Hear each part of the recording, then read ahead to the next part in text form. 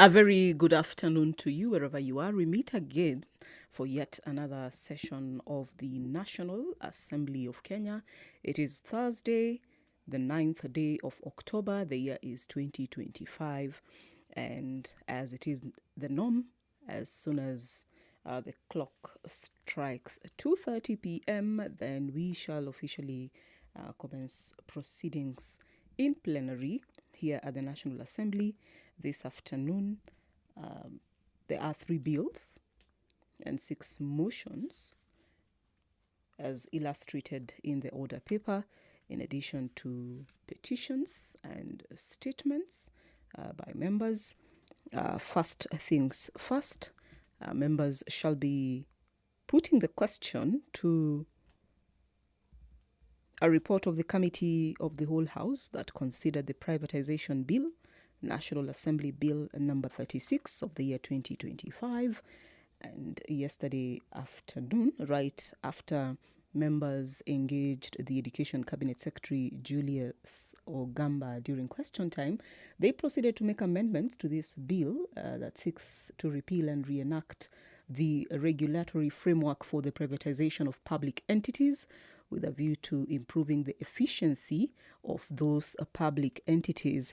And there are a number of amendments proposed by the Departmental Committee on Finance and National Planning, as well as that of the Public Debt and Privatization, to several clauses in that bill, as well as amendments proposed by Funyula Member of Parliament Ojiambo Oundo. And so this afternoon, members shall be deciding the fate of that report, and also expected is the third reading.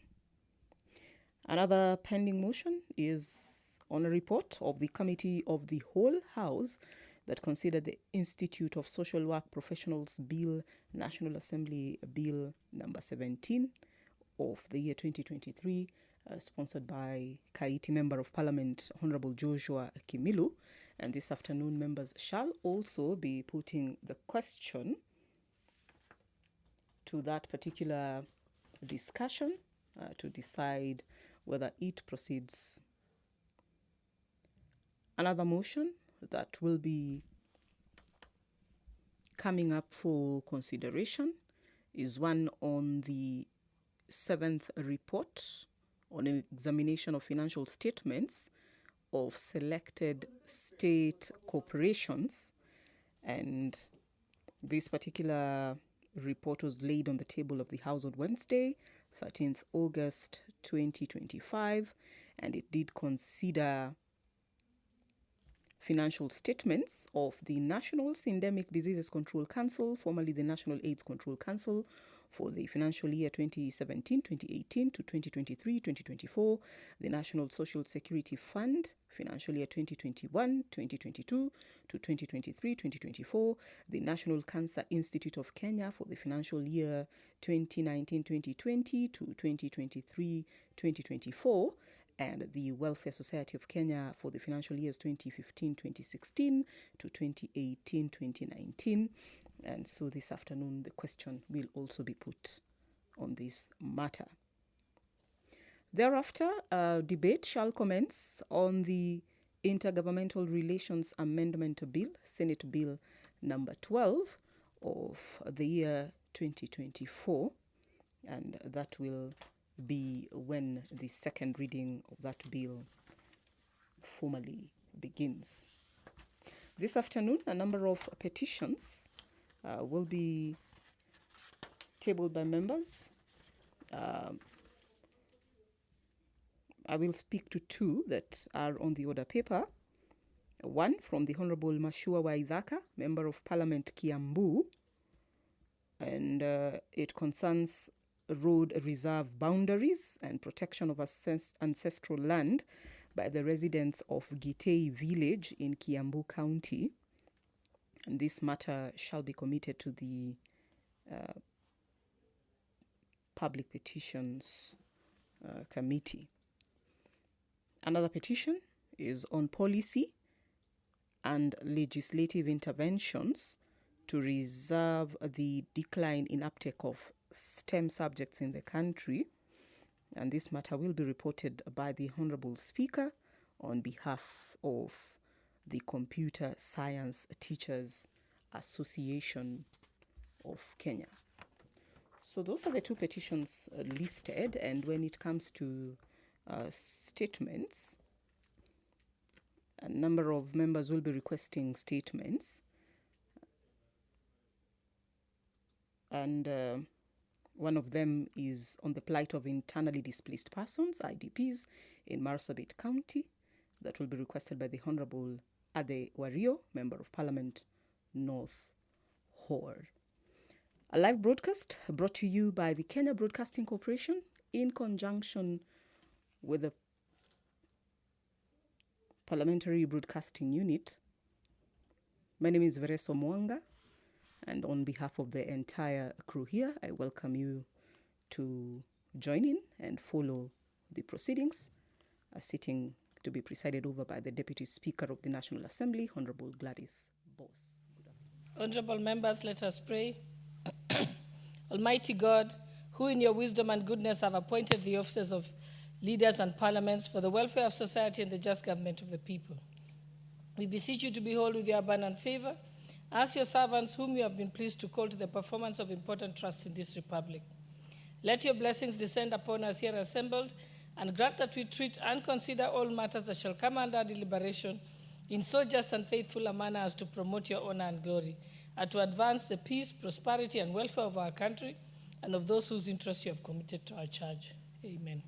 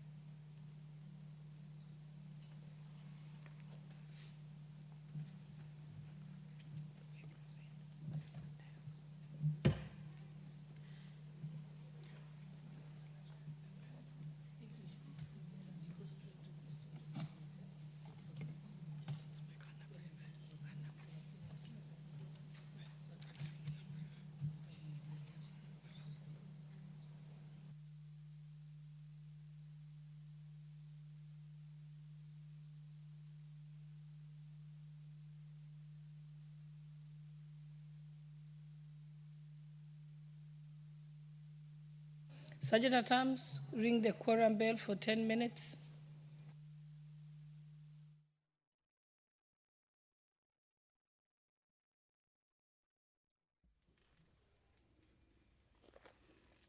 The quorum bell is ringing. It will do so for 10 minutes as instructed by the Deputy Speaker of the National Assembly, Honorable Gladys Boss. If you are tuning in right now or watching us right now, these are live proceedings from the Parliament of Kenya, the National Assembly, to be precise. 50 is the minimum number required for the House to constitute a quorum and for business to begin. And once that number is attained, then members shall proceed to prosecute matters ahead of them as listed in the order paper this afternoon. The traditional bills and motions that are pending before the House, as well as petitions and statements. Earlier, I highlighted one of the statements that will be sought this afternoon. And it is by the Honorable Ade Wario, Member of Parliament, North Hor. and it speaks to the plight of internally displaced persons, IDPs, in Marsabit County. The committee that will be tasked with investigating that matter is the Administration and Internal Security. Honorable Mashua Waithaka, Member of Parliament Kiambu, will be seeking a statement on the delayed payment of a subcontractor by the Ministry of Defence, that is in his constituency. And the relevant committee there is the Defence, Intelligence and Foreign Relations. Compensation of victims of the Wagala massacre is a statement that will be sought this afternoon by the Honorable Yusuf Farah, Member of Parliament Wajir West, and it will be handled by the Justice and Legal Affairs Committee. The orderlies taking the numbers as members come into the chambers. And once that minimum 50 is attained, then they will be indicating so that the sitting can formally begin. The quorum requirements spelled out in the standing orders of the House is agreed to by the members themselves. It is Standing Order 34 to be specific, which sets the minimum number at 50.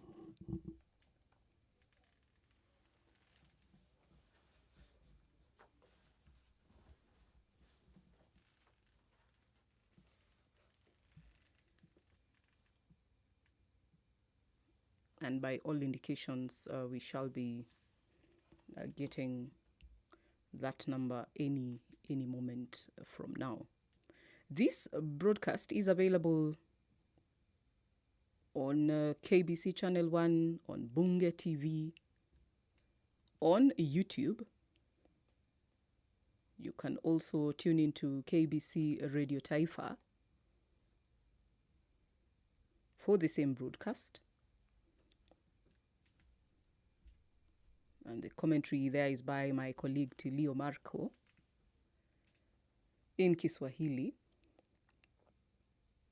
And then if you want to see the pictures, the videos, then you have KBC Channel 1, you have Bunge TV, and you also have YouTube, which you can access on whatever it is that you are following the proceedings from.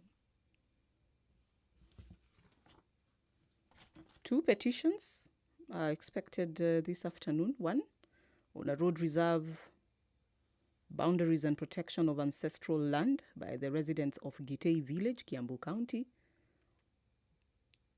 The Member of Parliament, Honorable Mashua Waithaka, will be presenting that petition.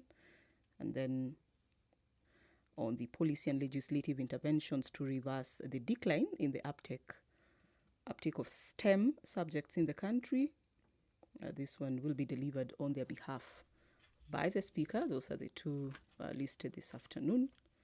And thereafter, members shall proceed to put the question to a report on the Committee of the Whole House that considered the Privatization Bill, National Assembly Bill number 36 of the year 2025.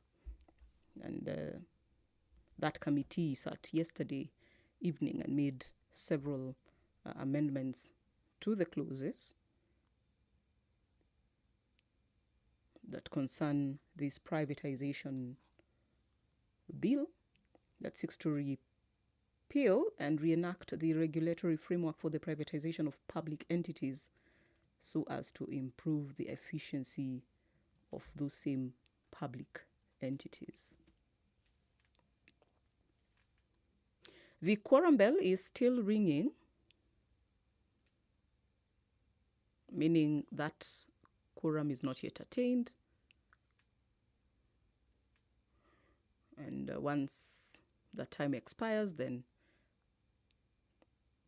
the Speaker this afternoon has the discretion to decide the way forward.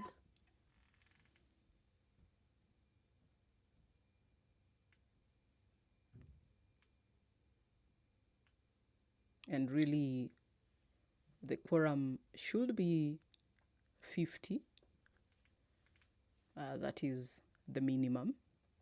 And then if there is no quorum present, when the chair is taken, the time appointed for that meeting of the House, immediately after saying the prayer, which has already been done, the Speaker shall order the bell to be rung for 10 minutes, which the Deputy Speaker has already ordered. If no quorum is attained, the Speaker may direct that that bell continues ringing for a further 5 minutes. And if at the expiration of that 5 minutes... Administration of oath.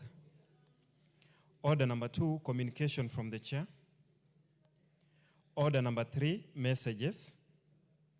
Order number 4, petitions.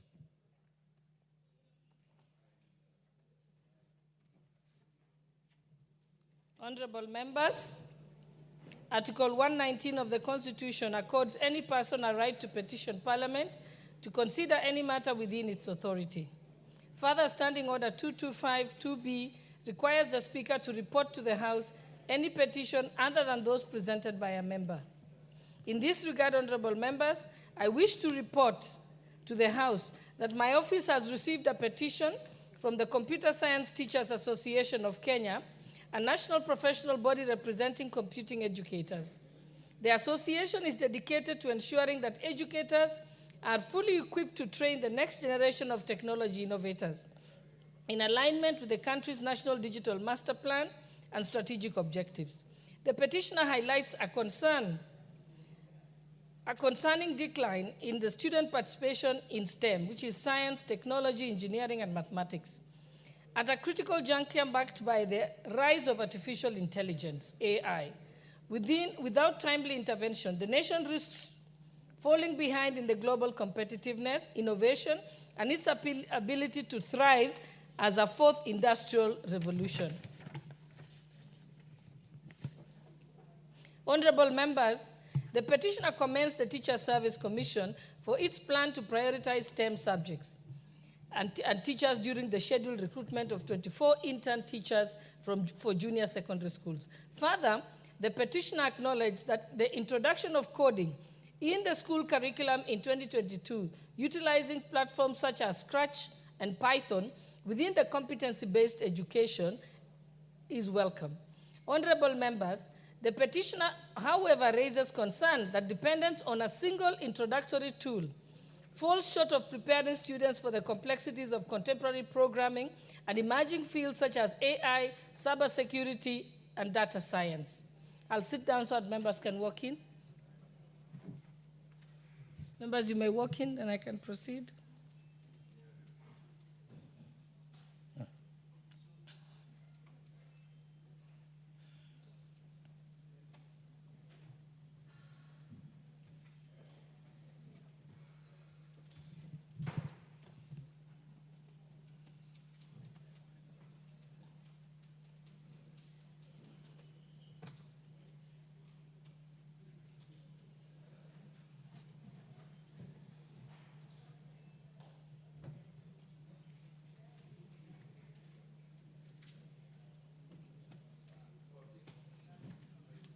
Honorable members, the petitioner further says that in addition to the robotics component in the grade 7 and 9 curriculum, currently lacks substantive hands-on learning opportunities, limiting its effectiveness. The initiative faces significant challenges, including a shortage of trained teachers, inadequate infrastructure, and high resource costs. Honorable members, the petitioner observes that unlike extracurricular activities such as drama, music, and sports, STEM activities, particularly robotics, the lack of formal financial and policy statements will result in unequal access, especially among marginalized communities. This issue is exacerbated by the Kenya Science and Engineering Fair, KSEF policy, which mandates the use of proprietary Lego robotics kits. The high costs of these kits exclude affordable open source alternatives such as Arduino, Raspberry Pi Pico, and BBC Microbit. This exclusivity fosters elitism and restricts participation and hinders Kenya's potential to cultivate a locally relevant and scalable robotics culture.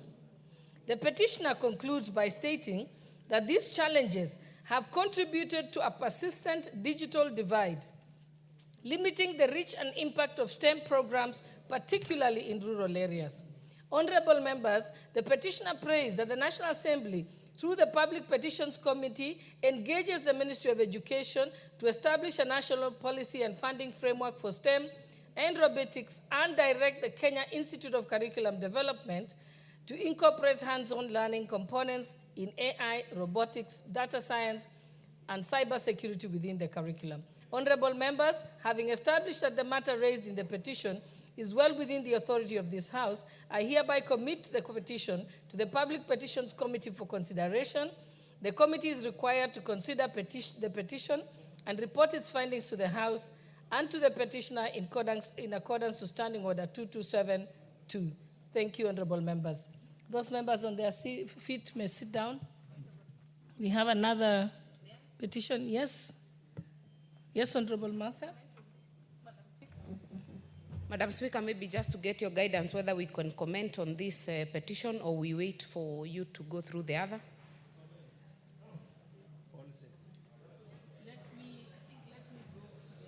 Okay. Let me go. There's one more petition, then I'll give members an opportunity.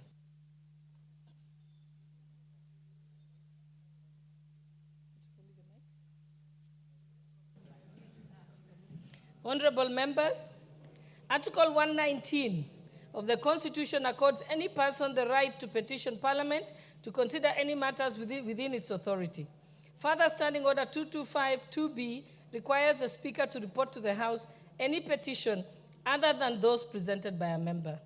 In this regard, honorable members, I wish to report to the House that my office has received a petition from the National Secretaries General, Dr. Constantine Wesonga Opio, of the University Academic Staff Union, UASU, and Dr. Charles Mukwaya of the Kenya University Staff Union, KUSU, concerning failure by the government to provide funds for the implementation of the 2017-2021 collective bargaining agreement for over 30,000 employees of public universities and colleges, totaling 7,974,630,447.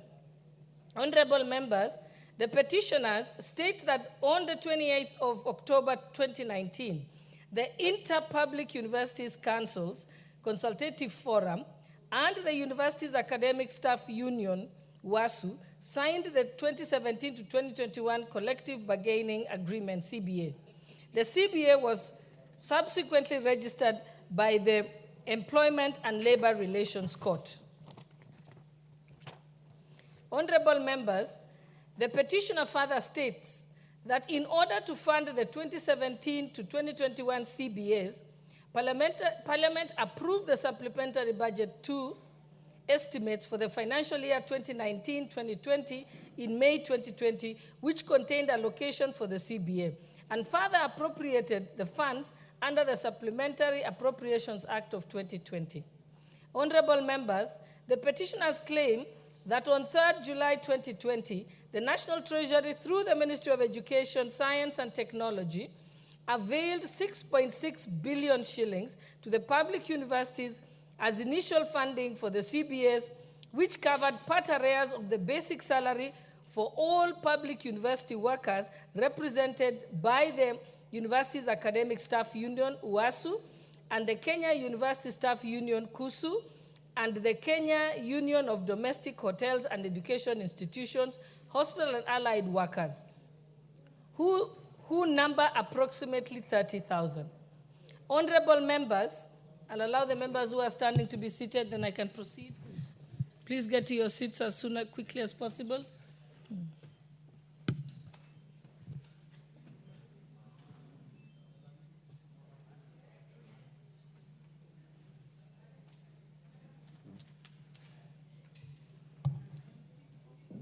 Honorable members, the petitioners claim, the petitioners further claim that the balance of Kenya shillings 2.2 billion was expected to be included in the 2021-2022 budget. However, the National Treasury only allocated 2 billion, leaving a balance of 200 million. Honorable members, the petitioners aver that 2017 to 2021 CBA was effective from the 1st of July 2017 to the 30th June 2021, though it was to remain in force until its successor, the 2021 to 2025 CBA, is concluded. The petitioners further state that failure to pay basic salary as per the registered 2017 to 2021 CBA is in breach of the terms and conditions of service for the academic staff comprising of professors, associate professors, senior lecturers, lecturers and assistant lecturers, tutorial fellows and graduate assistants, and that all public universities have not been paid their arrears in full accruing from the 2017 to 2021 CBA.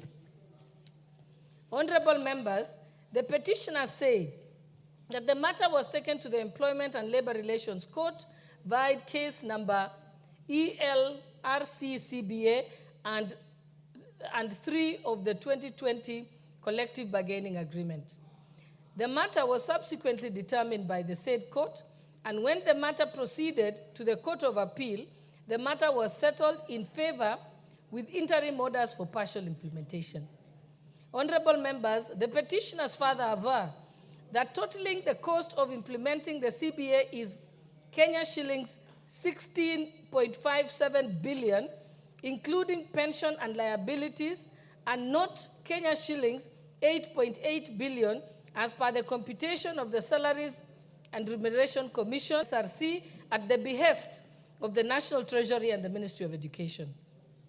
Honorable members, the petitioners pray that the National Assembly urgently allocates funds for the full implementation of 2017 to 2021 CBA of Kenya shillings 7,974,630,447 and further allocates funds for the implementation of the 2025-2029 CBA. Given the nature of the prayers sought by the petitioners, I hereby commit this matter to the Departmental Committee on Education for consideration. The committee is required to consider the petition and report its finding to the House and the petitioners in accordance with our Standing Order 2272. Thank you, honorable members.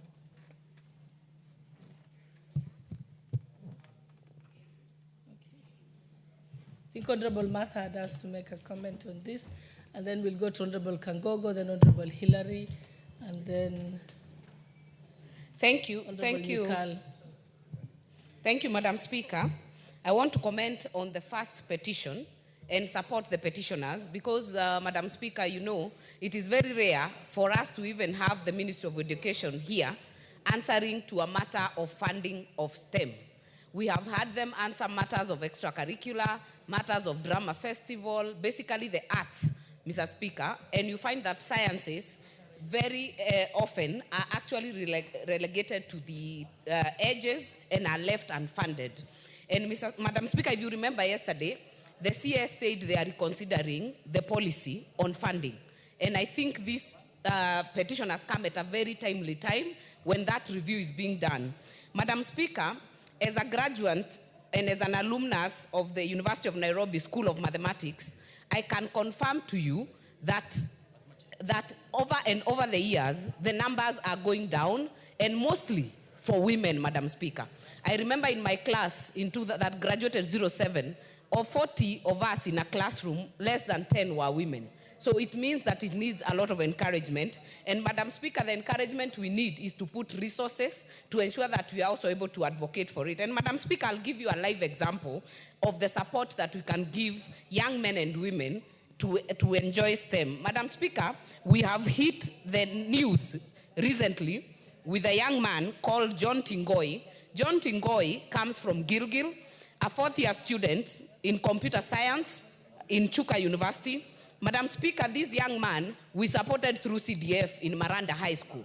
And Madam Speaker, this young man has gone to a competition organized by the World Quant Brain in 2025 International Quant Championship held in Singapore. Madam Speaker, this young man has come second runners-up out of 80,000 participants from 11,000 universities and from 142 countries, Madam Speaker, and put Kenya on the global map. That shows how much potential we have if we support STEM, if we support young students to choose. And Madam Speaker, right now we are dealing with pathways. If you look at the pathways that are being chosen by young people, and I say that because I have a JSS child in my house, one of my sons, you'll find that they are going more to arts and to sports and not picking STEM because the advocacy is not enough, the money is not enough, and also in terms of funding, it is not enough. So as the ministry considers the other areas, can the policy also include STEM specifically and encourage girls even more because opportunities are there? Thank you, Madam Speaker. Honorable members, I seek your indulgence because I see there's a lot of interest for comments on these two petitions. Allow me, for reasons best known to yourselves also, to deal with order number 8, order number 9, and order number 10, which only question to be put. Then we can revert back to order number 4. So read order number 8.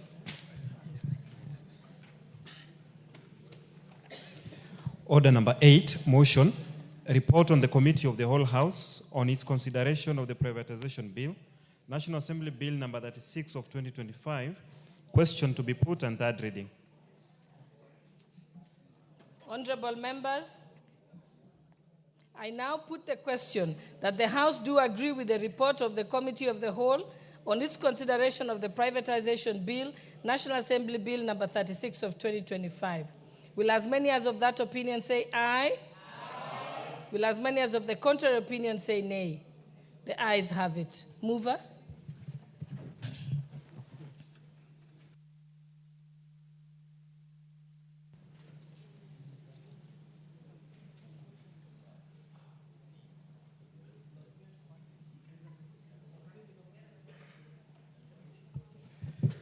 Honorable Speaker, I beg to move that the privatization bill,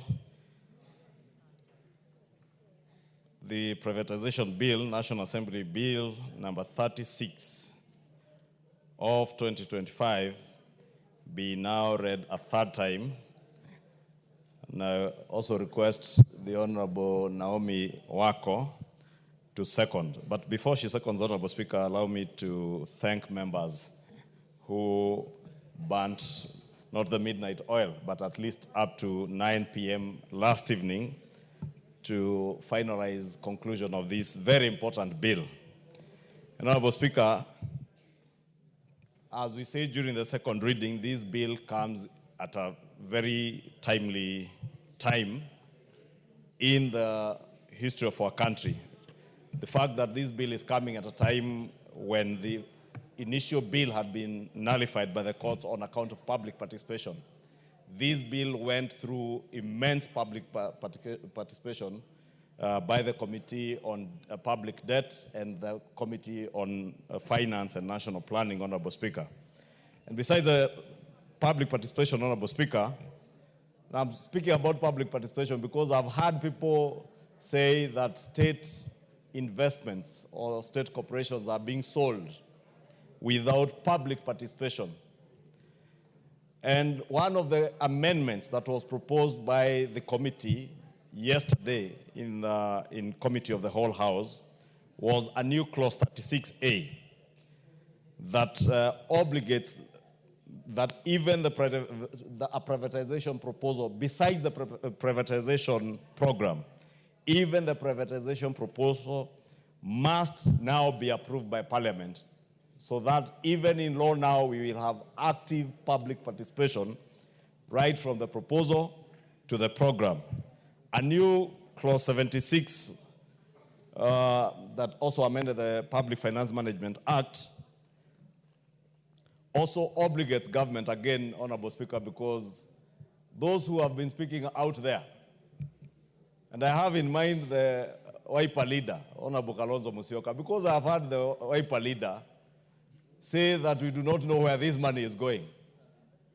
I have heard the minority leader, deputy minority leader, Honorable Robert Mbui, say in press conferences, we do not know where this money is going to go to. The new clause 76, amending the PFM Act, obligates that any sale of shares will go to the consolidated fund.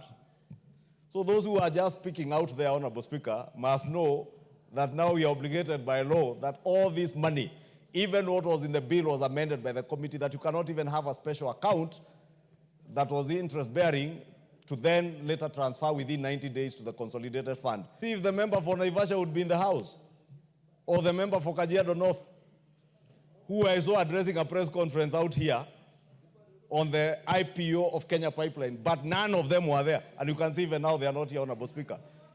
Honorable Speaker, the new clause 76 also speaks to the dilution of shares in state corporations.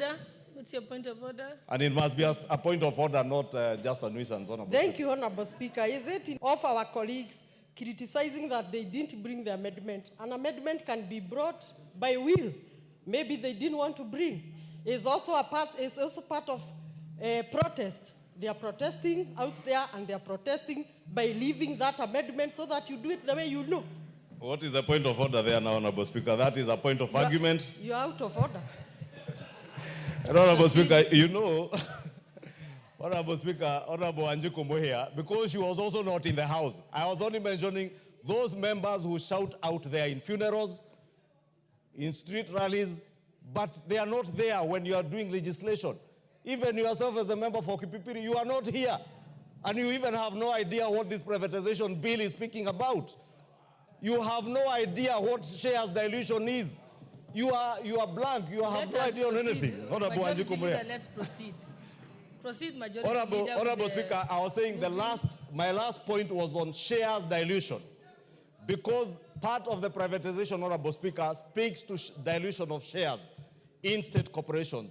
And we have made sure that today, if the state is even to dilute shares in any state corporation, for instance, we own, I think, about 35% of Safaricom. If the state wants to What's your dilute that point of order shareholding from again, 35% to 25%, Honorable Speaker, that now we Madam also Speaker, obligate the House. Is it in to order make for sure. Majority Leader to say member for Kipipiri was not there while I was seated right there, and I even received the response for my statement on the roads? Is it in order for this leadership to be speaking of certain members of my group that they are not in the House, to try to tell their constituencies that the members are not the House? I'm in the House now. Why is this leadership forming this tradition to try to incite the constituencies about the members who subscribe to Amunyoro? It is one term. Honorable Muya, you have made your point. I think proceed Honorable to move. Speaker, Let Honorable us Speaker. restrain ourselves to the moving of the...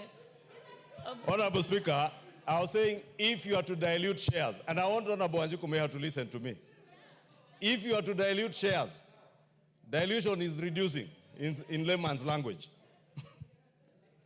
If you are to reduce the shareholding of Safaricom today from 35% to 25%, we have now obligated with an amendment in a new clause 76, an amendment to the PFM Act, that even that dilution in a state-linked corporation, because some are quasi-private, but the state has a link because the state holds shares.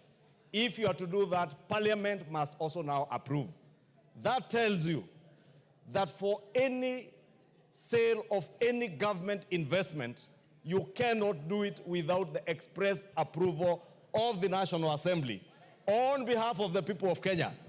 That is part of the public participation, Honorable Speaker, that we are obligated, because when you involve the National Assembly, we are again obligated by the Constitution to make sure that in any of the processes that we do, we involve the public, and therefore public participation will be integral in the dilution, in the sale of any state investments, Honorable Speaker. And with that, I beg to move, Honorable Speaker, that we do read this privatization bill for a third time and request Honorable Naomi Wako, who was with me here up to 9 p.m. And I have no apologies, Honorable Speaker, when I say that members are not in the House. Honorable Wanjiku Muhia was not here. Honorable Kibagendi was not here.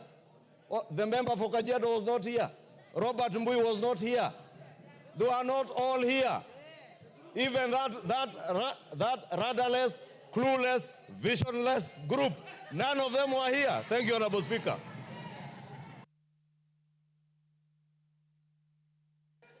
Proceed, Honorable Wako. Honorable Speaker, I second this bill, which is very relevant and very timely, and also appreciate the members who supported and debated with a lot of passion, and it is our prayer that this will transform our country. Thank you, positively. Thank you, honorable members. I now propose the question, which is that the privatization bill, National Assembly Bill number 36 of 2025, be now read a third time.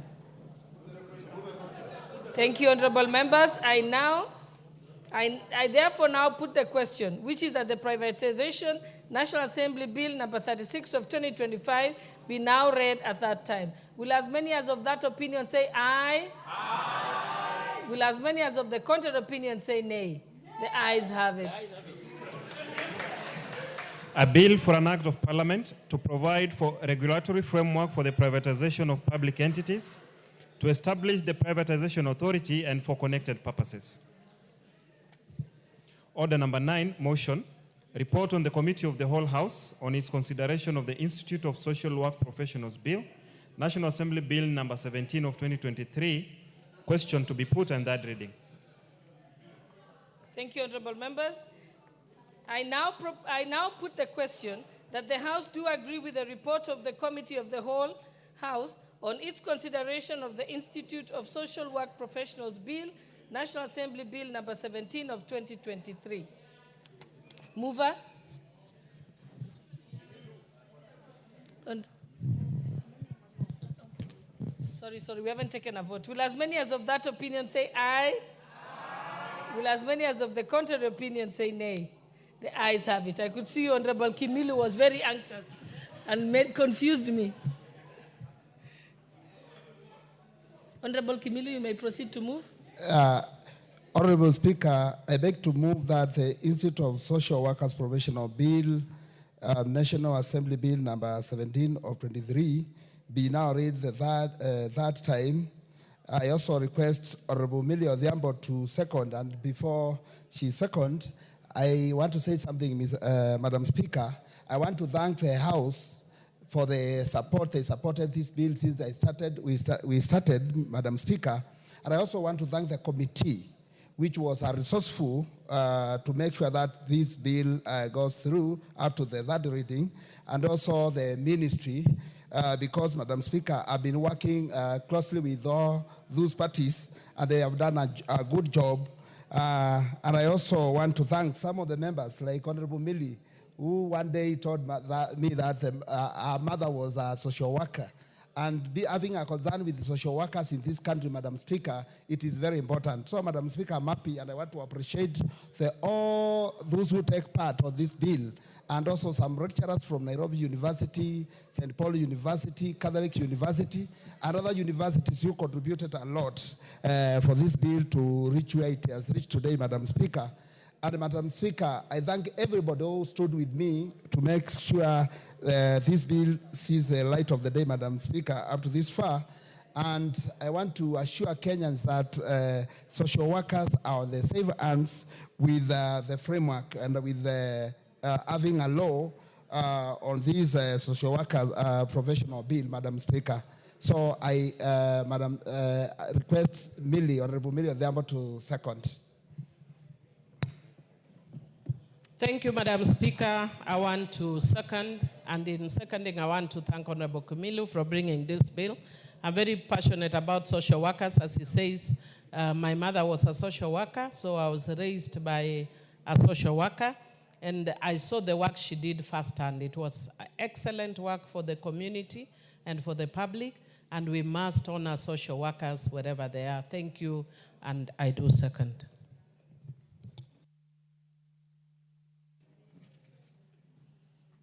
Thank you. Honorable members, I now propose the question, which is that the Social Work Professionals Bill, National Assembly Bill number 17, be now read a third time. May I put the question? Honorable members, I therefore now put the question, which is that the Social Work Professionals Bill, National Assembly Bill number 17 of 2023, be now read a third time. Will as many as of that opinion say aye? Aye. Will as many as of the contrary opinion say nay? And while I'm still on my feet, honorable members, allow me to recognize the ayes have it.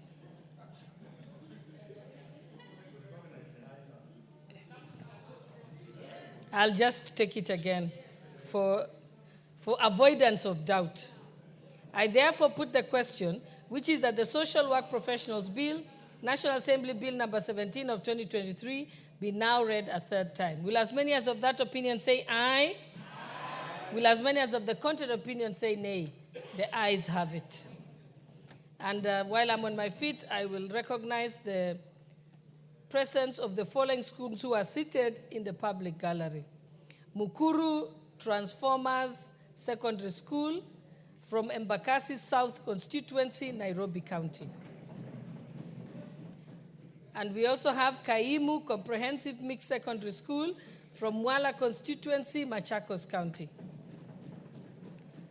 We also have Esoit Sampu Primary and Junior School from Kajiado East Constituency, Kajiado County. We also have Kiplagich Secondary School from Kerusoi South Constituency, Nakuru County. And those members, okay, it's written Kiplagich, so it's Kiptagich. Okay, got it. Kiptagich Secondary School from Kerusoi South Constituency, Nakuru County. Such at times always get the spelling right. A bill for an act of parliament to provide for the establishment of the Institute of Social Work and the Social Work Professionals Board, to provide for the examination, registration, and regulation of the standards and practice of social work professionals, and for connected purposes. You want to speak? Order number 10, motion, consideration of the 7th report of on the examination of financial statements of selected state corporations. Question to be put. I'll allow the member from Kajiado East to welcome the schools before we proceed to motion 10 to put the question. Give him the mic. Thank you, Madam Speaker. I'm the member for Kajiado Central, but I want to welcome the school from Kajiado East on behalf of their area MP, who is not in the house today. He's dealing with some unfortunate incident in Isinya, some tribal skirmishes, which is very unfortunate. But let me take this opportunity to welcome the students from Kajiado East to Parliament and ask them to work hard in their studies. And the sky is the limit. These members who are here have not taken any other route than the route that they're taking today. So I welcome all the students in the house. Karibuni Bunge. Thank you on behalf of the entire House for welcoming our guests. And now, honorable members, I now put the question that this House adopts the 7th report of the Public Investments Committee on Social Services, Administration and Agriculture on its examination of the financial statements of the following state corporations, laid on the table of the House on Wednesday, 13th August 2025.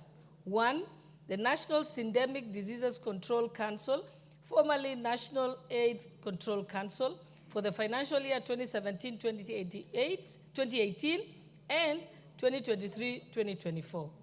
2, the National Social Security Fund for the financial years 2021 and 2022 to 2023 to 2024.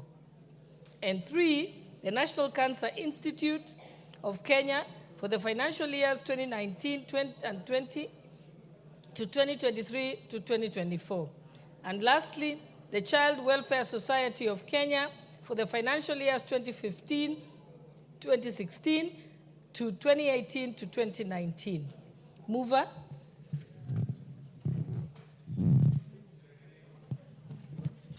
All right, honorable members, let's move back to petitions. Honorable Kangogo, you are on your feet.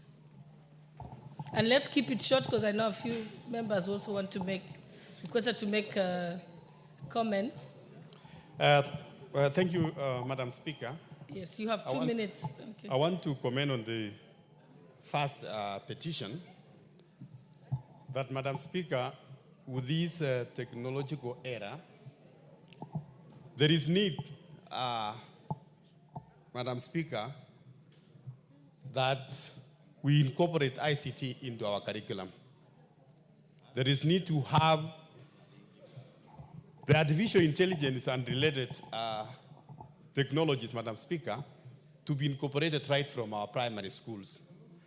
But, Madam Speaker, as we consider even this petition, it's unfortunate that we are talking about incorporating AI into our curriculum when in many parts of the country, especially the rural areas, Madam Speaker, our students, they lack the basic infrastructural facilities in their schools. We cannot be talking about, Madam Speaker, in the next few weeks, the grade 9 students, they are going to start their exams and soon also the KCSE. And, Madam Speaker, you will find that the grade 9s in the rural villages, they have not even seen these computers. They don't know even what a computer is. There is no labs in those schools, but they are going to sit the same exams, Madam Speaker, with the students of Nairobi, where they are equipped with everything, including that AI. So, Madam Speaker, even as we focus about looking into the curriculum, we must focus first developing the infrastructure, building the schools. Some students in parts of Kenya, Madam Speaker, they are still landing under the trees. So, as I support this petition, Madam Speaker, I want to ask our colleagues, members of parliament here, and even the government, let's focus first the infrastructure and build the classes for our students, especially in the rural villages. Thank you, Madam Speaker. Remember, 2 minutes. Thank you, Madam Speaker. I also rise to support this petition, Madam Speaker, and while at it, Madam Speaker, I want to call on this House and probably the conscience of the Kenyan people to relook at the entirety of our education system, Madam Speaker. Even as we transition to the competency-based education and the STEM, Madam Speaker, the component of agriculture is given a narrow line within the STEM subject. And Madam Speaker, we live in a country where our entire youth and our education system, we were told that agriculture is the backbone of our country. And the story ended there, Madam Speaker. We did nothing to make sure that we inculcate agriculture properly into our systems, Madam Speaker, so that we ended up having students going to study unhelpful degrees, where you find students graduating with degrees in anthropology, Madam Speaker, degrees in CRE that cannot provide any meaningful job opportunities, Madam Speaker. And as we have transitioned to the STEM, we are also giving a narrow line to agriculture, Madam Speaker. And the Gen Zs who are growing up in this system of education, Sunkuli? Madam Speaker, none of them is interested. Allow the member to make his point of order. What's your point of order? Madam Speaker, the honorable member has stood on his feet to say that the subjects that brought us to this house, there is the arts, the thinking subjects, are not useful subjects.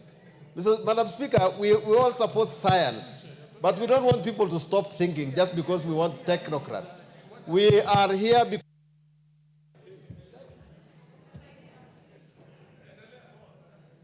We are here because we studied history and CRE and other more thinking subjects. I think but his now we're talking stance about corrected. Maybe you can... Like Honorable I think Sungulis. what he means is just to say that we are not saying that those I subjects are not significant, Yes, sir. but we need these other subjects to propel us to the next industrial revolution. And Madam Speaker, I think that's more polite. Yeah, Madam Speaker, besides that, my point was serious that these Gen Zs, who are our children, Madam Speaker, they are not interested anymore in agriculture and farming. So that in 20 years, who will go and feed them when all of them are flocking towns for ICT and all these other degrees, Madam Speaker, if we don't bring on board education that can stabilize the country in terms of food security and agriculture must be made a common subject, Madam Speaker, in place of history and CRE and geography and anthropology.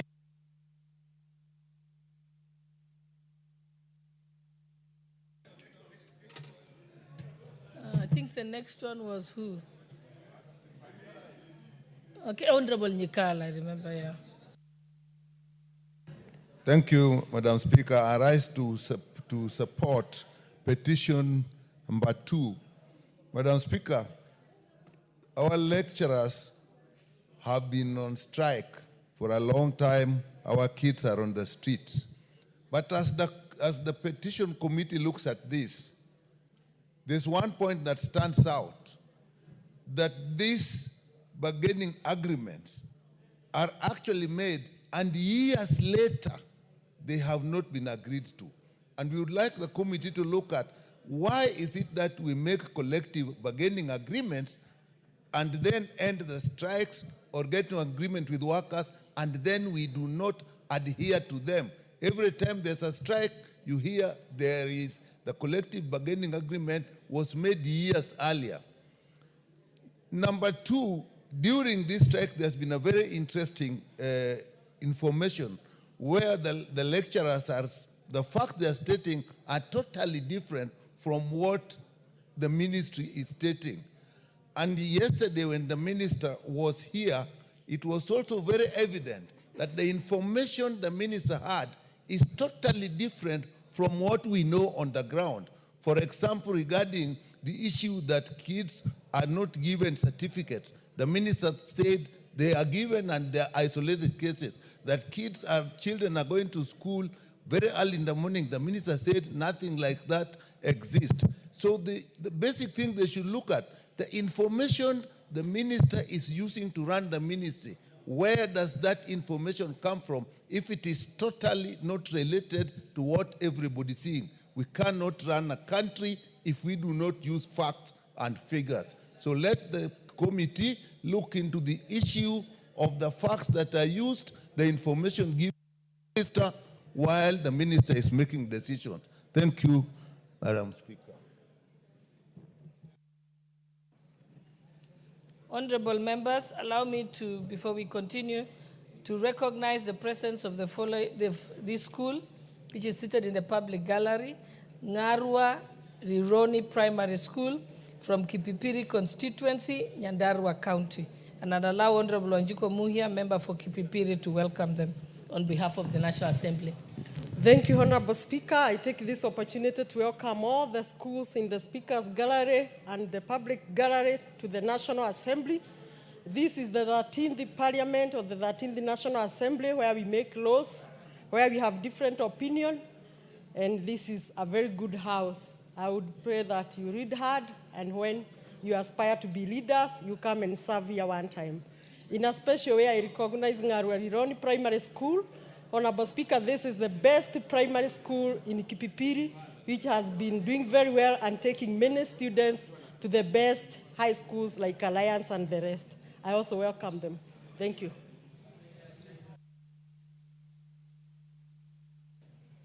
Okay, the Honorable Member for Funyula, I think you'll be the last one. Thank you, Honorable Speaker. I also stand here to support the 2 petitions concerning STEM and computer, but more particularly, Honorable Speaker, I'm here to support the petition by the university lecturers. When the Cabinet Secretary was here yesterday, it would seem that this country are talking at cross purpose. Whatever the cabinet secretary is talking about, the lecturer is talking completely different thing.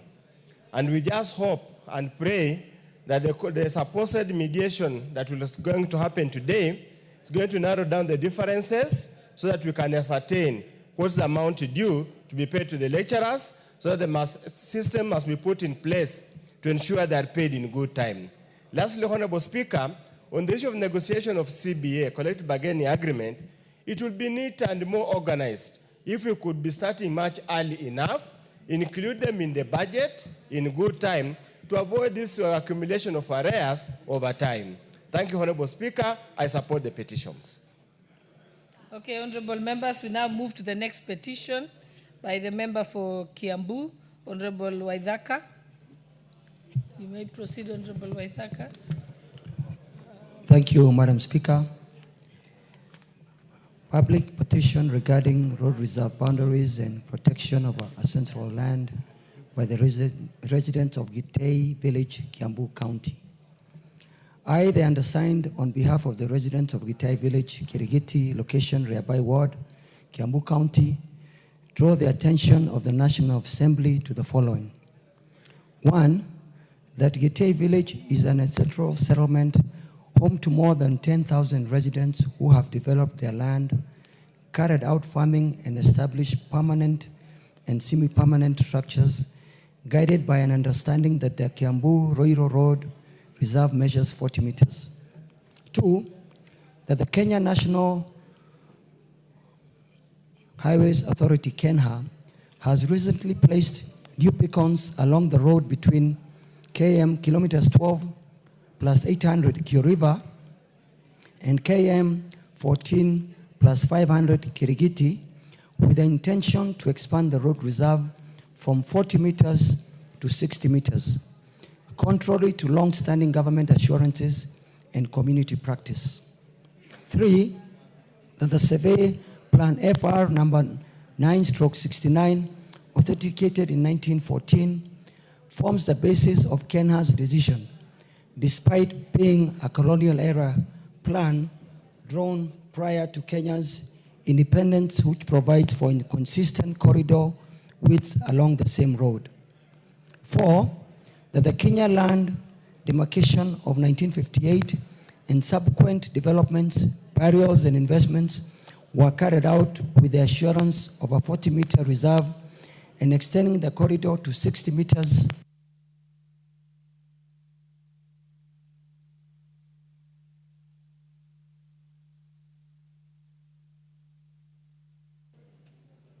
Give him the mic. Oh, he has the mic. Proceed, member for Kiambu.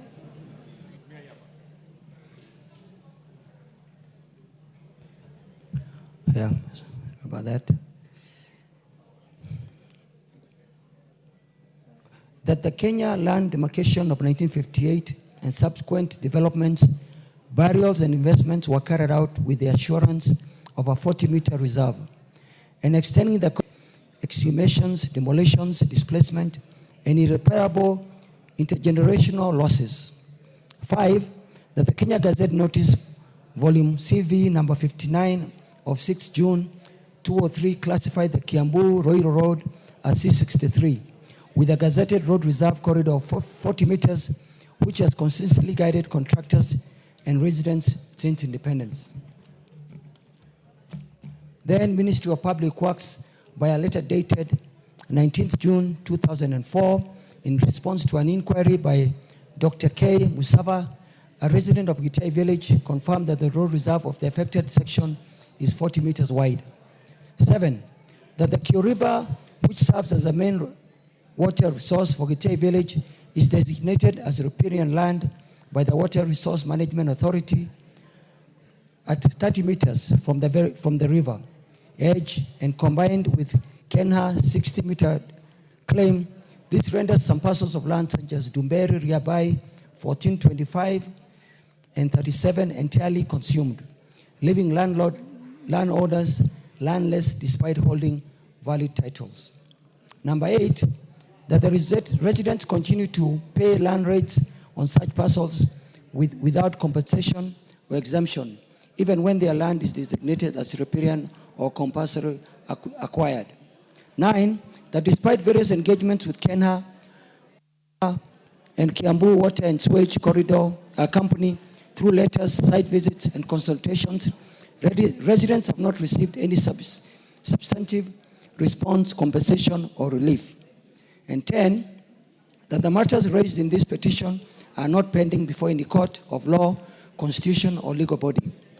Therefore, Madam Speaker, your humble petitioners pray that the National Assembly, through the Public Petitions Committee, 1, directs the immediate review and revocation of reliance on Survey Plan FR number 9/69, 1914, and adoption of current status Gazette notices, and recommends for gazettement of the road reserve between kilometers 12 plus 800 Kio River and kilometers 14 plus 500 Kiriiti as 40 meters to ensure uniformity with the rest of the Kiambu-Roiro Road corridor.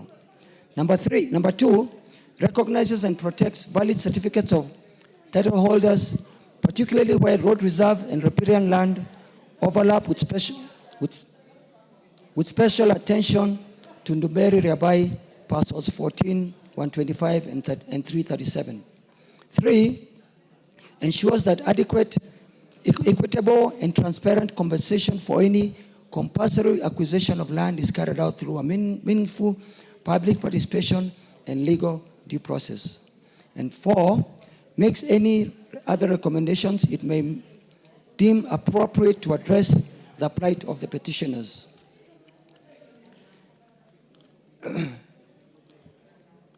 And your petitioners will forever pray. Thank you, Madam Speaker.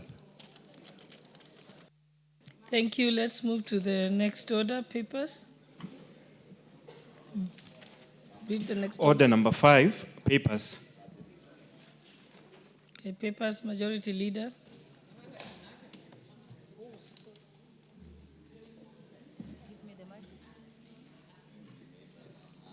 Proceed, Honorable Wako. Honorable Speaker, I beg to lay the following papers on the table of the House today, Thursday, October 9, 2025.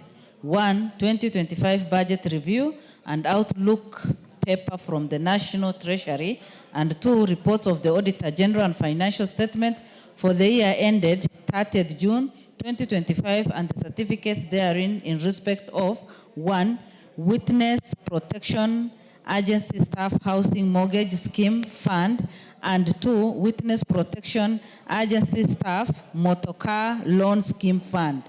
Thank you, Honorable Speaker, and I beg to lay. Thank you. Next, Chairperson, Departmental Committee on Labor. Or who is reading it on behalf of the Departmental Committee? Yes, Honorable Chonga, proceed. Thank you, Speaker. I beg to lay the following paper on the table of the House today, Thursday, 9th October 2025. Joint report on the Departmental Committee on Labor and the Select Committee on Diaspora Affairs and Management Migrant Workers on its consideration of session paper number 5 of 2023 on the National Policy on Labor Migration. Thank you, Speaker.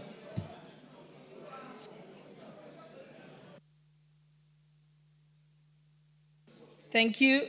Next is member for the Departmental Committee on Justice and Legal Affairs on behalf of the Chairperson, Honorable Stephen Mogaka. That's what I have on the order. You may proceed, Honorable Mogaka. Thank you, Madam Speaker. Madam Speaker, I beg to lay the following paper on the table of the House today, Thursday, the 9th October, the year of the Lord 2025. Report of the Departmental Committee on Justice and Legal Affairs on its consideration of the Sexual Offences Amendment Bill, National Assembly Bill number 78 of 2023. I beg to lay the same. Thank you, Madam Speaker.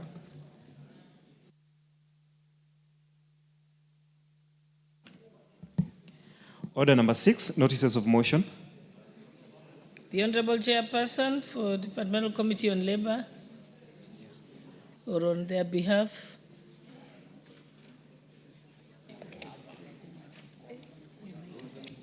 Who was giving the notice of motion on behalf of the Departmental Committee on Labor? May I Oh, Madam proceed. Speaker? You moved from where you were No, sitting. I've just laid the paper. Oh, so you had to rush. Okay. So I decided not to go back. Okay. Okay, thank you.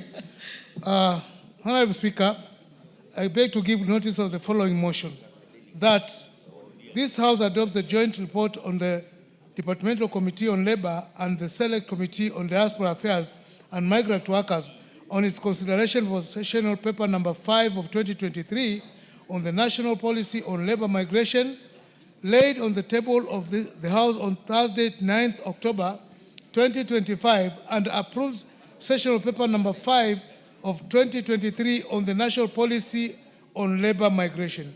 I beg to lay. Thank you, Speaker. Thank you. Next is the Chairperson, Special Funds Accounts Committee.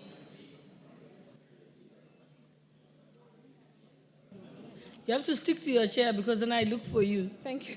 Sorry.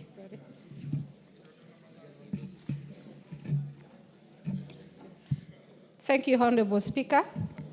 Honorable Speaker, I beg to give notice of the following motion, that this House adopts the 5th report of the Special Funds Accounts Committee on its consideration of the report of the Auditor General on the financial statement for commodity funds for the financial year 2018-2019, 2019-2020, 2020-2021, 2021-2022, laid on the table of the House on Thursday, 7th December 2023. Thank you. Next order. You have another one? Do you have another one, member for Chairperson, Special Funds Accounts Committee? You have 2 notices of motion. Yes. It only shows 1 here. Okay. Thank you once more, Honorable Speaker. Honorable Speaker, I beg to give notice of the following motion, that this House adopts the 13th report of the Special Funds Accounts Committee on its consideration of the report of the Auditor General on the financial statement for the Agricultural Food Authority Car Loan and Mortgage Scheme Fund, Veterinary Services Development Fund, and Government Press Fund for the financial year 2020-2021, 2021-2022, laid on the table of the House on Wednesday, 14th August 2024. Thank you, Honorable Speaker. I still have another one.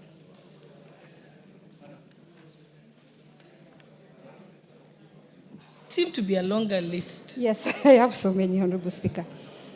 Thank you, Honorable Speaker. Honorable Speaker, I beg to give notice of the following motion, that this House adopts the 10th report of the Special Funds Accounts Committee on its consideration of the report of the Auditor General on the financial statement for the Prison Industries Revolving Fund and Prison Farm Revolving Fund for the financial year 2020-2021, 2021-2022, laid on the table of the House on Wednesday, 14th August 2024. Honorable Chairperson, you can just read the opening and then just list down all of them. Wow. It will be page after page. Because you've gone to F. So I think go from... Honorable Speaker, there are different funds. Yes, but you can say that you want to, you're moving a notice of motion on this financial statements for 1, commodities fund, 2, stores and services, 3, land, like that, so that it flows. But it seems like she doesn't have the same order as me. No, I don't have the same paper, Honorable Speaker. Are you serious? Kindly allow me to use Just mine. proceed the one It the won't one take you long, have here. Honorable Speaker. Thank you, Honorable Speaker.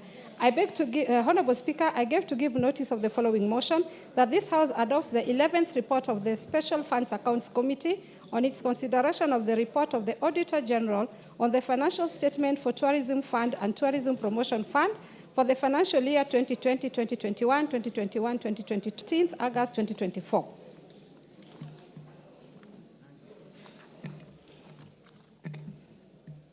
Honorable Speaker, I beg to give notice of motion.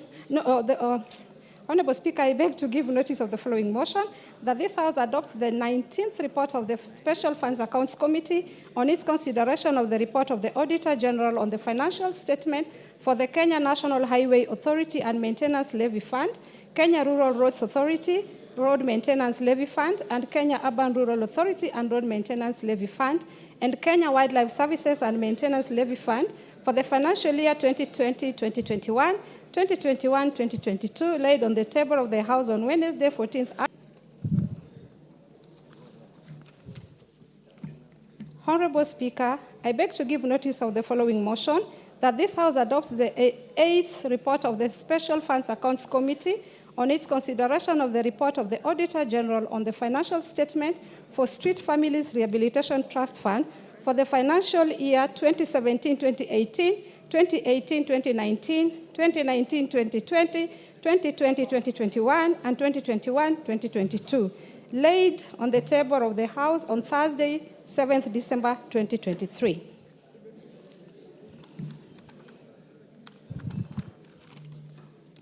Honorable Speaker, I beg to give notice of the following motion, that this House adopt the 7th report of the Special Funds Accounts Committee on its consideration of the report of the Auditor General on the financial statement for the Land Settlement Fund for the financial year 2020-2021 and 2021-2022, and the Railway Development Fund holding account for the financial year 2017-2018, 2018-2019, 2019-2020, 2020-2021, 2021-2022, laid on the table of the House on Thursday, 7th December 2023. Honorable Speaker, I beg to give notice of the following motion, that this House adopts the 6th report of the financial report of the Special Funds Accounts Committee on its consideration of the report of the Auditor General on the financial statement for the Stores and Services Fund for financial year 2020-2021, 2021-2022, and Occupational Safety Health Fund for the financial years 2020-2021, 2021-2022, laid on the table of the House on Thursday, 7th December 2023. Thank you, Honorable Speaker, for your patience. Has she completed all of them? Yes. I was trying to tick them. She's finished all of them. Okay. Okay, move to the next, order. Order number 7, questions and statements. Okay, we'll start with the statement, the traditional statement, the traditional Thursday statement by the Leader of Majority.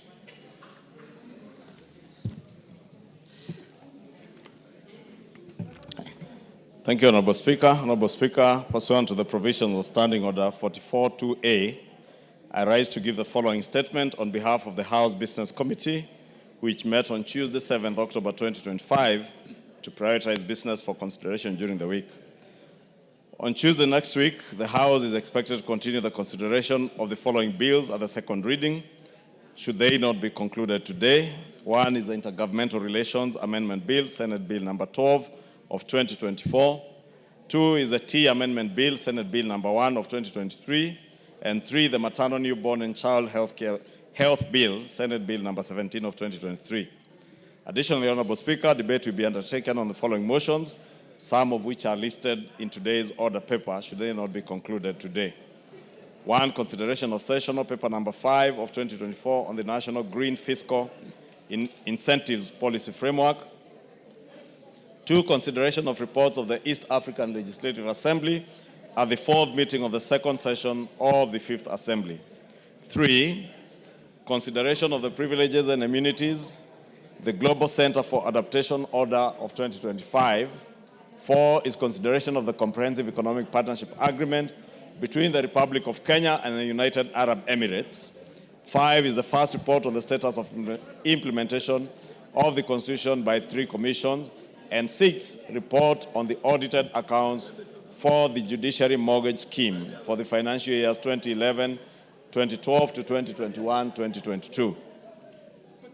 Honorable Speaker, in accordance with the provision of Standing Order 42A, 5 and 6, I wish to convey that the Cabinet Secretary for Health, the Honorable Aden Bare-Duale, is scheduled to appear before the House on the afternoon of Wednesday, 15th October 2025, to respond to the following questions.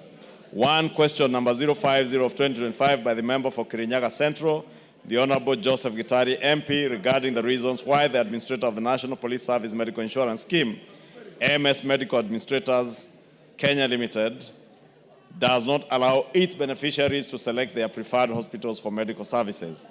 Two is question number 052 of 2025 by the member for Nyandarua County, the Honorable Faith Gitau MP, regarding measures being undertaken by the ministry to ensure secure, affordable treatment for multi-drug resistant tuberculosis, considering its more challenging and prolonged treatment regime. Three is question number 073 of 2025 by the member for Mukurweini, the Honorable John Kagushia, regarding outstanding payment of Kenya shillings 450 million owed Consolata Hospital Madari by the Social Health Authority. Four is question number 074 of 2025 by the member for Matuga, the Honorable Kasim Tandaza, MP, regarding the status of payments and implementation of the Social Health Insurance Fund in Matuga constituency. Five is question number 075 of 2025 by the member for Laikipia West, the Honorable Karani Stephen MP, regarding access and contribution challenges facing informal sector workers under the Social Health Insurance Fund. Six is question number 076 of 2025 by the member for Kiambaa, the Honorable John Kawanjiko MP, on the following: the status of the SHA benefits package for cancer patients. Two, the status of healthcare in Kiambu County, bearing in mind the status of the industrial action ongoing in Kiambu County and the purported withdrawal of healthcare medical interns from Kiambu County health facilities. And three is a status report from the ministry on the reported deaths, maternal deaths of both mothers and newborn babies in healthcare facilities in Kiambu County in the last 3 to 4 months. Honorable Speaker, I also wish to draw the attention of the House to the provisions of Standing Order 41-2, which provides that a bill that has been published, read a first time, or which the second reading has not been concluded at the end of the 2 consecutive sessions shall lapse. I therefore encourage committees to prioritize the consideration of bills in this category pending before them and table their respective reports. This will enable the House to consider the bills within the timelines necessary to save them from lapsing at the end of this session. Honorable Speaker, it is important to remind members that after the short recess, we'll only be here for another 4 to 5 weeks. And therefore, any bills... I think, Majority Leader, maybe you instruct also the clerk to send a message to all the... Yes, to members who have bills. Yes. But more importantly is to chairs and vice chairs of committees and even members in committees who are considering bills on behalf of members to ensure that they complete with them so that those bills do not lapse at the end of this session on the first week of December. Finally, Honorable Speaker, the House Business Committee shall reconvene again on Tuesday, 14th October 2025 to schedule any other priority business for the rest of the week. And I now wish to lay this statement on the table of the House. Thank you, Honorable Speaker. Thank you, Majority Leader. And before we proceed to the next statement, allow me to recognize the presence of the following school, which is seated in the Speaker's Gallery: Ilodoriak Secondary School from Kajiado West Constituency, Kajiado County. I think you're supposed to rise when you're recognized. Then I also wish to recognize the presence of Nandi County Boda Boda Association from various constituencies in Nandi County. And I will request Honorable Polo Biego, member for Chesumei, to invite them on behalf of the National Assembly, including the school.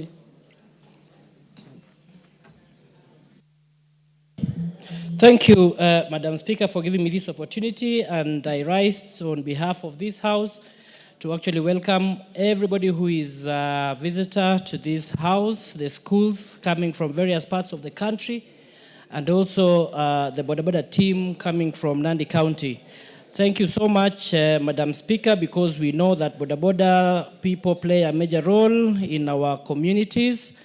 And I would like to just tell the Boda Boda people here that Parliament is considering bills to improve safety, such as requiring registration, GPS tracking, uniform wear, membership in SACCOs, while also receiving petitions from riders themselves seeking to regulate the sector and protect digital riders. I would also want to put to the attention, Madam Speaker, that there are so many other good things that are happening, and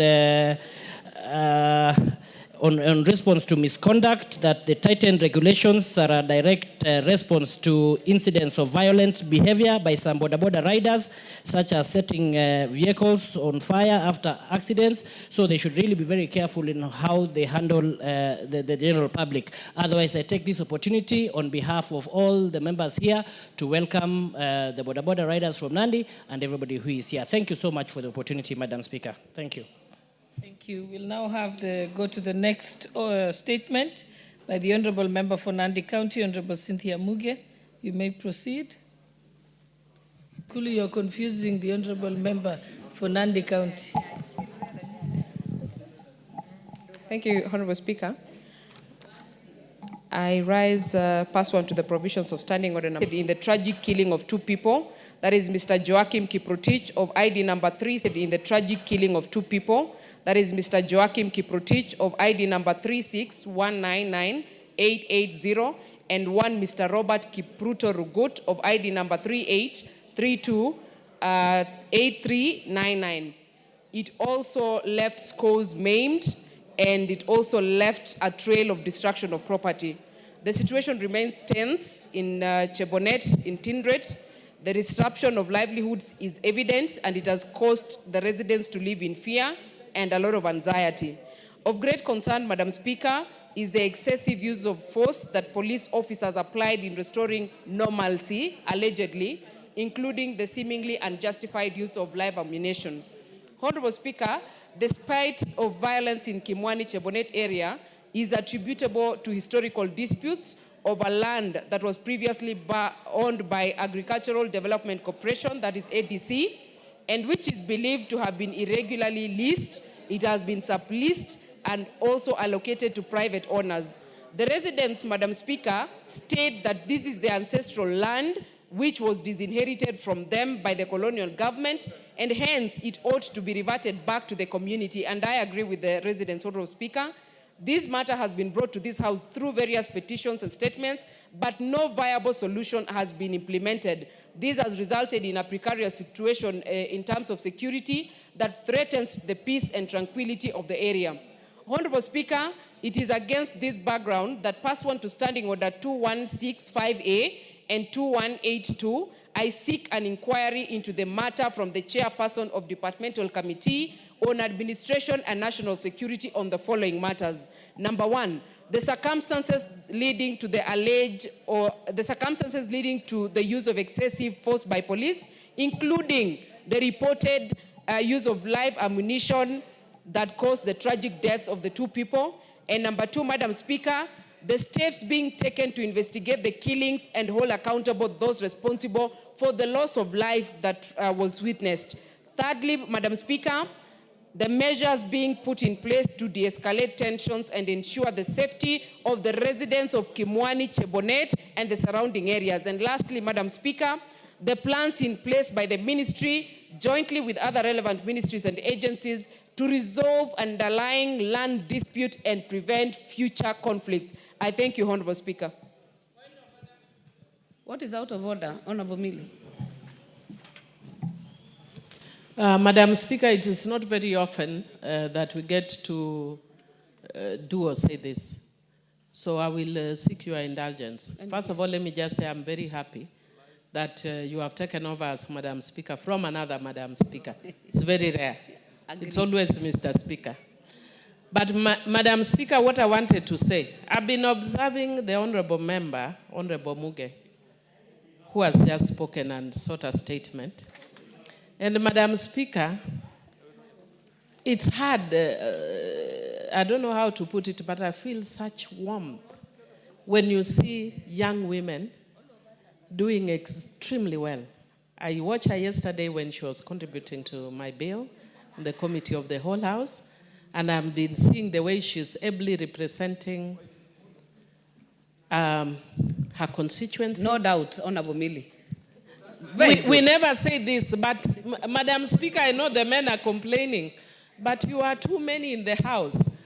When you see, the point of order is when there's a woman that is remarkable like this. I don't know whether she's one of the people who is receiving award or whether her name has been put in as one of the people receiving the honors in the house. Because she's, in terms of contribution, these are the people we need to be awarded. She's doing excellent. Thank you. Madam thank you. Speaker, if we don't recognize our own, who will recognize for us? Honorable She's Millie, doing an excellent job. Honorable Millie, I've indulged you. Honorable Millie, I have indulged you because I agree with you. That is to start with, that she's one of the young women who are doing very well. And we take note. But honorable members, let us go back to the order, number 7. Let us start with the member for Marsabit. Kindly, your request for statement. Honorable Speaker,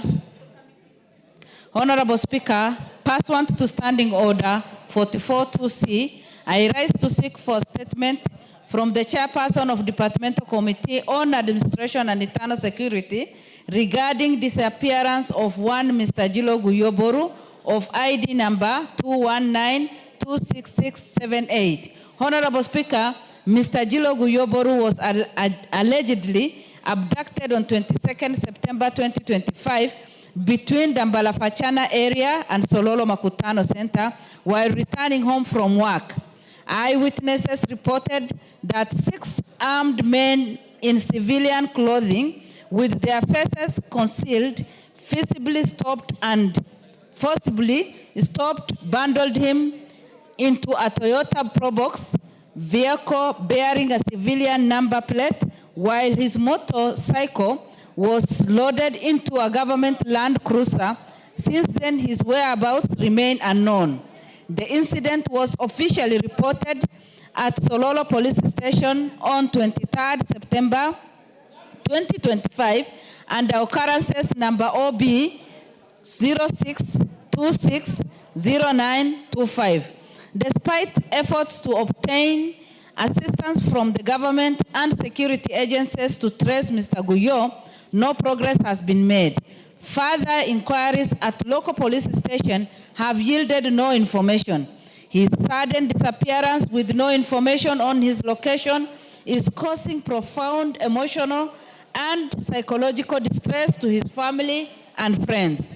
Honorable Speaker, Mr. Guyo's case is not isolated.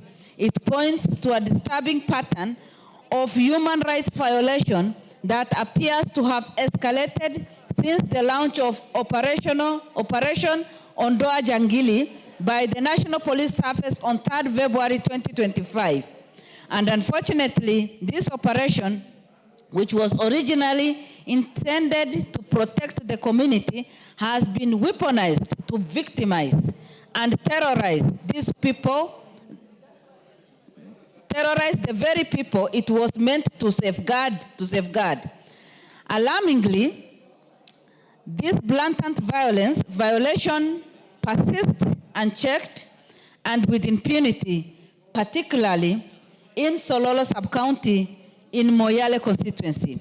Honorable Speaker, it is against this background that I seek a statement from the chairperson of the Departmental Committee on Administration and Internal Security on the following.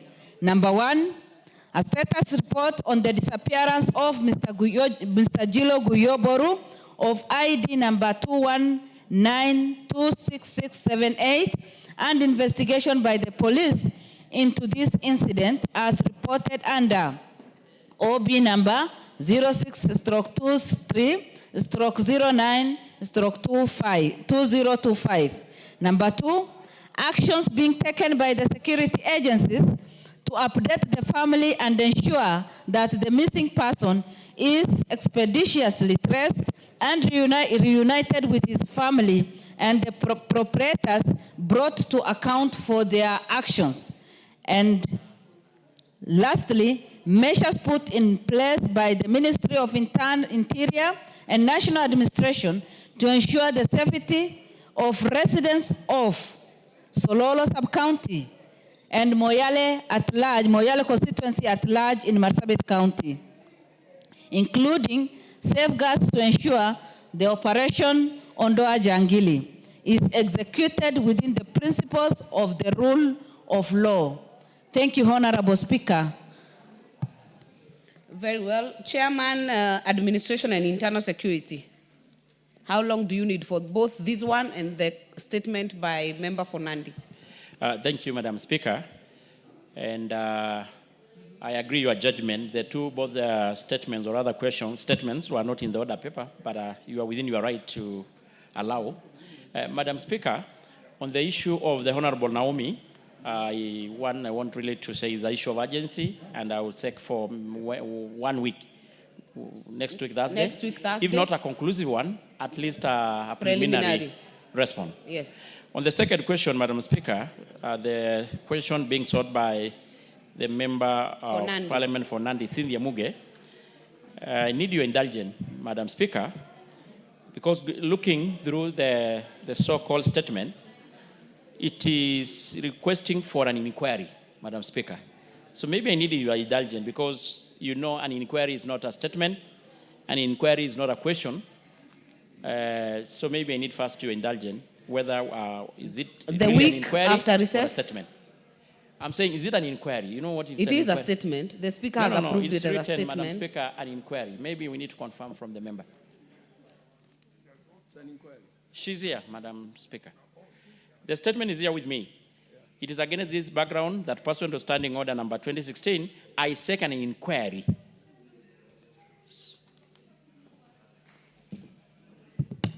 Is it provided in the standing orders, the inquiry?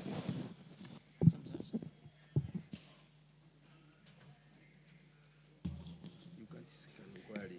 Honorable Muge, when I look through your statement, it looks like a statement to me. If you put inquiry, it becomes something else. So can you confirm that it's a matter of semantics or you meant inquiry? That means, of course, deeper and longer time in terms of getting a response.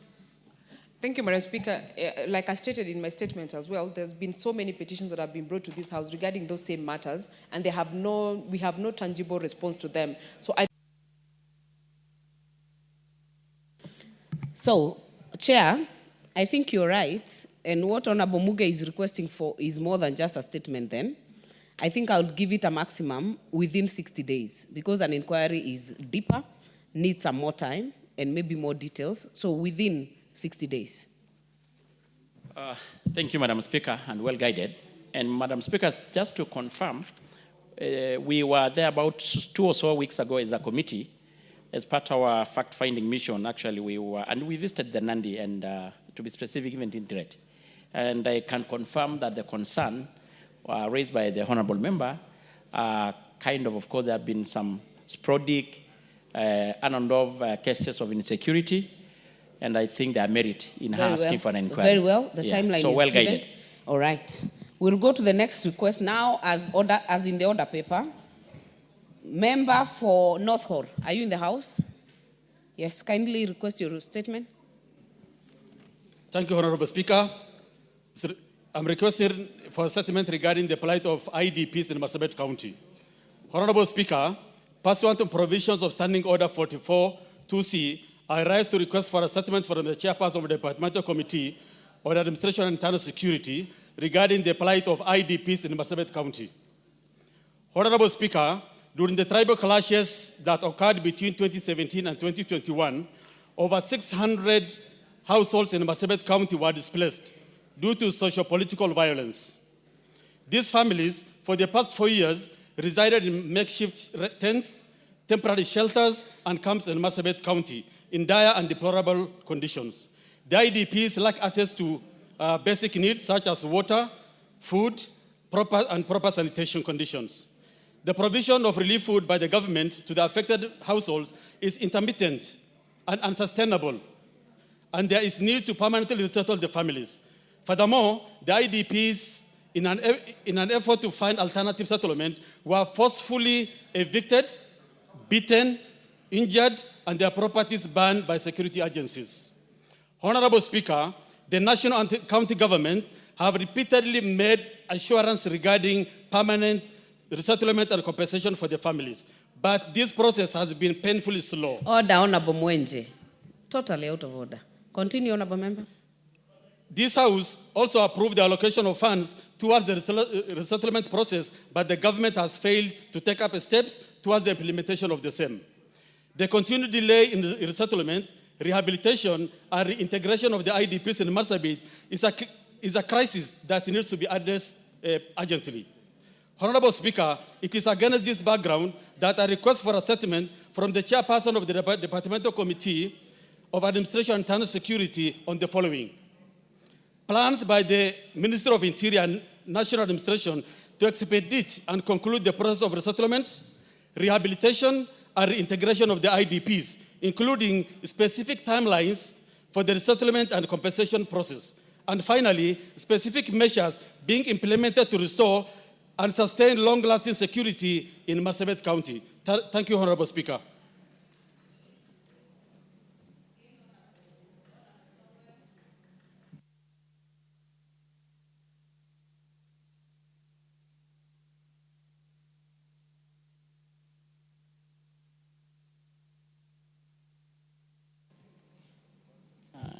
Thank you, Madam Speaker. Once again, Honorable Speaker, aware that we are going for recess, possibly next week, maybe allow me to do 1 week immediately we resume from recess.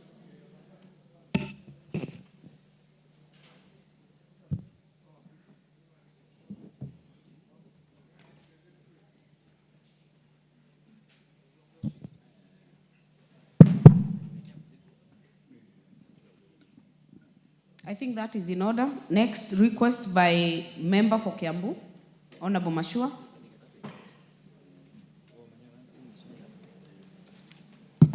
Thank you, Honorable Madam Speaker. Pursuant to the provisions of Standing Order 44-2C, I rise to request for a statement from the chairperson of the Departmental Committee on Defense, Intelligence, and Foreign Relations regarding the delayed payment of a subcontractor for the works undertaken in construction of the Environmental Conservation Gallery at Uhuru Gardens by the Ministry of Defense. Honorable Speaker, Joathwang Enterprises Limited was subcontracted by China Yunwing Company Limited to undertake construction of an environmental conservation gallery at Uhuru Gardens under the supervision of the Ministry of Defense. The works commenced in February 2022, where the subcontractor was able to successfully complete the foundation works. However, immediately after the 2022 general elections and the subsequent change of regime, the project was halted before completion. Despite having fully discharged its contractual obligations in good faith, Joathwang Enterprises Limited has to date not received payment for the works executed. This has subjected the company to severe financial distress, including difficulties in servicing loans and meeting obligations directly tied to the project. The delayed payment raises concerns regarding the accountability of government in supervision of projects undertaken by foreign contractors who engage local subcontractors. Honorable Speaker, it's against this backdrop that I request for the statement from the chairperson of the Departmental Committee on Defense, Intelligence, and Foreign Relations on the following. 1, a report on the contractual arrangements between the Ministry of Defense, China Yunwing Company Limited, and Joathwang Enterprises Limited in the Uhuru Gardens Environmental Conservation Gallery project, including the obligations of the ministry in ensuring payment of the subcontractors. 2, the reason for the suspension of the project and halting payment of completion works. 3, measures taken by the Ministry of Defense to ensure that Job 1 Enterprises Limited and other subcontractors are paid for works already completed. And 4, a clear timeline within which payment shall be effected to protect Kenya's subcontractors from unfair treatment in government projects. I thank you, Honorable Speaker. Very well. I don't see the chair for defense, neither the vice chair. And on that case, I will ask the minority whip, Honorable Millie Odhiambo, who is a member of that committee, that we get the response the first week after we resume from recess. Very well. Next one by member for Wajir West. Are you in the house? Yes.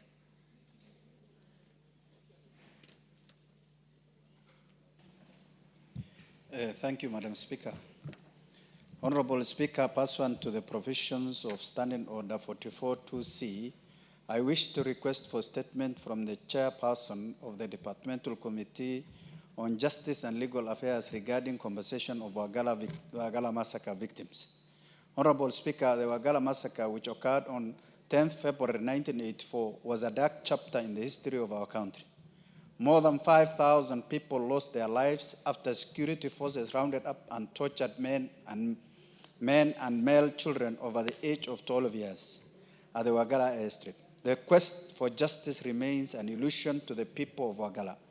The survivors have spent decades demanding accountability by the government without any resolution.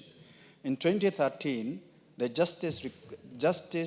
Truth, Justice and Reconciliation Commission, TJRC, in its report acknowledged the atrocities and recommended an official apology from the government and implementation committee be formed to execute the recommendations. Further, in 2015, the fourth president offered a public apology for the atrocities, rekindling the hope for compensation. However, none of the victims and their families have been compensated for the torture and injuries suffered and the loss of their loved ones. Honorable Speaker, it is against this backdrop that I request for statement from the chairperson of the Departmental Committee on Justice and Legal Affairs on the following. Number 1, a report on the status of implementation of recommendation by the Truth, Justice and Reconciliation Commission, especially regarding the victims of Wagala massacre. 2, an explanation for the inordinate delay in compensating the families and victims of Wagala massacre. 3, measures being put in place to provide support to the survivors, including providing rehabilitation programs and fast-tracking compensation. Madam Speaker, this is the second time I'm requesting for this statement with no response. So I'm requesting the relevant committee. Are you done with the Yeah, request? I'm done. I do not want to allow comments on statements. You know our standing orders. Yes. So allow me. What do you mean not comment, Honorable Bowen? If it is not a comment, then unless you have a statement. Madam Speaker, what the honorable member has just read about the compensation of victims of Wagala massacre. Madam Speaker, there is a team which was formed by His Excellency the President some months ago for compensation of those who are killed, those who are brutalized during the demonstration. But Madam Speaker, in that report or in that team which the President formed, there is need, Madam Speaker, to expand, to include those victims of Wagala massacre, to the banditry victims of Kerio Valley, Madam Speaker, where we lost even so many people because of banditry, and even the post-election violence, Madam Speaker. Honorable Bowen, you can actually bring a statement to that effect. I think Honorable Member is very specific to Wagala massacre, and I think he said it's the second time. I think we should actually allow him to get the response specifically on Wagala massacre. Minority Whip on the same. Thank you. Madam Speaker, you do notice that this is the second time this afternoon that we have talked about the issue of victims. those IDPs who are victims of post-election violence. Then the Wagala massacre, who are also victims of excess of state power. Madam Speaker, I brought before this House the Victim Protection Act, which is a law. Would I be in order to request that, as the relevant committee is looking at it, that they look at that framework, because I know that the body that was formed was also struggling with under what framework to pay. And I don't understand what framework you pay when there is already a Victim Protection Act. So that even when people are struggling going to court, all you need to do is appoint this very same people, minus Faith Odhiambo, to the the body under that act, which already has a fund, and we appropriate money. Good. And we can then we can cover plus the Wagala massacre and the Kerio ones. We can start from the latest backwards. Well said. It's not in this house, and you have not asked anyone to bring a statement, I mean the response to for this specific statement. JLAC, it's already committed to JLAC. JLAC, do we have the chair? No? Member? TJ, you're a senior member of that committee. Can you hold brief for your chairman? For a moment, I thought my party leader here was propping me for failure. But yes, I can hold brief for my The first week after we come from recess. Yes. Thank you. That's all right. Member for Kipipiri?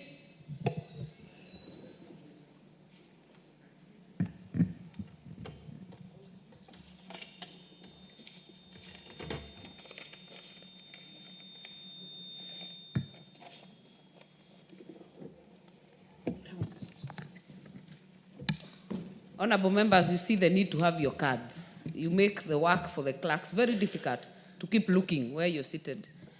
True, Honorable Speaker. Honorable Speaker, pursuant to provision of Standing Order 44-2C, I rise to request for a statement from the Chairperson of Departmental Committee on Transport and Infrastructure regarding the delayed construction of Geita-Donyujero Road project. This road is also known as Captain Demi-Wanjohi, Kwamato, Geita, Kahuroko, Donyujero Road in Kipipiri constituency. Honorable Speaker, construction of this critical road commenced in the year 2018, yet progress has remained extremely slow. The project was launched twice, first in November 2018 and again in February 2023. However, the contractor left the site soon after the launch. While appearing before the Departmental Committee on Transport and Infrastructure in the year 2023, the Cabinet Secretary assured me that the project would be completed by the end of 2024, but there has been no meaningful progress to date. The continued delay has greatly inconvenienced the residents of Geita Town and its environs, who now struggle to access hospitals, schools, markets, and the road has become nearly impassable, forcing residents to resort to manual maintenance work. Honorable Speaker, it is against this background that I request for a statement from the Chairperson of Departmental Committee on Transport and Infrastructure to apprise the House on the following. 1, a report on the current progress, funding status, and expected completion date of Geita-Donyujero Road. Explanation as to why the contractor abandoned the site and why progress remains minimal despite assurance for completion of the work and payments being made. Confirmation of payment made to the contractor vis-a-vis the work done and measures taken to ensure timely completion of this project. Honorable Speaker, I thank you. Member Chair for Infrastructure, Transport and Infrastructure. What is out of order? I do not want you to ride on statements because you know our standing orders. Honorable members. 2 weeks after recess, after we come back from recess. 2 weeks after recess? Yeah. What is out of order, Honorable Mwenje?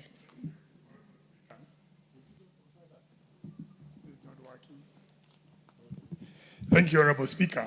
Honorable Speaker, I take your guidance on that issue very seriously. But Honorable Speaker, there's something that is of importance that I want to bring to your attention and the attention of the House that is related to what the Honorable Wanjiku Muhia has raised. Honorable Speaker, RMLF released 36 million to 22% and 10 million to 10%.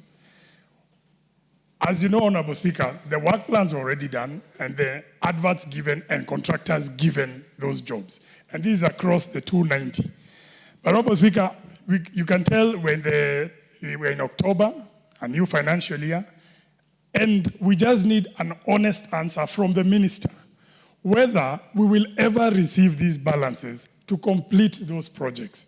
If the chair can, with the same timeline that you've given, when we resume from recess, we can get a final answer from the CS whether that balance of 6 million, because it's 36, which is to get to, I think, 42 or 44 million, and then the 19 million, 10 million was received for 10%, so there's 9 million. If we can know if we will ever get these funds, we'd rather know the truth, that this money is not coming. Just tell us, forget about your point. it. Honorable GK, you want to say something about it? What? I want to advise the honourable member to request for a statement on this so that we this, can avail a comprehensive response. On this, Honourable Chair, no, Honourable Mwenje, I've indulged you. Honourable Chair, on this one, because it's a very live issue in this House, as you come with a response, please come with a response on it. I know you can do it from the ministry because it is urgent and important. Member for Luanda, request your statement. Thank you, Speaker. Madam Speaker, I rise to request a statement regarding the operational effectiveness of the Kenya Airways. Honorable Speaker, pursuant to the provisions of the Standing Order 44.2c, I wish to request for a statement from the Chairperson of Departmental Committee on Transport and Infrastructure regarding operational effectiveness and customer service standards of Kenya Airways, also known as KQ. Honorable Speaker, in recent years, there have been increasing concerns from the public and tourists over the management and performance of Kenya Airways. Reports from passengers using the airline indicate a pattern of last-minute cancellations, frequent delays in flights, and inadequate communication with passengers over important updates. In some instances, flights have been cancelled or rescheduled with little or no notice, leaving travelers stranded, missing connecting flights, and incurring unplanned expenses. Passengers have also consistently raised complaints regarding poor handling of luggage, with many cases of lost or delayed luggage being reported. This has been accompanied by allegations of low or ineffective claims resolution processes, which has greatly undermined public confidence in the airline. In January 2025, the COMESA Competition Commission commenced investigation into Kenya Airways for unconscionable conduct in the treatment of passengers, particularly in relation to delayed or cancelled flights and inadequate customer care. Honorable Speaker, there are also concerns about the strategic direction and competitiveness of the airline in the region. Comparative industry data shows that while Kenya Airways once had a stronger fleet position than some of its regional competitors, its growth trajectory has stagnated. For example, in 2006, Ethiopian Airline had a smaller flight than KQ, but has since expanded significantly, now operating a larger flight and serving more passengers, while KQ's growth has been limited. Over the years, a significant amount of resources has been used to support KQ operations and restructure its finances. Reports on its management raised concerns on how long the taxpayer is expected to bear the burden of funding KQ's losses. This is notwithstanding the fact that KQ tickets are prohibitively expensive compared to other airlines. Honorable Speaker, it is against this background that I request for a statement from the Chairperson of the Departmental Committee on Transport and Infrastructure on the following. 1, a report on the assessment of the management and operational strategies of Kenya Airways, including its current fleet position, growth trajectory, and regional competitiveness. 2, plans by the Ministry of Roads and Transport to restore public confidence, improve customer service, and ensure Kenya Airways remains competitive. And 3, the specific measures being undertaken to ensure that financial support is tied to performance conditions to protect the interest of taxpayers. I thank you, Honorable Speaker. GK. Hold on. Hello, Honorable Speaker, 2 weeks. 2 weeks? Yes. So it means after recess? After recess, The yes. first week after recess? First week after recess, Honorable Very Speaker. well. We now go to statements to be responded to. We'll start with Honorable Tongoyo. Where is Tongoyo? Honorable GK, can you go first? If you're ready, go. Honorable GK has the floor.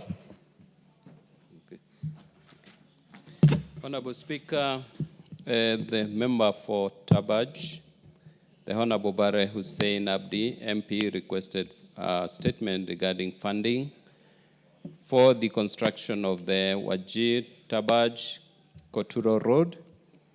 Honorable Speaker, the Honorable Bare Hussein Abdi, M, in the request sought the following. A report on the implementation status of the Wajir Tabaj Road Lot 1 and Tabaj Koturo Road Lot 2 projects detailing the financing plans, total cost, and the amount disbursed and paid to contractors so far. 2, clarification on whether or not the completion of the Tabaj Koturo Road A13 has been provided for in the financial year 25-26, specifying the budget amount.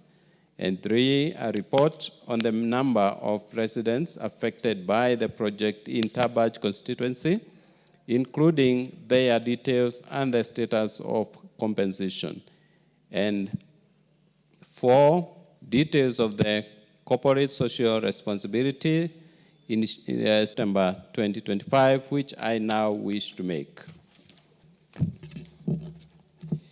Regarding the Wajir Tabaj Road Lot 1 and Tabaj Koturo Road Lot 2 projects, the ministry submitted that the projects were financed by the World Bank under the Horn of Africa Gateway Development Project and fell under Component A, which focused on improving the movement of people, goods, and digital connectivity. The project cost was estimated at a cost of USD 642.54 million, covering road works, consultancy services, and fiber optic cable installation. The first lot, covering the Tabaj Wajir section, that's 57 kilometers, and contracted to Logojan Road and Bridge Company, had a contract sum of 9.1 billion Kenya shillings, with physical progress at 5.5% compared to the expected 21.01%. To date, the contractor has received about Kenya shillings 1.2 billion. 2, the second lot, covering the Tabaj Koturo section, that's 57 kilometers, was contracted to Zongmei Engineering Group Limited in joint venture with Holen Construction Company at a contract amount of Kenya shillings 9.0 billion. Its progress stands at 14.72% against the expected 22.81%. And the contractor has been paid approximately 1.8 billion. The ministry confirmed that all payments due had been settled. 5, with regard to budgetary provisions, the ministry has clarified that the project was fully supported through a multi-year budget, with the adequate allocation made for financial year 25-26. Specifically, Kenya shillings 868 million was allocated for Lot 1 and 918 million for Lot 2, inclusive of 16.4 million as Government of Kenya counterpart funding.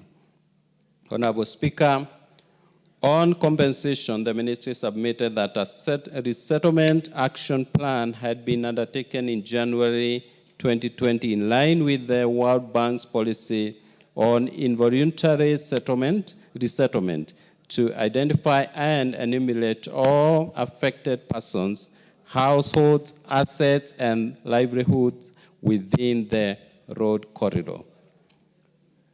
The total number of PAPs, that's project affected persons for Lot 1 was 260 persons, that's 62 persons. That's distributed along Holane, Wagberry, Lafari, and Tabaj areas.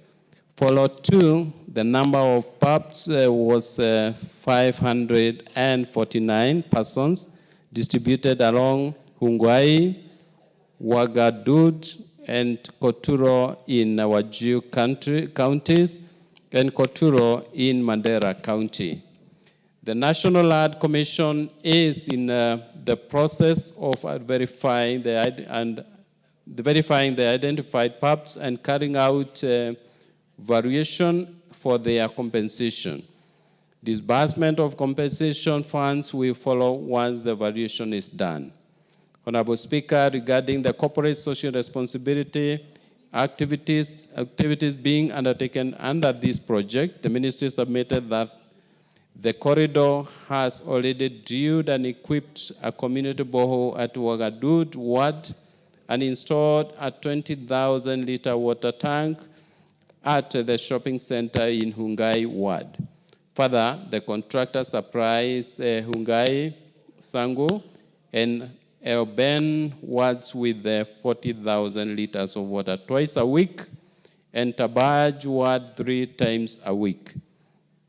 Additionally, the ministry noted that under the same project, Kenha will implement socio-economic infrastructure in facilities identified through earlier social assessments with sub-projects already validated for the benefit of local communities. The sub-projects span across the health, water, education, and youth sectors. Honorable Speaker, I submit. Before I give you member for Tarbaj, I'll give you the first shot. But in the meantime, allow me to recognize in the public gallery, I hope they're still there, students or learners from Oldonyonyokie Primary School, Kajiado West constituency, Kajiado County. Can you be upstanding? If I've mentioned you in the gallery, you stand up. Maybe they are not the same, yeah? From Kajiado West, but nevertheless, allow me to welcome them, they're there. Allow me to join other members to welcome them to observe the proceedings of the House. Member for Tarbaj, are you satisfied with our response? Thank you, Madam Speaker. I want to say thank you to the chair for the effort done.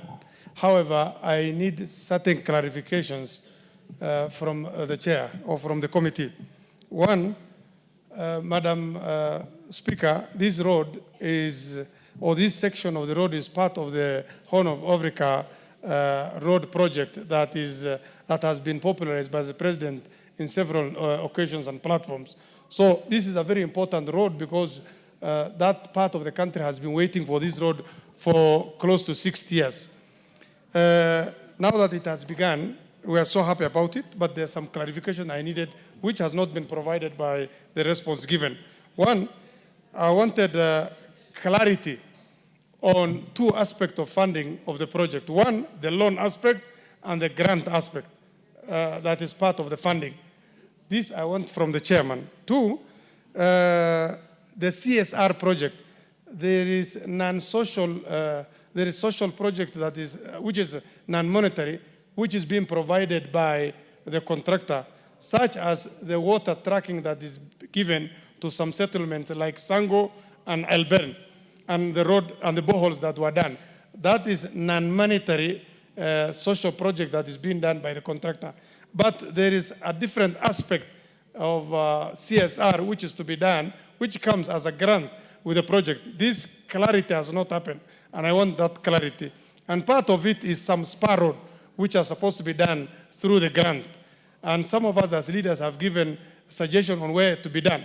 This has not come out. So I want that clarification. Equally, the social, I also want the clarity on the pubs, the project affected persons. Their names, their particulars are not provided. And this can give way to some changes at the last minute. So I will wish a clear information on those who are going to be affected by this road, and the compensation are due to them is provided. Equally, there's some contest between Lands Commission and Kenya and who's going to handle this compensation. This contest on mandate is not very clear. I wish this is clarified by the chairman. Thank you, madam. Honorable GK, do you have that information with you? Honorable Speaker, I will organize and coordinate a meeting between the member and the principal secretary so that we have the issues that he has raised addressed satisfactorily. Thank you, Honorable Speaker. Member for Tarbaj, the rest of the details you can canvass with the committee in a tripartite meeting with the ministry. That's fine, Madam Speaker. Very well. Member for Kajiado North, why are you lifting your hand? Yeah, I just want to seek your indulgence, Yes. Madam Speaker. Yeah. The good chair, the Honorable George Kariuki, had committed to this House to answering my question today. From the chair, he was directed on the compensation of people in Kenya Railway who have not been done so for 8 years. He has not mentioned a word. So I would want to know, because he had committed today that he shall bring... Honorable GK, do you have that answer? Honorable Speaker, the minister has not submitted the response, but I will follow up and ensure that first week after recess, we have that response read out here. Thank Very you, well. Speaker. First week after recess. Member for Wajir East, are you in the house? The one with a question, with a statement? If he's not in the house, Chair, Administration and Internal Security, kindly table the response for the member. Thank you, Madam Speaker. Do not read, just table. No, I won't. Yeah. But I know the member. He has been actually so persistent on this kind of question, or statement rather. Supportedly, I need your indulgence if we can probably reschedule next week, when probably will be Member for Honorable Chair, I have given begging. direction because if you have a statement to be responded to, you're supposed to be in the house. So allow us to table, it's still property of the house. Okay. The member can access it from table office, and if there is any follow-up, he can follow up with you. well guided. Very well. I think And I table. we have exhausted that order. We can go to the next order.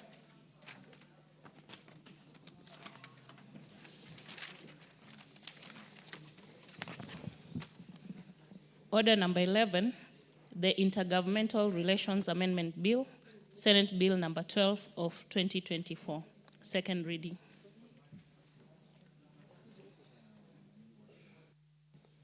This is being moved by Honorable Ochakapong. You have the floor.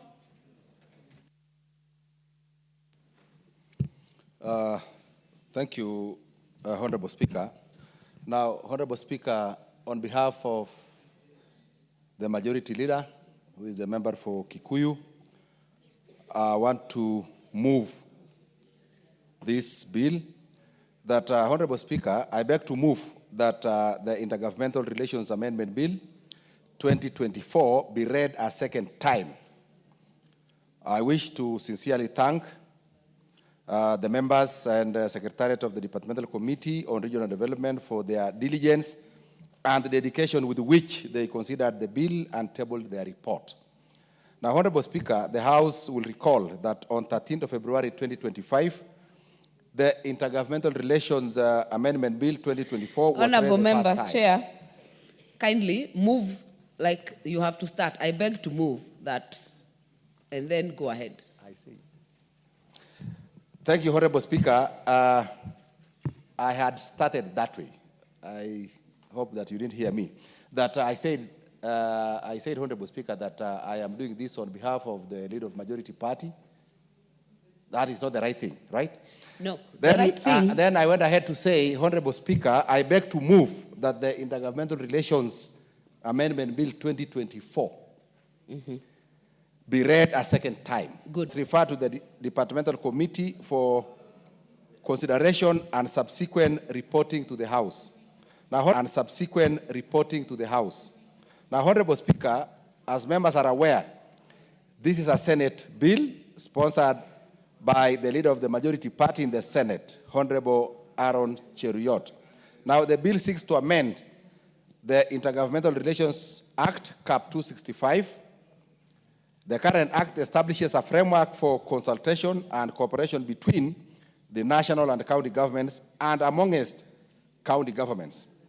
It also establishes a mechanism for the resolution of intergovernmental disputes pursuant to Article 6 and 189 of the Constitution.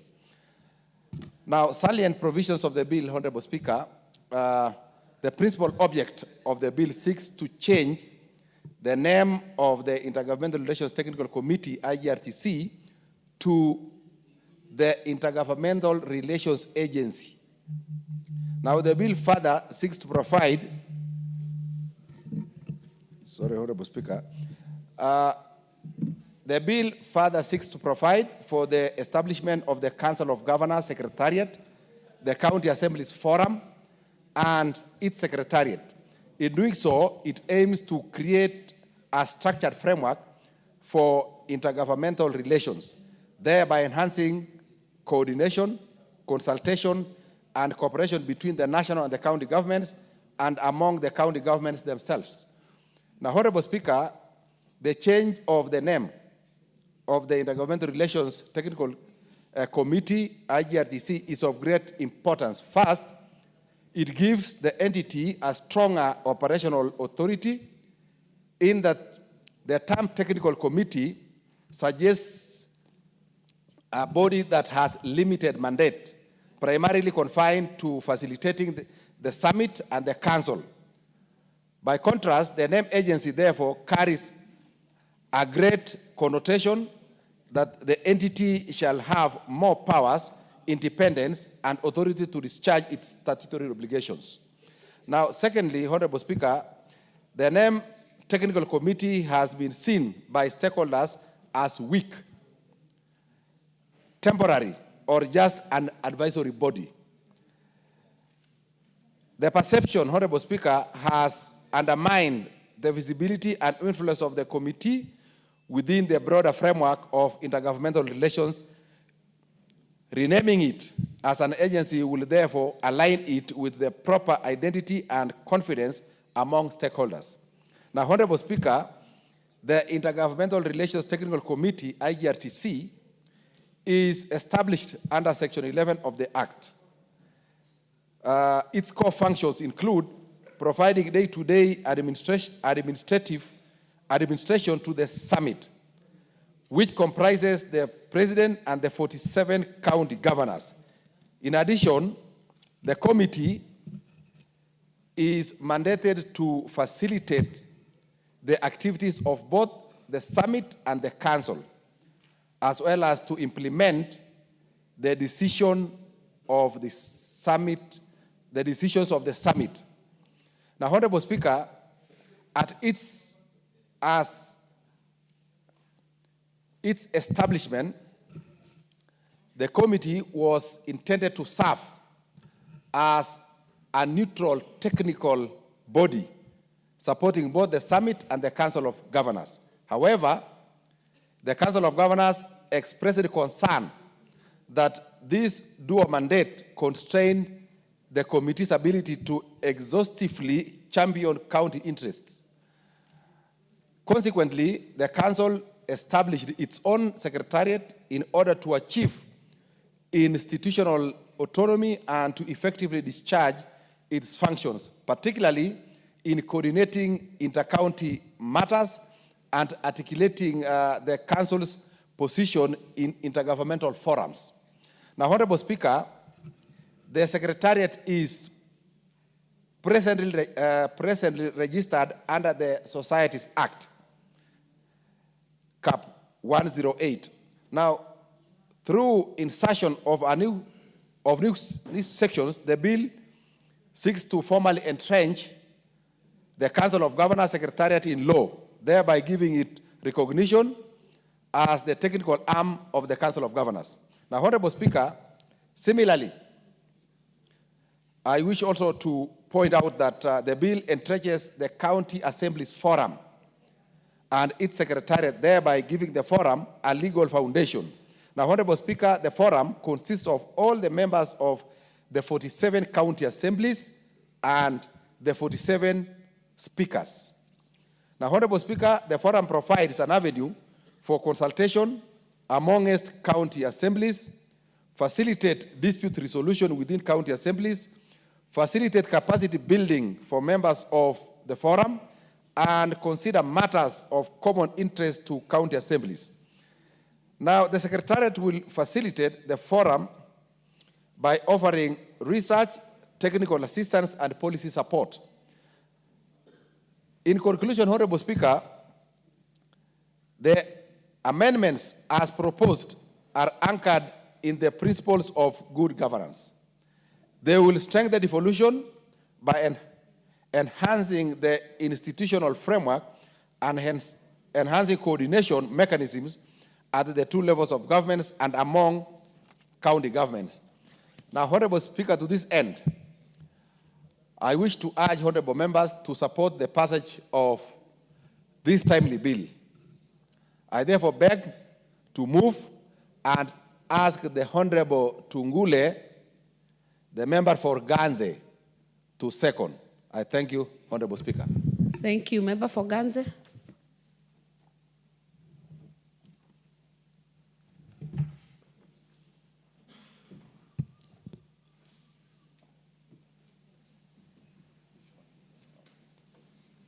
Honorable members, again I remind you, carry your cards to this house. Otherwise you'll be nomadic like the member for Ganze. Thank you so much, Honorable Speaker. I rise to second that the Intergovernmental Relations Amendment Bill 2024 be now read a second time. Honorable Speaker, the Intergovernmental Relations Amendment Bill 2024 was published in the Kenya Gazette Supplement number 54 of 2024. The bill seeks to amend the Intergovernmental Relations Act Cap 265. This bill was forwarded to the National Assembly for consideration pursuant to Article 110 into brackets 4 of the Constitution, having been passed by the Senate on Thursday, 5th December 2024. Honorable Speaker, the bill was read a first time in the House on the 13th of February 2025 and thereafter committed to the Department of Regional Development for consideration and reporting pursuant to the provisions of Standing Order number 127. In this regard, Honorable Speaker, the bill seeks to amend the Intergovernmental Relations Act Cap 265. This act, Honorable Speaker, establishes a framework for consultation and cooperation between the national and county governments and amongst county governments. The act also establishes a mechanism for the resolution of intergovernmental disputes pursuant to Article 6 and 189 of the Constitution. Honorable Speaker, this bill has 17 clauses and seeks to change the name of the Intergovernmental Relations Technical Committee, IGRTC, into Intergovernmental Relations Agency, thereby strengthening its institutional framework. B, to provide for the Council of Governors Secretariat and the County Assemblies Forum and its Secretariat. And C, provides for pension schemes for members or employees of the county governments. Honorable Speaker, more particularly, the bill proposes an amendment to Section 2 of the Act to provide for the definition of new terms, such as agency and pension schemes for county staff or employees. The bill further provides for more functions of the agency and contains an amendment to Section 20 of the Act to to provide for additional functions of the council. Honorable Speaker, the change of name of the Intergovernmental Relations Technical Committee, IGRTC, to Intergovernmental Relations Agency carries significant weight. The current title, Technical Committee, portrays an institution with a narrow role, largely restricted to supporting the summit and the council. However, changing its name into an agency conveys a far stronger image, one of autonomy, enhanced mandate, and greater institutional capacity to effectively fulfill its statutory responsibilities. Honorable Speaker, the entrenchment of the Council of Governors Secretariat in the statute seeks to formally give it recognition as the technical arm of the Council of Governors. As members are aware, at the inception of devolution, the Technical Committee had been established as a neutral organ providing support to both the Summit and the Council of Governors. The Council of Governors consequently established their own secretariat registered under Societies Act Cap 108 to secure institutional independence and to more effectively execute its responsibilities, particularly in coordinating inter-county affairs and representing the council positions in intergovernmental forums. Honorable Speaker, I wish to point out that... What is out of order? Member for Funyula. Honorable Speaker, standing order number 80. Speaker, I want to draw your attention to standing order number 80. And if you permit, let me read. And this I'm directing to my colleague who is on the floor. And it reads this way. No member shall read a speech, but a member may read short extracts from written and printed papers in support of an argument and may refresh memory by reference to notes. The Speaker may allow a member to read a speech in particular cases where the Speaker is satisfied that this is necessary for precision in statements or facts.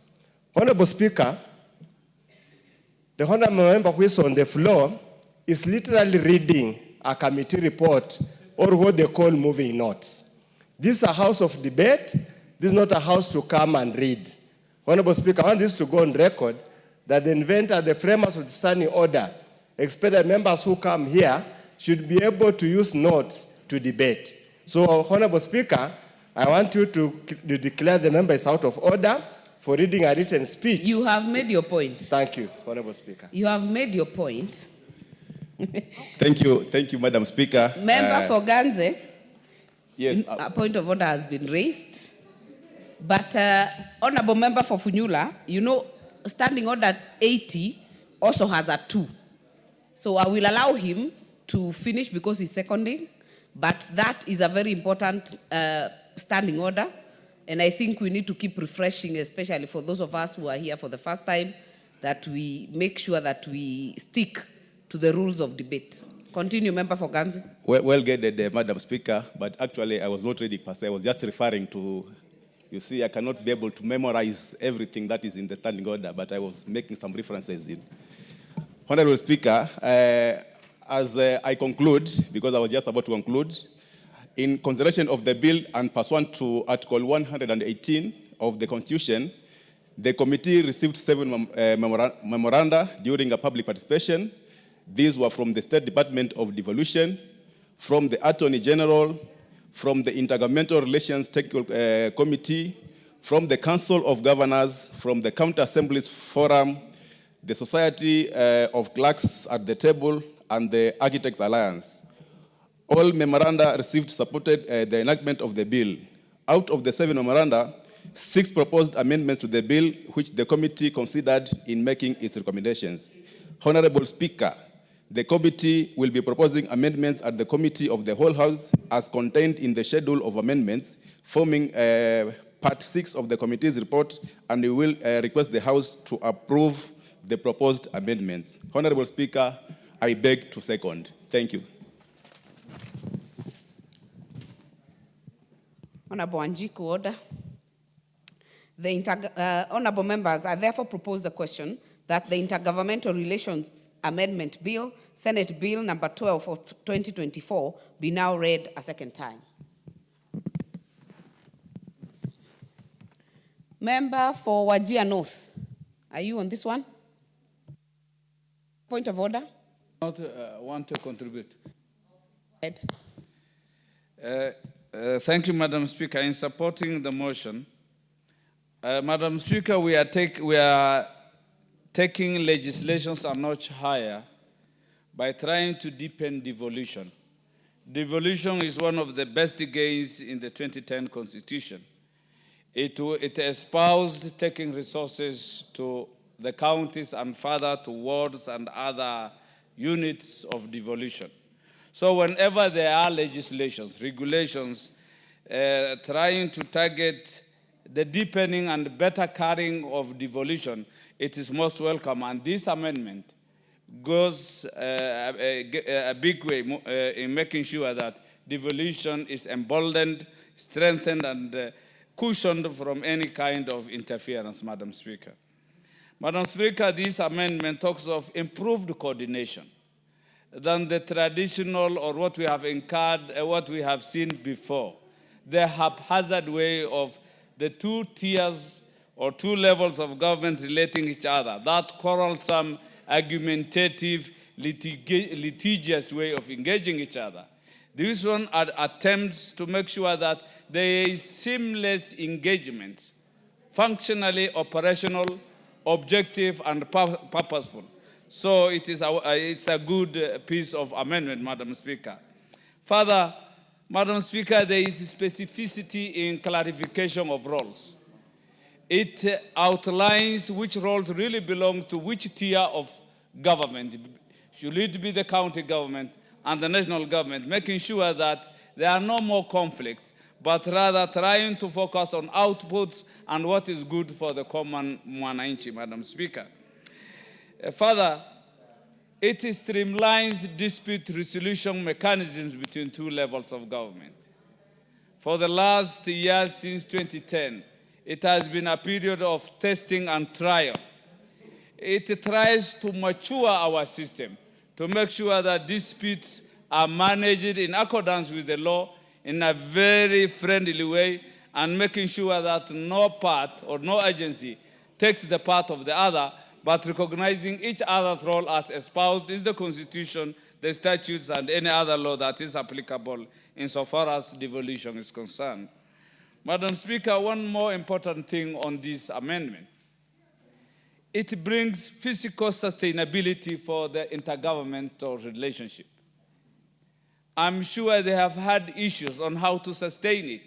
That sustainability, who should resource the intergovernmental relationship? They will be contributing. Parliament shall be apportioning some funds. But I have one concern myself. It's not a big one, though. The Council, Article 20A of the proposed amendment, Article 20A, 2, the Council shall determine biannually the amounts to be paid by county governments as subscriptions. I can't see the rationale. We read our budgets are annually. I don't know why it should be biannually. Once you know your budget, I think it will be smoother and more, it is good to operate when you know that each county shall be giving subscriptions of this amount. It should be determined once and for all annually. Why should it be biannually? I think that is not in good taste. Further, I tend to support the aspects of pensions.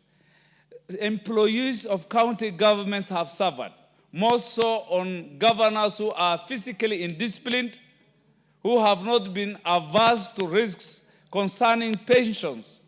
I know of counties whose staff cannot access pensions up to now because pensions have been misappropriated. Statutory fees like NSSF, what used to be NHIF, have been appropriated.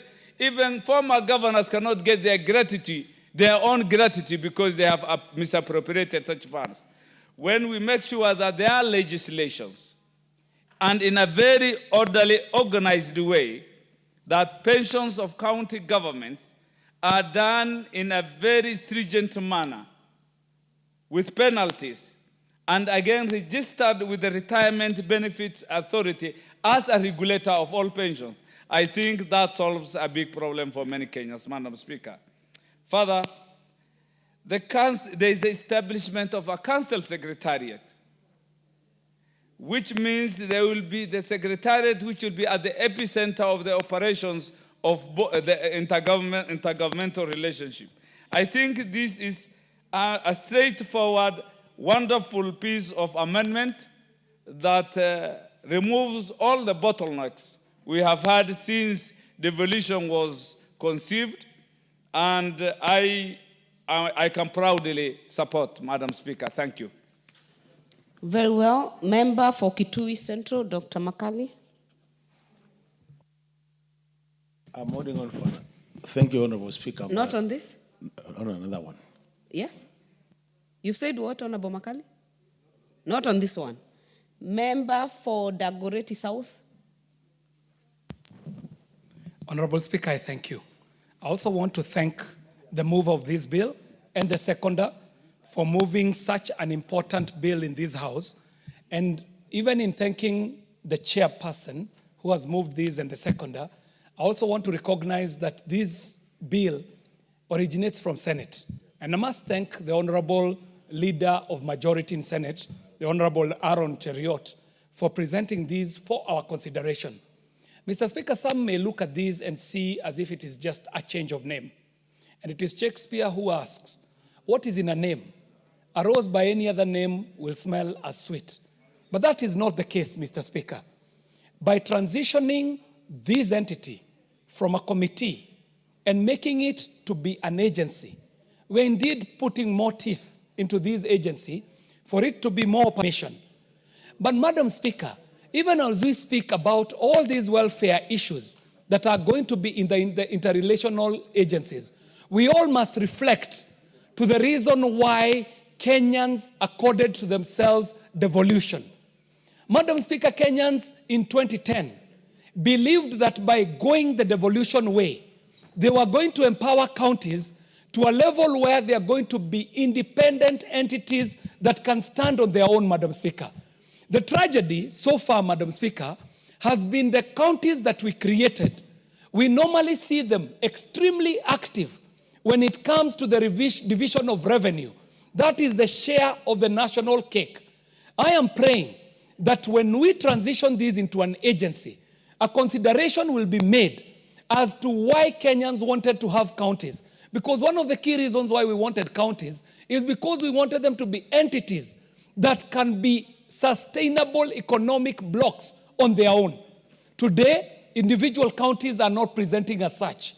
We see governors and their executives pushing for the share of the cake that is the national revenue. But rarely do we hear a conversation about own-sourced revenue. Madam Speaker, I'm coming from a county by the name Nairobi City County, where we know that this county has the potential to raise in excess of 55 billion from the division of revenue that we give and even from their own source revenue. As it is today, this county is able to raise up to around 40 billion Kenya shillings, Madam Speaker. But when you go to the 17 constituencies in the city and you're looking for development, you will be able to see where the slightly over 100 million Kenya shillings of NGCDF is going into. You're able to see the schools. You are able to see the Ngao administration installations. However, for the resources that go to counties, we are at pains to explain where this money goes to. Madam Speaker, NGCDF is able to put up classrooms in schools. But we all know that the foundational level, ECD, is so important in education that if you lose a learner at ECD, that learner is lost for good. Madam Speaker, we do not see these classes, ECD, being constructed. So we are forced at times to tell our NGCDF committees to even donate these ECD classes. So, Madam Speaker, as we are giving a legal framework for the interrelations between the Intergovernmental Relations Agency, we are praying that one of the business that they shall take up very seriously is to take us back to the devolution dream that the Kenyans had when they were awarding themselves the Constitution in 2010, where these counties shall become viable economic entities that do not only rush for the division of revenue, but are ready to contribute by their own source revenue that can be seen in impact on the ground in the delivery of social goods and the projects that the people require. Madam Speaker, I stand to support, and I thank the chairman, the mover of this bill, and the honorable member for Ganze for presenting this to us. We will support it because we want to see this working for Kenyans to deliver the devolution dream. I thank you, Madam Speaker. Very well. Member for Chesumei, not in the House. Member for Kiminini. Thank you, Madam Speaker, sir. From the onset, I would like to... Oh, sorry. I think you are serious. Madam Speaker, sir. Yeah, my apologies, sir. I pull it back. Madam Speaker, I would like to thank you for giving me this opportunity to contribute in this motion. I also want to thank Chairman, Honorable Chakpang, for presenting this motion. This motion supports devolution. And devolution, Madam Speaker, it must work. Going through this particular bill, it supports Article 36, whereby freedom of association is part and parcel of our Constitution. The right of freedom of association, that every person can pursue it. And from this bill, we are going to see our county assemblies coming together, our governors coming together so that they can speak with one voice through a united entity that they would have formed through this intergovernmental relationship.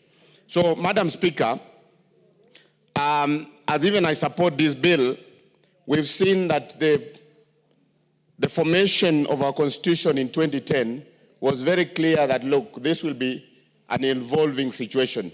And this is part of the improvement of what we've seen pulling back devolution. We would like to see the Member of Assembly Association coming up, like the forum, the annual forum that comes together, which will enable them also speak with one voice.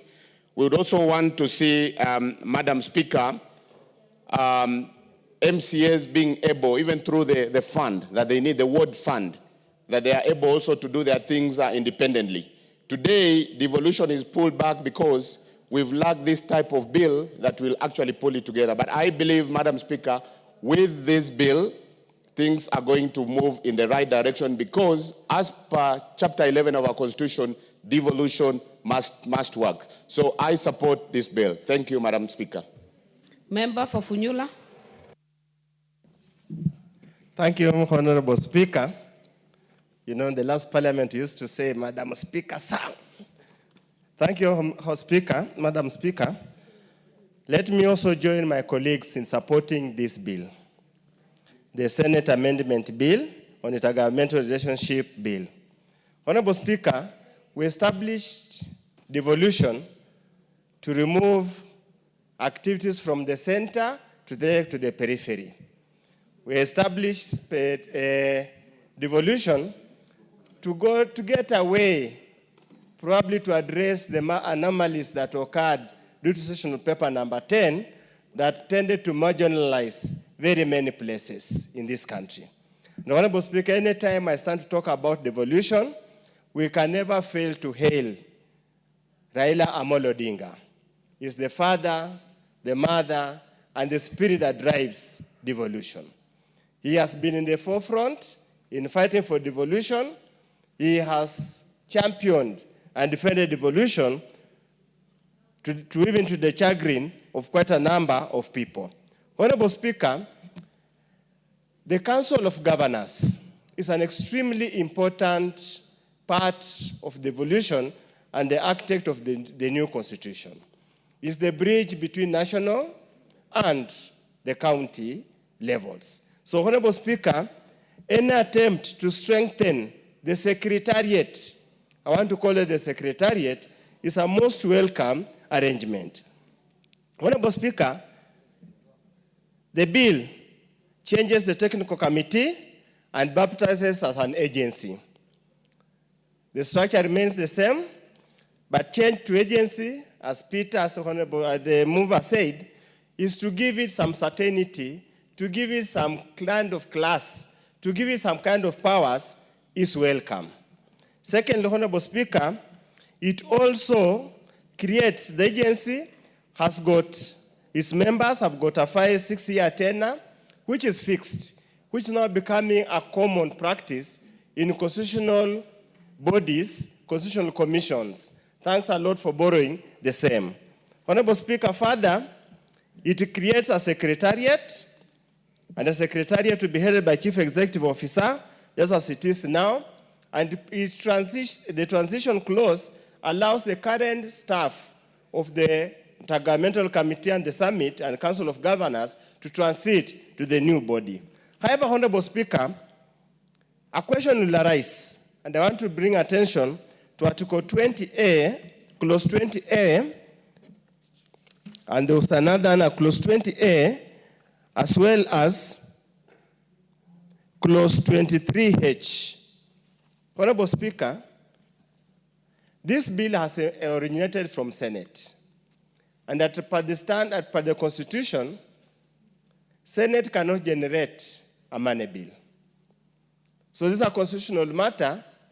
Probably the substantive speaker, I hope it will be transmitted to him in good time. He needs to make a ruling on it. Senate cannot generate a money bill. By the mere fact, they are proposing that the funds of the council shall consist of annual subscription by the county governments, money allocated annually by Parliament for the purpose of the council. Again, Honorable Speaker, Parliament does not budget. It's National Assembly that budgets. But the mere fact reference to Parliament, Senate is purporting that can also stand and pass. Honorable KJ, what is your point of order? Madam Speaker, I stand on the point of order that dictates that a member is responsible for the veracity of the information that they present to the House. And I'm not keen to interrupt the debate by Honorable Oundo. I just wanted to establish, Madam Speaker, is Honorable Oundo in order to tell us that Senate has originated a money bill, while we very well know that this is an amendment piece of legislation and not an originally presented bill, and as such, asking you, Madam Chair, to find Honorable Oundo out of order totally by claiming that this is a money bill that originated in Senate, while we well know that this bill has gone through all the papers who would have checked for the money bill element in this amendment, and as such, wanting you to find him out totally out of order, because this is an amendment bill, not an original bill emanating from Senate, and as such, not originated in Senate. Madam Speaker, I thank you. Allow me to continue. Honorable Speaker. Just to be on record, I think it's important, Honorable Oundo. Maybe that would have been a point of information, and I think you are aligned, and I've checked under standing orders and the Article 114 of the Constitution. So it's properly in the House. Honorable Speaker, this is a new clause, and it's a debate we need to go. It's a new clause. It's not an amendment to an existing clause. They clearly say, clause 13 of the bill reads, the principal act is amended by inserting the following new sections immediately after section 20. And they are inserting section 2A, which literally purports to originate from Senate, which is a money bill. Appropriation is never the work of the Senate. So that's a debate. We must obviously deal with it. Again, Parliament is only in the Constitution, it's only the National Assembly that's allowed to appropriate. Parliament in its amorphous nature, both the chambers cannot appropriate. And that's a matter that we must get alive to, because this is unconstitutional. It cannot be cured in any way or any other. Second, Honorable Speaker, it is also important, and it's a good milestone for creating the establishment of a county assemblies forum. This has existed There is a before. point of order, Honorable No, Member. this will not allow Honorable Oundo to continue misleading the House. He claims that he's standing on the podium that this. However, Madam Speaker, the standing order that you have read is very clear that a money bill cannot originate from Senate. Not a clause. The bill exists, we are amending a bill. A bill has clauses, so a bill cannot be amended without amending clauses. And the origination of this bill is not Senate. So, Madam Speaker, I wanted us not to have Dr. Oundo mislead the House by pulling us into a debate about amending a clause. And, Honorable Speaker, it is not my intent to disrupt Honorable Oundo. However, we are talking about a bill, not a clause. This is an amendment bill. Thank you very much, Madam Speaker.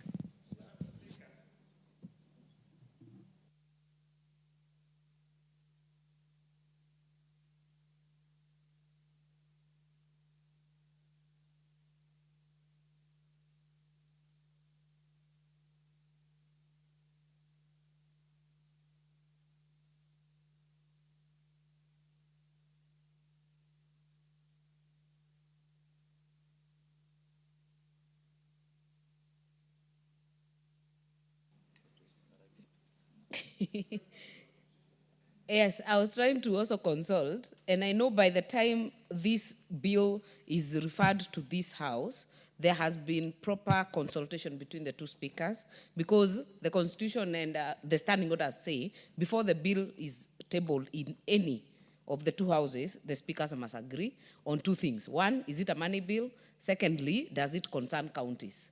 So I was trying to get, and I am aware that that has already been done. But in the meantime, continue, Honorable Oundo, but I still take note of your issues that you have raised. And Honorable Speaker, you are aware, a member can stand at any time during the debate in second reading and question the constitutionality of a bill. And that's what I'm doing. Are you contributing or raising No, a I'm matter contributing of as I raise, constitutional importance? Because that is different. Yeah. I was just pointing out, and I said, I hope you'll transmit the same. Second, Honorable Speaker, the issue of the forum, establishment of county assemblies forum. Honorable Speaker, it has been a loose arrangement between MCS and the speakers of the assemblies to generally meet once in a while and debate on very different matters. At this level, Honorable Speaker, it's good to note that now it's being formalized. And again, Honorable Speaker, it goes again to create an agency or a body in the forum that requires taxpayers' money for funding the same.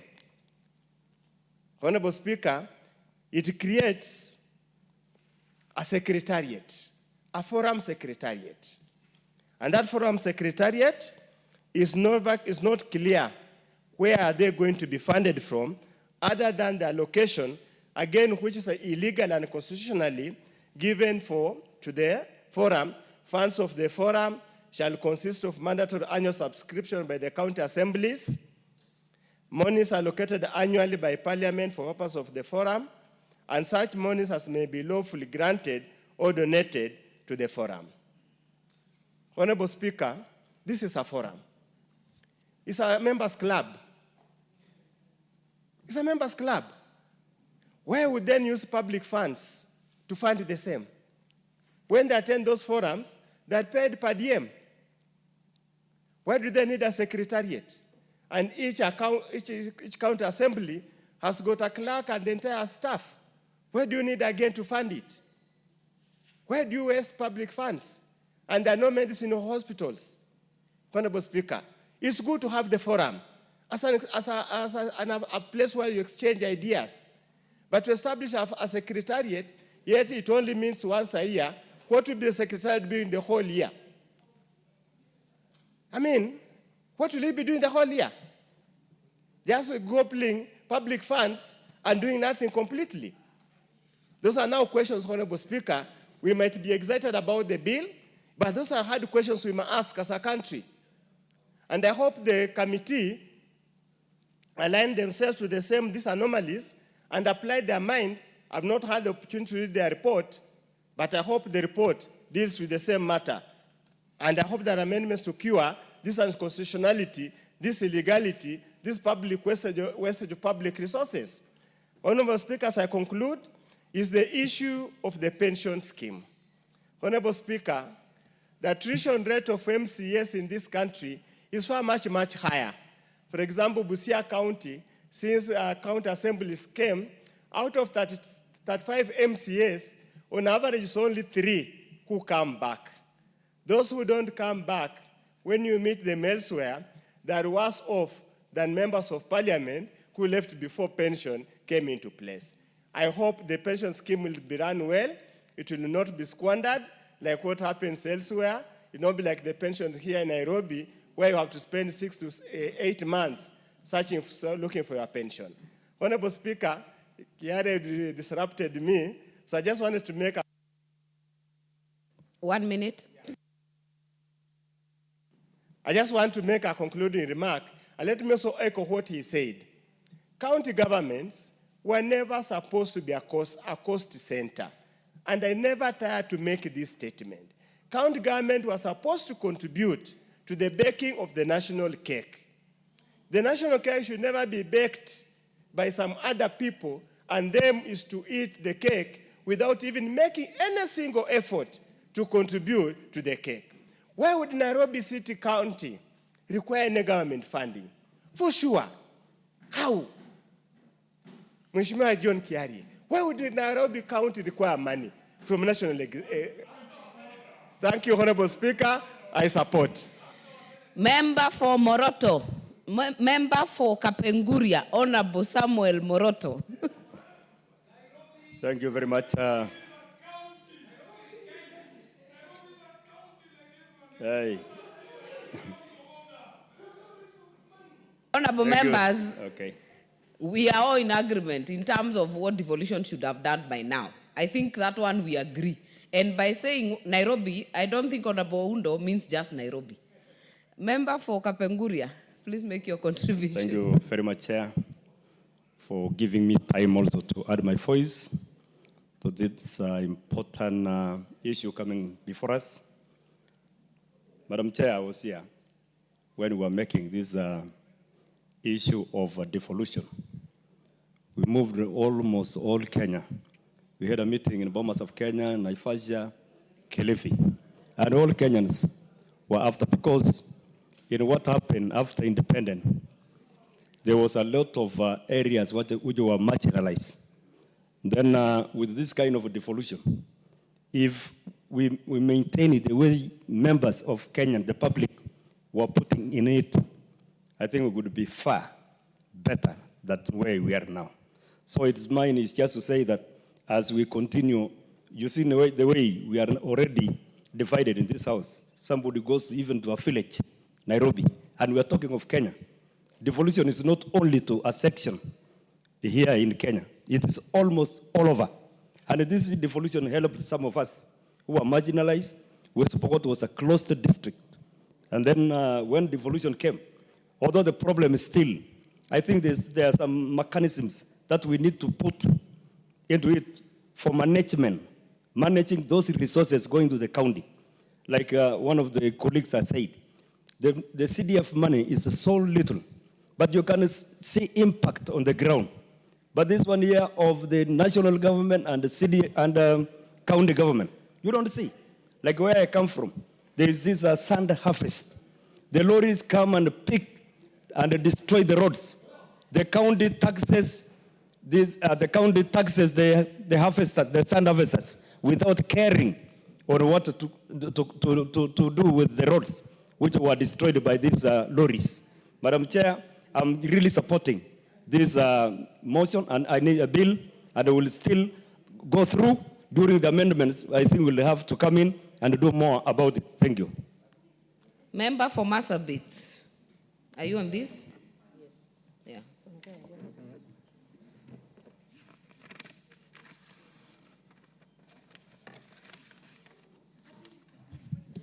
Honorable Speaker, I stand to support this bill and congratulate the mover, and also congratulate Senator Cheriot, Majority Leader of Senate, for coming up with this bill that will have a lot of impact in our country because of what it stands for. Honorable Speaker, the Intergovernmental Relations Amendment Bill 2024 is important because it will enhance the relationship between the county and the national government, and also the relationship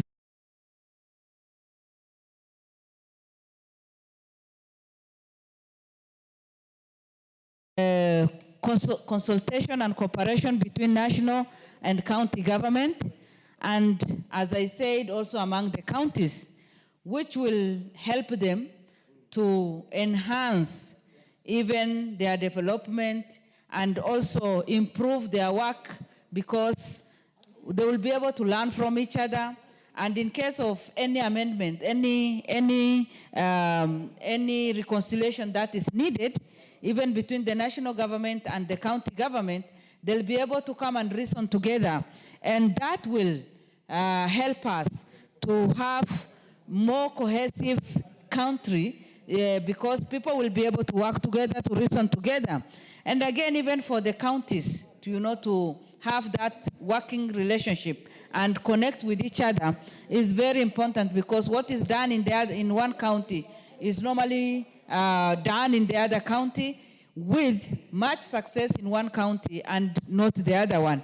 And by doing this, we'll be able to improve on the performance of every county. Honorable Speaker, another very important element is it establishes a mechanism for resolution for intergovernmental dispute, as I said, and pursuant to Article 6 and 189 of the Constitution.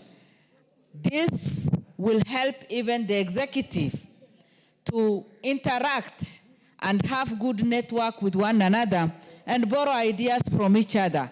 And as I said, we will have more cohesive country and also see how best we can borrow ideas from each other and do development in our counties. Again, the principal object of this bill seeks to change the name of the Intergovernmental Relations Technical Committee, GRTC, to Intergovernmental Relations Agency. Again, Honorable Speaker, this provides for establishment of the Council of Governors Secretariat, who will work on this and make sure that everything falls in place. And establishment of this will even help, because we will create more jobs for people. We will be there to have people who are running this, and it will be of great benefit. Again, Honorable Speaker, the name Technical Committee has been seen by stakeholders as weak, temporary, or just advisory committee. So changing it from that to Technical Committee Agency is a progress, because this will give the opportunity for the committee to grow stronger in terms of operation, and also empowers them so that we'll be able to do a lot of things. Again, Honorable Speaker, this advisory committee will help in influencing the committee in many ways, because by renaming it as an agency, we will be able to align, and proper identity and confidence will be grown. And even when they present themselves, we will be able to take them in a serious manner, and everybody will see that this is now a serious business. Honorable Speaker, again, I support this because in addition to the committee is mandated to facilitate activities of both summit and council, as well as to implement decision of the summit, which is very, very important, Honorable Speaker. And Honorable Speaker, the best gift we can give to both the national government, the county government, is to come up with such bills that can enhance the relationship, that can help the different counties to learn from each other, that can promote cohesion. And with those few remarks, I support. Thank you. Member for Luanda. Thank you very much, Madam Speaker, for giving me an opportunity that I may also add to this important debate.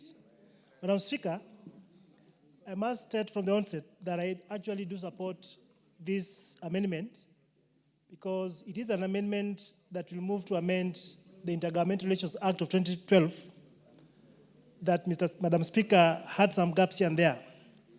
I must say that since the advent of devolution some 12 years ago, two levels of government were formed. That is the county governments and the national governments. Madam Speaker, these governments need to have a forum or a way through which they can relate, a way through which they can solve their differences, a way through which they can come together for the sake of our country.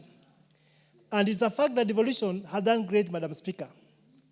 Despite the fact that we have some challenges here and there, but devolution was such a brave, such a bright and a brilliant idea that has made us what we are today. And therefore, this act coming together, Madam Speaker, of a secretariat that will be able to bring together the Council of Governors as is now enacted in law. Madam Speaker, this bill seeks to introduce the County Assemblies Forum. I've heard a colleague say that this forum is not important.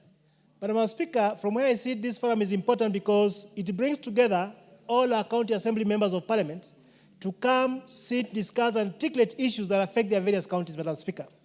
And therefore, the proposal to have a secretariat that will be able to harmonize, that will be able to bring together these members of county assemblies, Madam Speaker, who are state officers, is a great idea, Madam Speaker.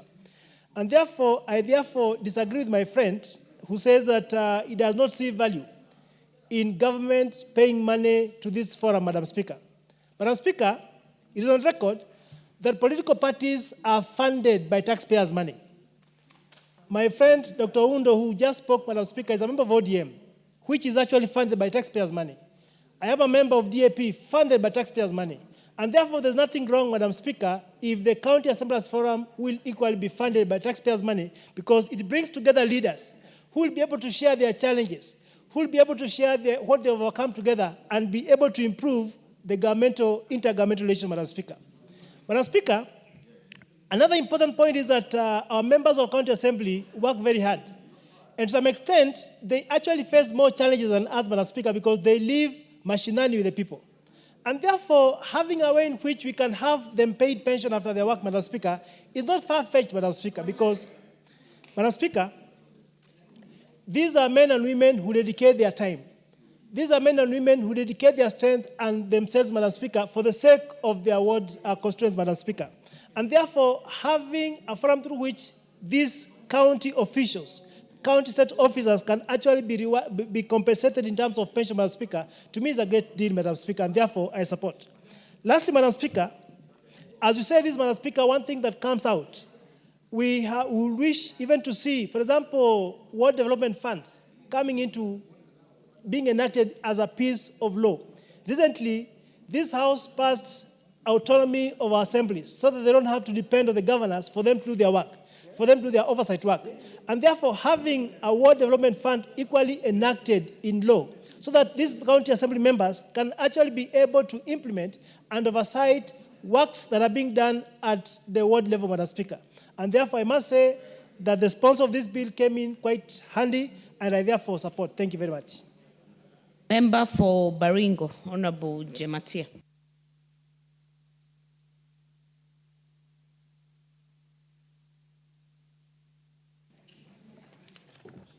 Thank you, Madam Speaker. I also want to join my colleagues in supporting the member for the Committee of Department, Honorable Ochaks, for this Senate bill of intergovernmental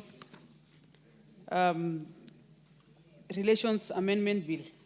And I also thank Honorable Senator Cheriot for taking time and referring this bill to us. Madam Speaker, just like most of members have spoken before me, I've also contributed. I must say this bill is very timely, and it is one of the bills that, if considered and taken up properly, it's going to help to mend most of the, linkages between the counties and the national government. And for me, I want to speak for this bill because it is almost a straightforward bill anyway, as it speaks about the agency which is being created is going to act as an institution of memory. We have realized that since the inception of the counties and the creation of intergovernmental council, you realize most of the problems that is be felt in the counties is not well solved.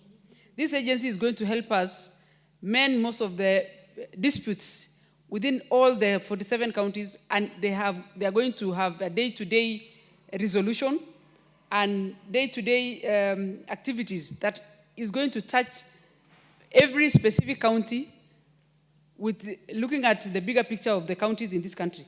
Madam Speaker, looking also, this is going to help in maintaining a repository of information and knowledge and legal instruments in most of these counties. If you look at the counties in this country, every country is peculiar with different ways of doing things depending on the region that comes from. But again, at the end of the day, it is a Kenyan document that is going to help us cohere as Kenya. This agency, if is going to be formed, is going to help the counties in terms of management. You also realize, Madam Speaker, that we always send money to the counties. Maybe this is the agency that is going to help us have a proper accountability. Because if you ask me, Madam Speaker, I think we have, for instance, given counties a lot of work that most of them are not able to tackle them, especially areas like health or Ministry of Health, Ministry of Agriculture, and all those areas that we are having problems day to day because counties are not able to manage these institutions very well. The agency would probably give us solutions, and even as they do most of the resolutions and the problems that they are going to be solving every day, we will be able to move forward as a country. And many times, considering things like education, ECD, for instance, it is a problem. We are actually almost killing a generation. Because when we don't take care of the nursery, then the seed is not going to be fully formed. And it is a problem because we are generating and we are encouraging poor quality human beings when we don't give them proper quality education when they are very young. And this way, we want to have this agency, if it's going to be formed, to be part and parcel of the existence of an institution that is taken to the countries and which we are having a lot of problems. And mostly, health issues, for instance. I think if the agency is going to be given opportunity, and if there will be a forum where all of us are going to be interacting with them, we will want to suggest in the future that the health taken back to the national level, so that it is going to be able to be managed. Thank you, Madam Speaker. Very well. Member for Seme. Thank you, Madam Speaker. As I support this bill, I really will put a lot of caution because we have created many structures and we are trying to resolve all structures. The whole of this bill, Madam Speaker, is arising from Clause 12 of the Intergovernmental Relations Act. That is the basic issue. And what is the issue there? The technical committee, which now this bill seeks to change into agency, had the functions, be responsible for the day-to-day administration of the summit and the council. and in particular facilitate the activities of the summit and of the council, supplement the decisions of the summit and the council. This has been a big problem because, Madam Speaker, before this committee came into place to replace the transition authority, the Council of Governors formed a secretariat. And that secretariat actually became very well established and functional. So when the technical committee came into place, obviously in clause 12, they were clashing. Who is in charge of the day-to-day running of the council? Where you say as the summit meets very rarely, not very regularly as the Council of Governors. Therefore, that didn't need much of a secretariat. And I think the wisdom of the people of this act, the act we are amending, was that this same entity could therefore serve both the summit and the council. Now, when it was established and the technical committee came in place, it brought a clash. And this has been a very, very major issue.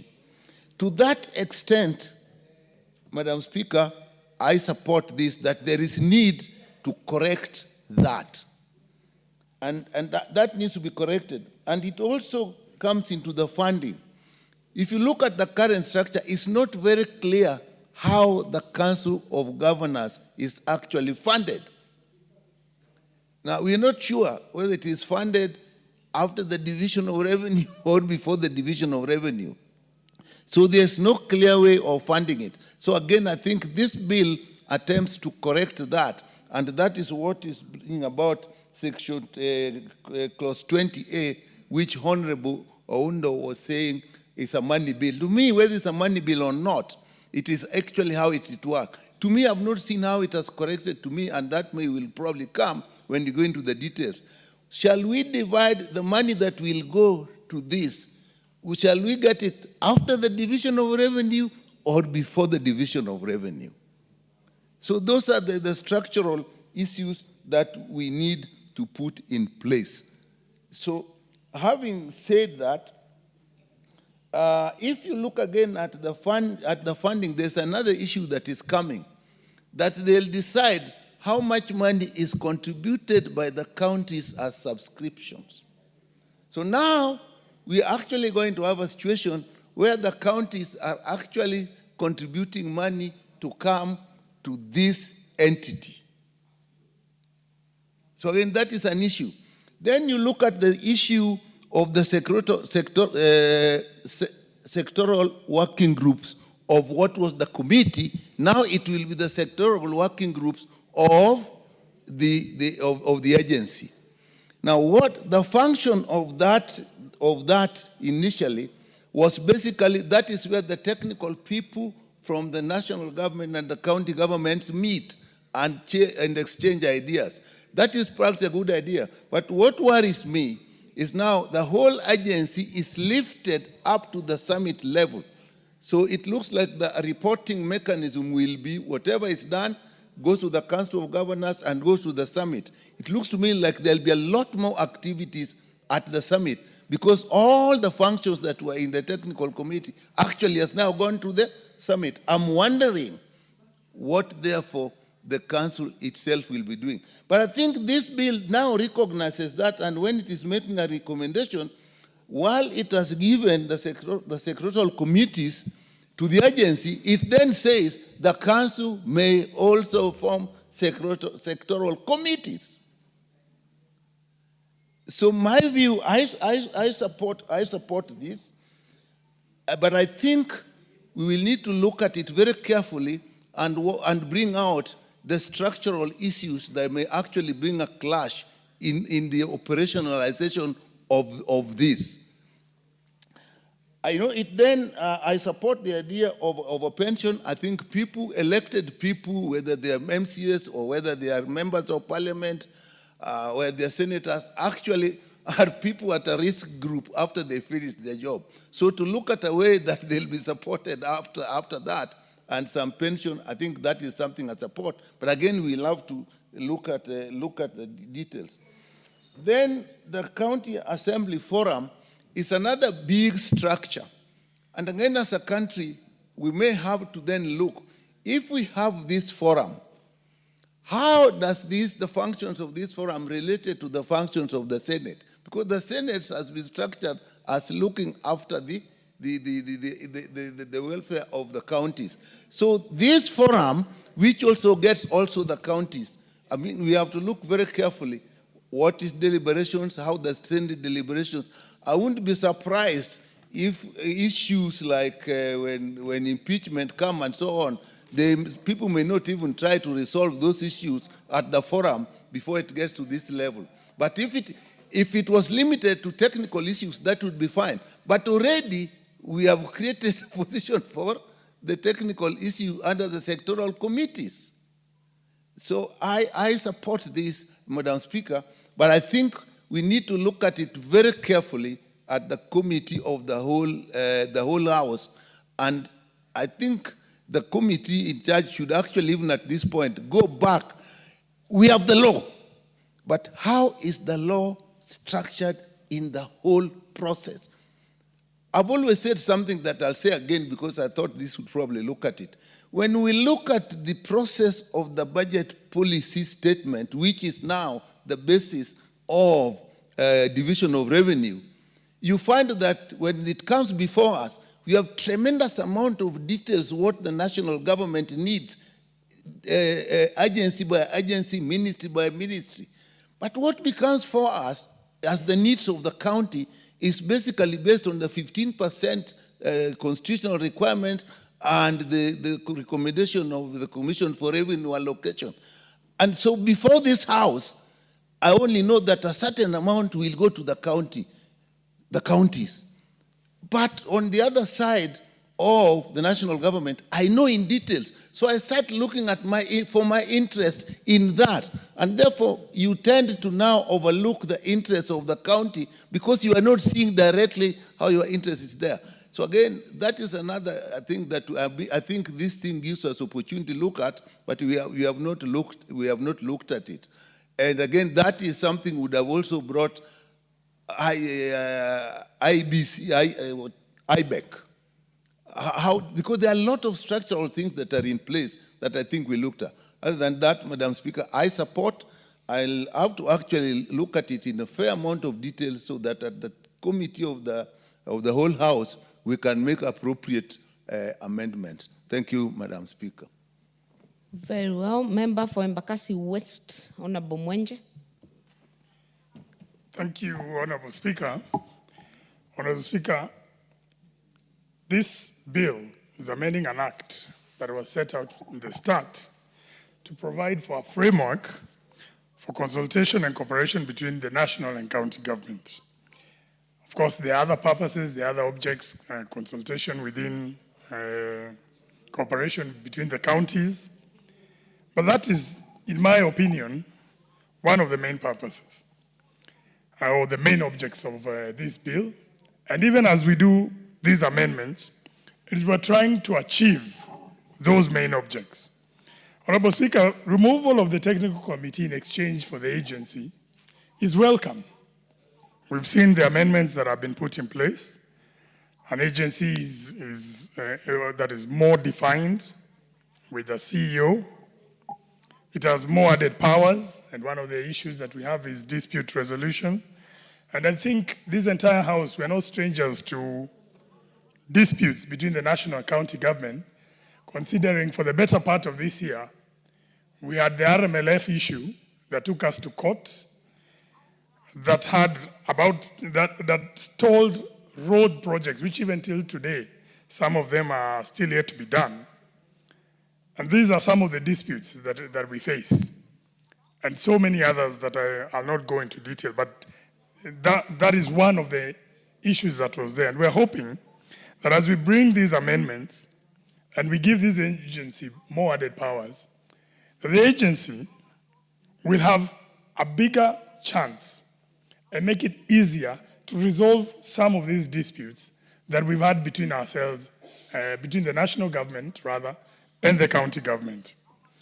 Honorable Speaker, one of the things that I've noted in this amendment that will create an opportunity to just have disputes that last forever, and we end up with another RMLF case that we had. So it's something that we need to be straightforward from the onset. That those who will be appointed in this agency must know that this House cannot fund an agency that will be a stumbling block to implementing projects for the national government. Honorable Speaker, to me, one of the biggest gains here is the County Assemblies Forum, which I believe will lead to stronger assemblies within our republic, all 47 county assemblies. We need those county assemblies to hold better governance, to hold our governors to account, to oversight them properly. And that is one of the biggest challenges that we have. Because of what we've seen with our counties, being unable to be independent. Because this forum does not make them independent, the way I've read the bill, the amendment bill. But I believe it is a chance for them to build towards there. Honorable Speaker, we give our counties 400 billion. I believe in the budget that 25-26 is about 400 billion, which once it's divided, the Senate goes and appropriates it to the various counties. And I want to talk about Nairobi, for instance, where we have on-source revenue of about 14 billion, and I believe about 22 to 23 billion that comes from the national government. What goes to the county is shared and goes to the county of Nairobi. Now, Honorable Speaker, it will interest you that the 17 members of parliament, 19 in total, we don't even look at this amount of money. 23 billion, the highest in this house. We don't look at it. Because once this money goes to the counties, it just goes into a hole and disappears. And Honorable Speaker, we have to ask the tough questions. I know at times when we touch on devolution, which we know the Right Honorable Raila Odinga fought for, but was it his intention, which I don't believe it was, to give these counties money that we can no longer see what it's doing down there? Honorable Speaker, let us look at some of the basic functions of our counties, such as ECDs that we have here in Nairobi. If I take you to the ECDs in my constituency, you'll be shocked. Honorable Speaker, you find a ward development fund of 23 million only. I don't know, that's 0.1% of the 23 billion. That is what you see down there in our wards. And that's it. Actually, that's the only money that you'll see down there. So one of the issues that we've been having with our counterparts in the other house, Honorable Speaker, Senate, we know they've wanted to become a house that is a budget-making house. And yet this Senate, we give them 400 billion, which they divide and send to the counties. And that's it. So they sit back and wait with using their PAC committee to oversight this fund. Honorable Speaker, I think it is time we have a conversation, even with our sister house on the other side. If we can give them 400 billion to appropriate, what would be so difficult? For instance, say here in Nairobi, you have 14 billion on-source revenue that the county assemblies can oversight themselves. Then we send another 23 billion that they budget for, and most of that money does not even go towards development. Why can't our Senate oversight those funds to the point that when those funds go there, they go as a grant and a conditional grant, which our assemblies, we let the assemblies, you have 23 billion from the national government here in Nairobi, appropriate that money, 23 billion, but we must see what you're doing with this 23 billion, because after all, it has come from the national government here. Otherwise, that money goes there and just disappears. If our Senate were to oversee the 23 billion sent to Nairobi County and state that we want to see 60-70%, because you already have 14 billion you're collecting. We want to see 60-70% of this 23 billion doing development. Honorable Speaker, that would do wonders and change this city in Nairobi. Because imagine if even 50%, that would be 12 billion, There are 17 constituencies in Nairobi.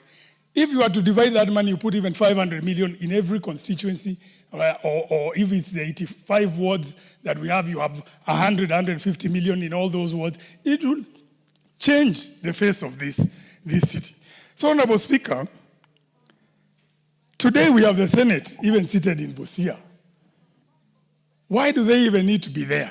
They need to be here checking on these funds, insisting that this 400 billion will now be treated as a grant. If this is not the case, then devolution has failed. This 400 billion going to counties, which was the intention, that we get money from here, send it all the way there. That's why, Honorable Speaker, you've seen us disagreeing with Honorable Undo when he says Nairobi doesn't need a county. But this 23 billion is what would be used to do the roads in Nairobi, to do the ECDs, to do so many projects. The garbage heaps that you're seeing, this is what would change the city in Nairobi. So, in summary, Honorable Speaker, I think the time is coming when we must have an honest conversation. And we've had about 12 years of devolution, 12, 13 years of devolution. We have a budget that we can see. In my estimate, that we should have no less than 3.54 trillion if we count even the grants that have gone there. If we were to audit this 4 trillion, what it's done, what has it done down there? Honorable Speaker, if we are being honest to ourselves, we'll find that this money, Kenyans have not gotten value for their money. And that means that something drastic must be done by this House, by the Senate, to ensure that going forward, things should not be the same. Let us change the way this system works. And more importantly, let us make this entire 400 billion a conditional grant. We want the 23 billion given by the Senate to be a conditional grant for the benefit of the people of Nairobi. Otherwise, Honorable Speaker, I believe this amendment is a good start, and I believe it will help us get where we want to achieve. Thank you, Honorable Speaker. Very well. Member for Suba North.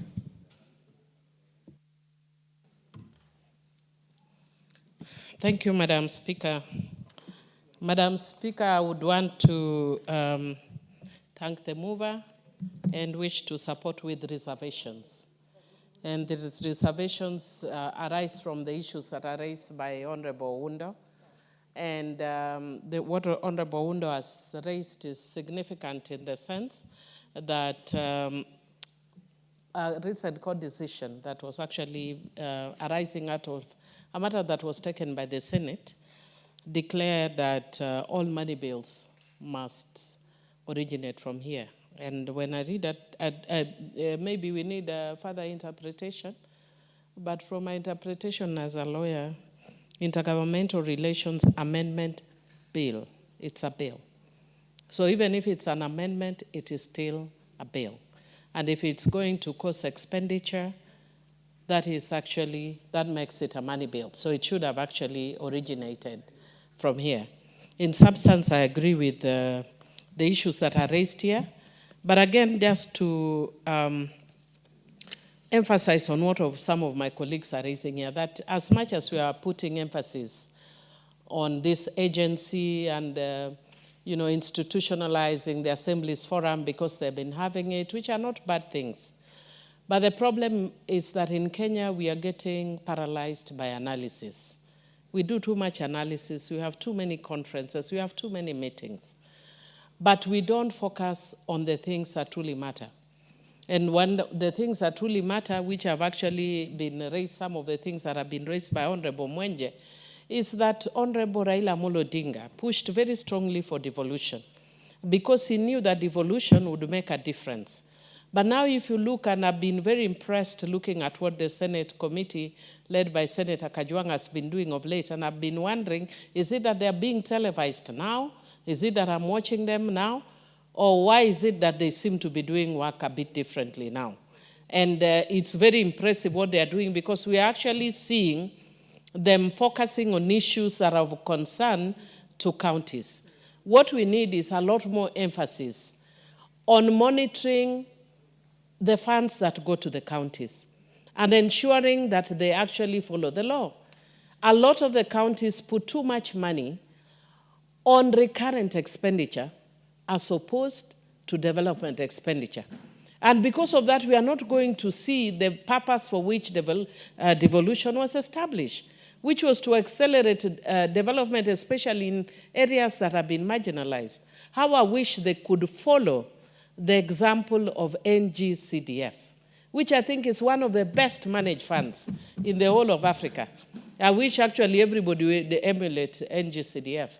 I'm doing my PhD and I'm writing on, I know I've been saying this PhD thing for a long time, but why can't I not say? It's not easy to do PhD.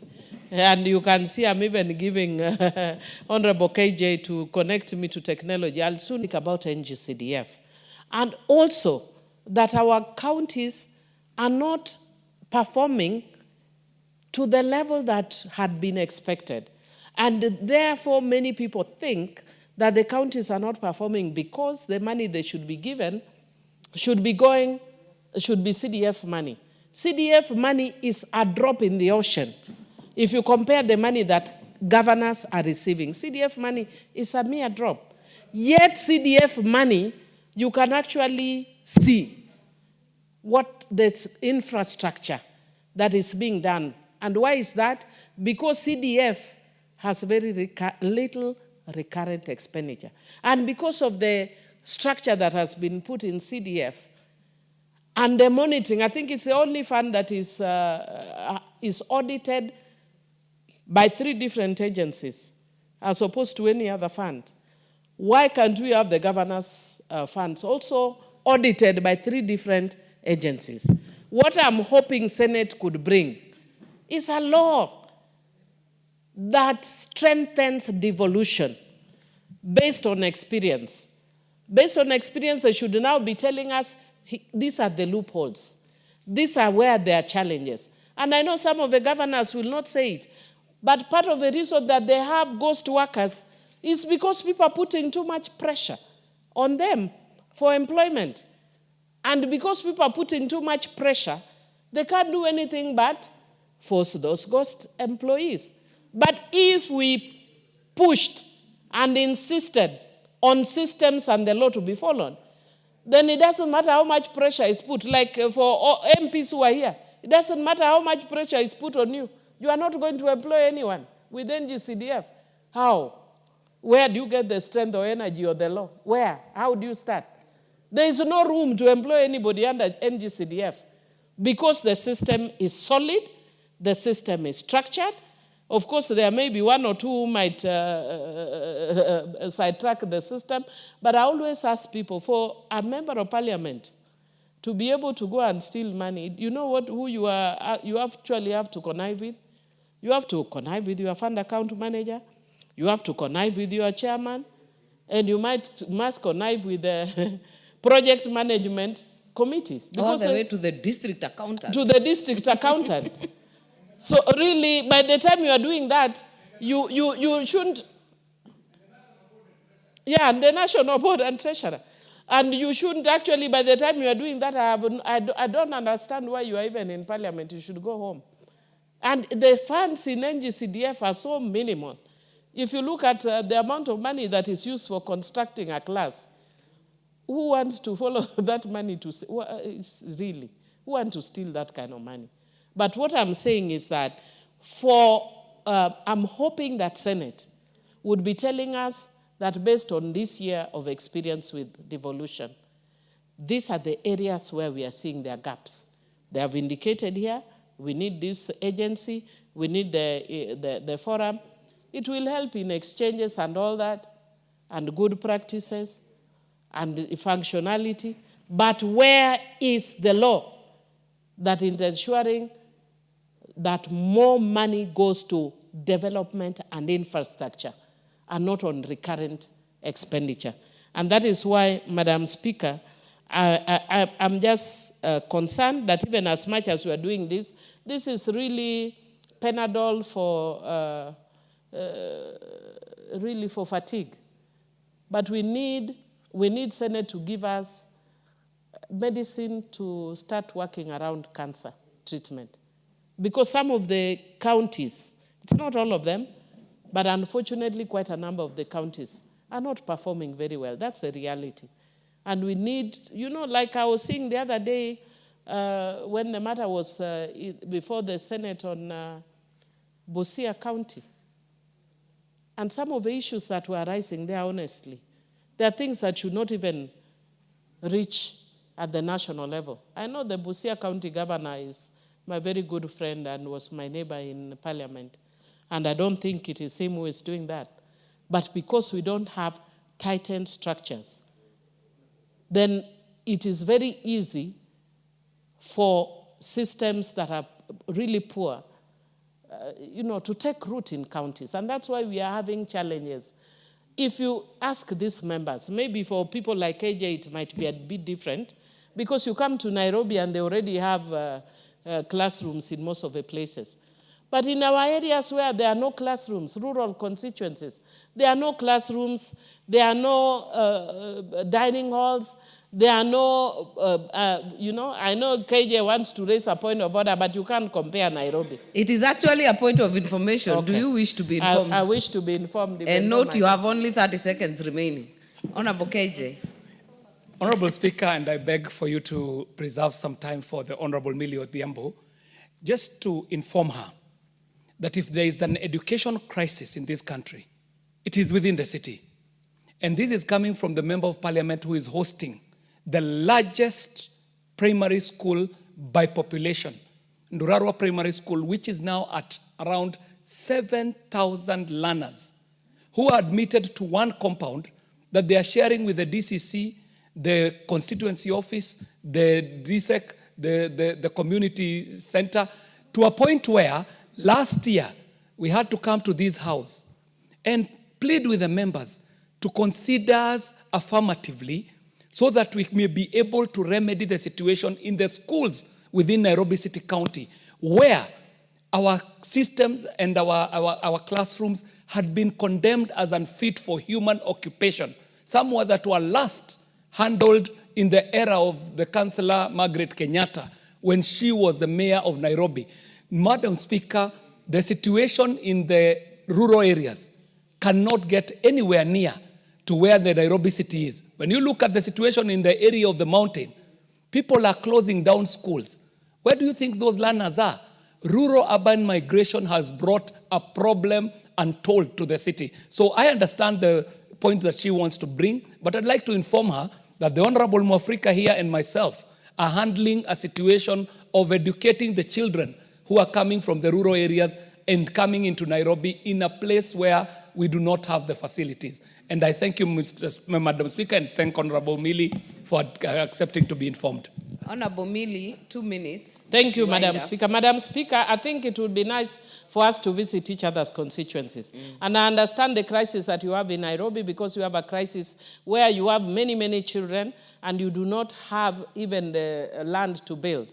And you have old buildings, no facilities. Maybe we are better than you because our children learn under trees. So maybe you are missing trees. But for ours, in our areas, there are places where there are no schools. Absolutely. If people come, sometimes I see people who are speaking in Facebook. Some of them I abuse, some I alive, some I ignore. When you come from rural constituencies, like places that are marginalized like us. When I went to an island called Sukuru Island, there was no school, no class. In that, the only difference with the Nairobi is that it's not an island. The children can get into a bike and cross over to another. Where will the children from Sukuru go get a boat to go to Ngothe on the mainland? So we have very unique challenges. What about people who are coming from Remba or Ringiti Island? We have very, very strange challenges in rural constituencies. And when you hear people, these young people of Nairobi, kujeni mashinani, so that you see real life, real poverty, real challenges. Madam Speaker, recently I broke down at an international conference when I was talking. I have to get therapy. The challenges we face in doing our work, I don't think people understand. We face a lot of challenges. If you have a heart for humanity, the problems we face in our communities will break you. Will break you. I don't think people know what we go through. So Nairobi iko na shida, lakini yetu, sorry for breaking rules. You have made your point. Member for Karachuonyo, Honorable Andrew Okwome. Honorable member for Karachuonyo, don't be bullied by the member for Kipipiri. Don't be bullied by the member for Kipipiri. You have the right to make a contribution. Please do. Yeah. Can I ask Honorable Speaker, Honorable Member, to agree that there is nothing stopping me from contributing to that too? Yes. Protected. Go ahead. Thank you, Madam Speaker. Thanks for giving me the opportunity. And one thing I've been struggling with in my mind is that we get the bullets, we people who are MPs running, in quote, running the NGCDF. I'm talking this in relation to the county government share revenue they get. The one thing that everybody must agree, that CDF is doing the best, and you see the products of what the money they get is giving to the population of Kenya. This is different from what the counties are really doing. It is important for the senators to re-examine themselves and see whether the county government is giving what is expected of them, because our expectation there has never been reached even to 50%. The money they get ranges in billions. And the constituency, I don't know whether there are any constituency getting around 200 million. If there are, there can be one or two. They are getting below 200. But the result we get from that amount, you see the building coming up for police. You see the building coming up for the prisons from that small money that NGCDF get. But I don't know, maybe they should send an auditor who is not biased to also see what's coming from the county government. So the county government should actually encourage NGCDF to exist and continue serving the Kenyan people. This is very essential for the development of this country. In fact, some of us can be proud to say, yes, I have done it. A statement which cannot come from governor, and if it comes, it will be from very, very few governors. Those that I know are my friends. I'm not attacking them. I'm attacking what is happening in the counties. Because if we don't do something, we'll be missing the purpose for which devolution was created. Devolution as a system is excellent. We must have it. And I thank His Excellency Raila Amolo Odinga for having thought of bringing it. He did a wonderful thing. But if it were followed, Madam Speaker, if it were followed from that year it started, by now we should be many miles ahead of what we are today. Because the purpose of that creation of devolution was to develop Mashinani. In fact, it's because of this that I'm totally against e-procurement, because it is trying to... Member for Kipipiri, you're totally out of order. Go to the bar, bow and come back. Member, continue, Honorable Member for Karachuonyo. I was saying I'm against the e-procurement on one simple ground. That whereas NGCF, for example, was meant to empower the population of the areas they are covering, e-system will be giving tenders to people even from without the constituency the money was given. And this is missing the purpose for which the NGCDF was created. It was not just to build the schools and whatnot.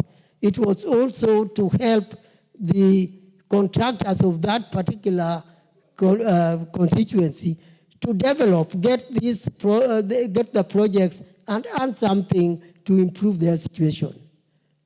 Madam Speaker, we have many things to take care of that can make this country develop and be proud of devolution. I plead with our senators to see the way we do, that NGCDF is doing a lot. Comparatively, if you were to look at it in that format, the percentage of our performance in contributing to the nation in relation to the money we get is far much higher than what the counties do give. So it is the counties which should be pulling up, and the senators are responsible for that. We cannot just blame the governors. They should tell us. They are the oversight body for the counties. They should tell us what the counties have done. We should have a system where NGCDF can tell the Kenyans what they have done by the end of the time. And the counties should also do the same, so that we don't just theoretically talk, saying that this NGCDF is not doing so well, or county is not doing so well. Let us, by figures, prove and account for ourselves in terms of productivity, in terms of the results of the money we are given. That is not done, but my colleague said it, and it's a fact. How many auditors teams come to audit us in the constituencies? They are numerous. At one time, I was wondering whether my staff or the staff of NGCDF are constantly to be with auditors, and the auditors to answer for what's going on. I don't know whether it is happening in the counties. Madam Speaker, thanks for giving me the time. Don't deny me the chance to talk on what my friend, Madam Wanjiku, Honorable Madam Wanjiku, wanted me to contribute on later when the time comes. Thanks so much. You have every right. And before I call the mover to reply, I would want to note that serious issues of constitutional nature have been raised, both by Honorable Millie Odhiambo and Honorable Oundo, and we will transmit it for the Speaker to make a communication on those matters. I think it is important just for clarity and also for setting the record straight. It is important. Honorable Chakapong, kindly reply. Thank you, Honorable Speaker. Honorable Speaker, I wish to thank all the members who have contributed to this bill and the members who have supported. We have taken note of the concerns that have been raised. Whatever they have raised will give us insights and will inform decisions in the next phase of this bill. Honorable Speaker, I want to say that the Council of Governors is already receiving resources from the national government, but much of it is recurrent, and that's why they seek to just be integrated in the law. And the Council of Governors and the agency, the Council of Governors will deal with issues cutting between county governments. And the agency is a secretariat of the summit, but will also handle disputes between county governments. So, Honorable Speaker, once again, want to thank all the members who have contributed to this bill, and I therefore beg to reply. Thank you very much. Very well. We shall defer the question to the next appropriate time. Next motion. Next order, rather. Order number 12, motion, consideration of the sessional paper number 5 of 2024 on the National Green Fiscal Incentives Policy Framework. this to be moved by the chairperson, Departmental Committee on Environment and Forestry, and it shall be deferred. Next order, shall be deferred to the next appointed time. Order number 13, motion, consideration of reports of the East African Legislative Assembly at the 4th meeting of the 2nd session of the 5th Assembly. Honorable Wanjiko Muhia, on behalf of the Committee on Regional Integration. Thank you, Honorable Speaker. I start to represent my very able chair and give apology. She has not absconded duty. She's on a very special assignment, and she's always in the House. Honorable Speaker, I beg to move that this House adopt the report of the Select Committee on Regional Integration on its consideration of report of the EAC, East African Legislative Assembly, and 4th meeting of the 2nd session of the 5th Assembly, laid on the table of the House on Wednesday, 24th September. Honorable Speaker, pursuant to Article 65 of the Treaty for the Establishment of East African Community and Standing Order number 212 of the National Assembly, the report, resolutions, and bills adopted by IALA were transmitted and laid on the table of the House on 1st August 2024 and committed to the Committee on Regional Integration for examination and reporting. The committee considered the IALA reports as follows. 1, the report on the assessment of implementation of the EAC budget for financial year 2024-2025. 2, the report on supplementary budget request and the EAC supplementary appropriation bill 2024. 3, the report on EAC budget estimate financial year 2024-2025. 4, report on projects implemented by the Lake Victoria Basin Commission and the Lake Victoria Fisheries Organization. 5, the report on the oversight of national election in the Republic of Rwanda and Republic of Uganda.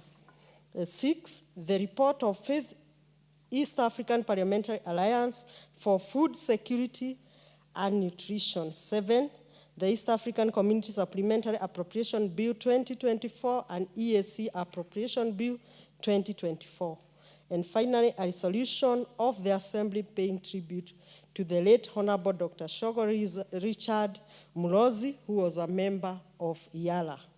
Honorable Speaker, the East African Legislative Assembly, IALA, established at Article 9 of the EAC Treaty, exercises legislative oversight and representative functions, including 49 of the treaty.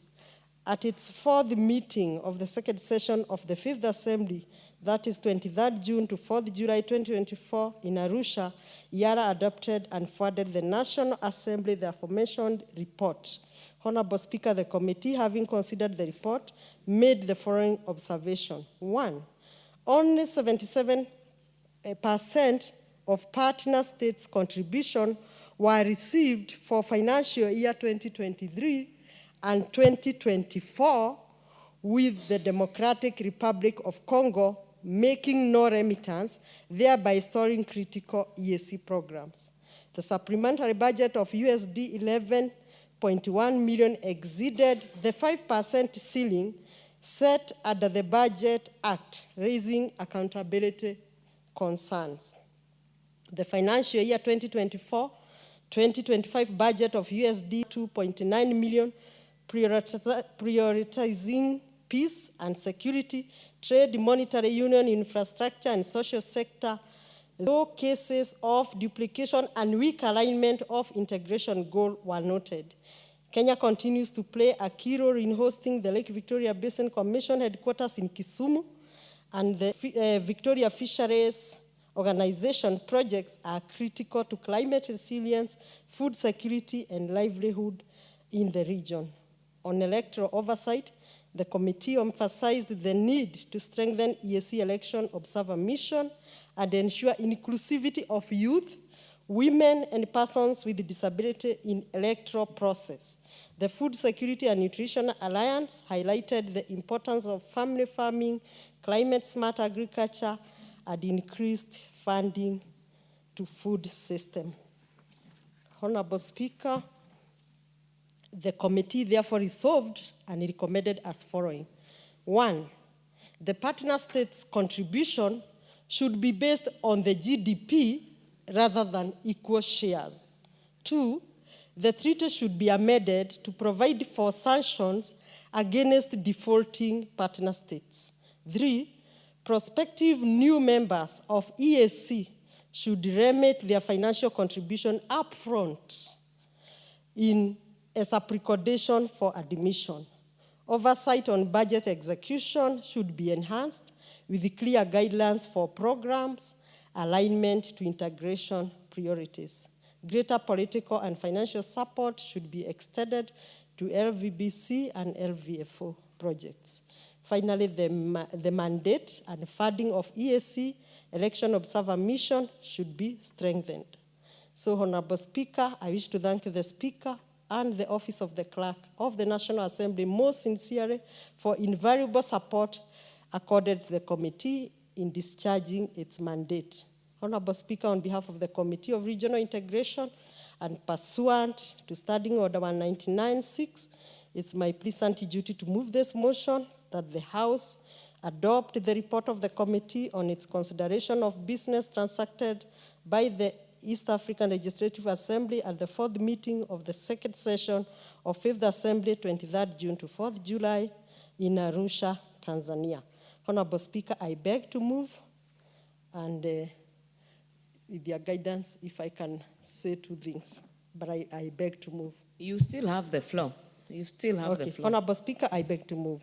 Honorable Speaker, I'll be brief because many members have indicated they want to speak on this motion, and I see even members who serve in this committee, and for interest of time, I will want to speak on this issue of partner state contribution that the committee consider it to be based on GDP rather than equal shares. Honorable Speaker, EAC mirrors the EU, and why the EU is a very strong bloc, possibly in the whole world, is because the EU practices the GDP. So you will find a country like Germany is giving more or contributing more, while another weaker country is giving what it can only afford. Here in EAC, a country with a very low GDP, which I may not want to mention because of the partner state and family issue, is supposed to contribute $8 million. A country like Kenya, with its well-known GDP, also contribute $8 million. So time and again, Kenya will contribute, Uganda will contribute, Tanzania will contribute, but a few other countries will never contribute, not because they do not want, but because they do not have that capacity. Honorable Speaker, when we look at EAC, we have a population of approximated 340 million people.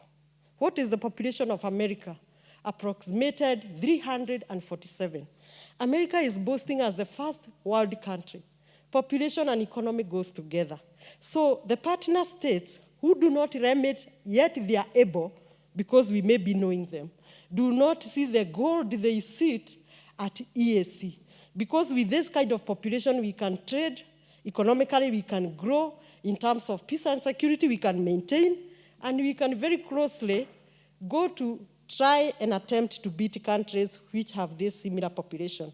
Honorable Speaker, looking at the whole Africa, we have a population of estimated 1.55 billion people in Africa. Yet, I may say, like Trump said, does the UN live the purpose? I would say, does the African Union live the purpose of Africa as a continent?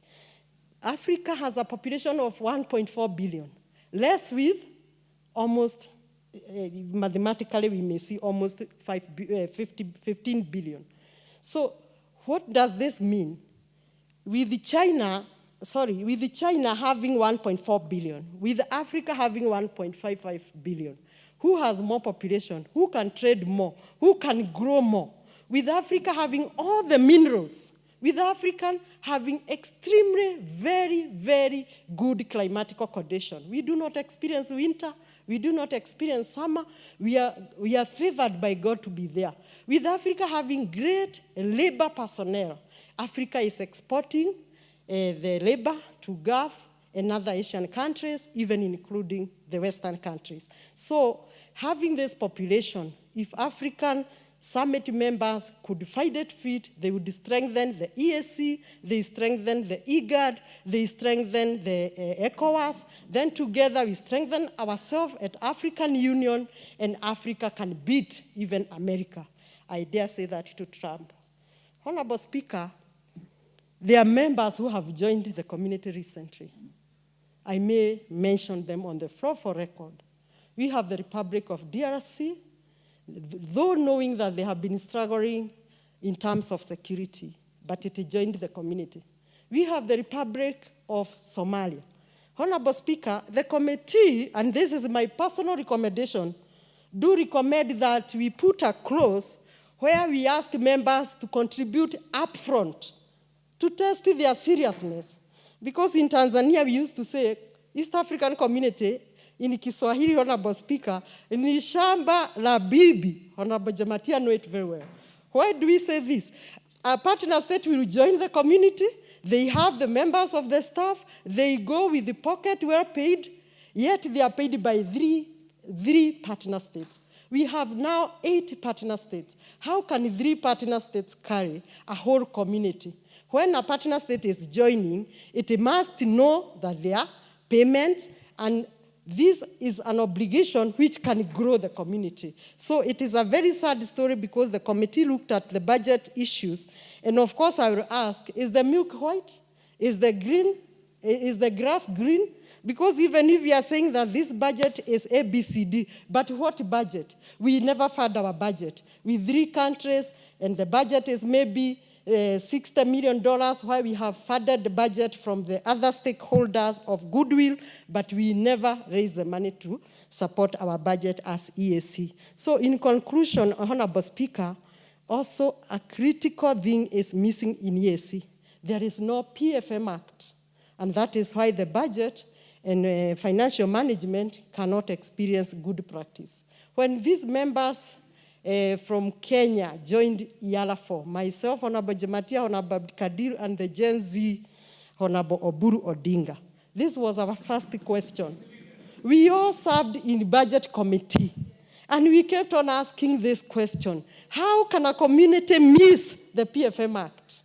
Honorable Speaker, the sad story is none of us as members would have initiated that bill, because the practice in EAC, all the bills emanate from the council. The parliament there in IALA is semi-autonomous. A member will not wake up and do a PFM Act and the bill be realized so that the community can move forward. This is one of the sad stories, and if the members in IALA could be allowed to make these bills, instead of waiting for council forever, something like PFM Act would have been realized and good practice of money could have been achieved. There is also issues of political and financial support should be extended to LVBC, LV4. These are the institutions for the community which have been doing very well in terms of climate change, particularly in Kisumu, taking care of the lake, making sure there is good fish, and these institutions also lack financial support because the remittance are not in place. Honorable Speaker, the election observer mission, considering the purpose of EAC is also to maintain peace in the whole continent, the observer mission is underfunded. So when you are going for this observer mission, it never really realizes the purpose. Worst even, after the observer mission, the report is just given to the Council of Ministers and the partner state where the observer mission was. And worst even, it is recommended as note. So there is no vibrant debate to make recommendation, they be actualized, and this is one of the setbacks which beats the logic why even the observer missions is in place. Honorable Speaker, because I know members want to contribute, I wouldn't leave without saying that if partner states will not contribute, they should just allow the amendment of the treaty. We contribute with the GDP so that you contribute this much, but also you have veto powers. And if you continue with this merry-go-round of whoever contribute the money, then I can assure you, Honorable Speaker, this community will not grow and it will not meet its target of strengthening the whole continent of Africa. Finally, Honorable Speaker, we have members and officers from all partner states. They all go with the salaries at home. For instance, the members of IALA. For instance, the members may not be sitting in IALA because there is no budget, there is no money. Why would members from Kenya suffer? Why would members from Kenya not sit? I think we should be bold and candid enough and maybe make an amendment in the same treaty by strengthening the sanctions schedule so that if your country does not contribute, then your members are not paid. Otherwise, this family business will not make the community achieve its goal. Honorable Speaker, I wish to add there, but I also want to urge the leadership of this House to be like the Deputy Honorable Speakers, that is Honorable Bush Sholei, Honorable yourself, Honorable Speaker, Honorable Majority Whip, that is Honorable Naomi Wako, Honorable Miri Odhiambo, who has been very decent, honestly. Because, Honorable Speaker, you can see it is past 6 and I'm here, yet some leadership purport that some of us do not come to the House. It's not good to play to the gallery. I urge them to be like the deputy speakers, the deputy majority whip, the deputy ladies of this House, who, in my view, they should even be then the main members. After all, I always see them until this late, yet the ones accusing some of us are technically in the House. Honorable Speaker, I thank you, and I ask Honorable Naomi Wako, our colleague in this committee, to second this good report. Thank you. Very well. Member for Marsabit. Thank you, Honorable Speaker, for allowing me to second this as requested by the mover. I want to congratulate Honorable Wamuya for moving this report very ably. She's a member of that committee, and we have a very able chair who is also a very committed member, chairperson, and has a lot of passion for this committee to progress well. Honorable Speaker, the mover has covered every area because of her experience. And during her time as our chair, she shared a lot of her experience with us and challenged us in many ways. And we have also tried to see how the committee can be of help to EAC. Honorable Speaker, I have gone through the report which I have participated in. And once again, I want to congratulate our committee because we gave this a lot of attention and also had a retreat in Mombasa, whereby we had a representation from the ministry. The PS was there, and they gave us a better understanding because many of us have known IALA and the struggles they go through. But during that retreat, we were able to understand the situation even in a better way.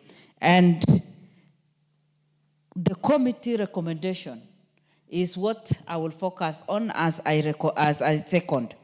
Number one, the mover has already touched on that, but number one, the committee recommended to address the persistent financial challenges facing the community.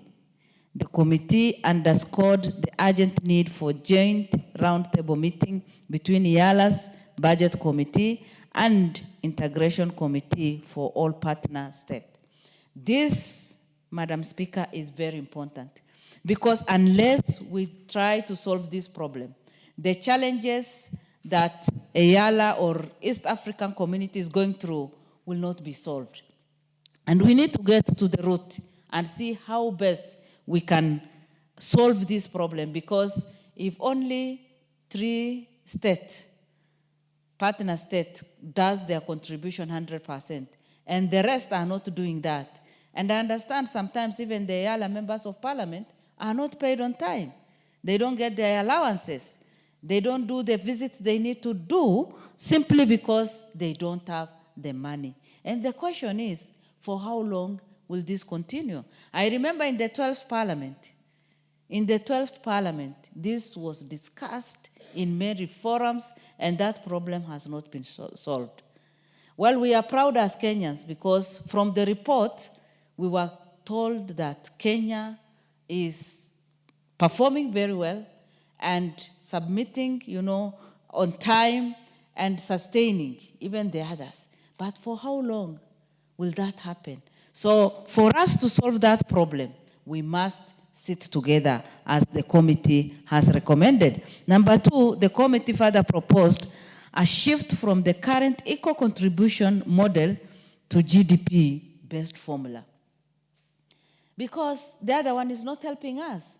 And so if we can base it on GDP, we might be able to encourage those who are financially struggling. Number three, to enhance financial discipline and accountability, the committee should amend the EAC treaty. And finally, the committee emphasizes that the EAC success as vehicle for regional cohesion and integration hinges on unwavering political support from partner states.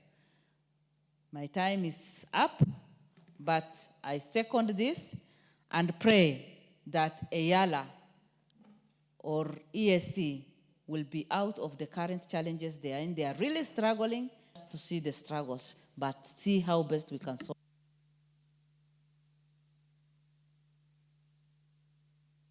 Very well. Honorable members, allow me to propose a question that this House adopts the report of the Select Committee on Regional Integration on its consideration of reports of the East African Legislative Assembly at the 4th meeting of the 2nd session of the 5th Assembly, laid on the table of the House on Wednesday, 24th September 2025. We'll start with the member for Seme.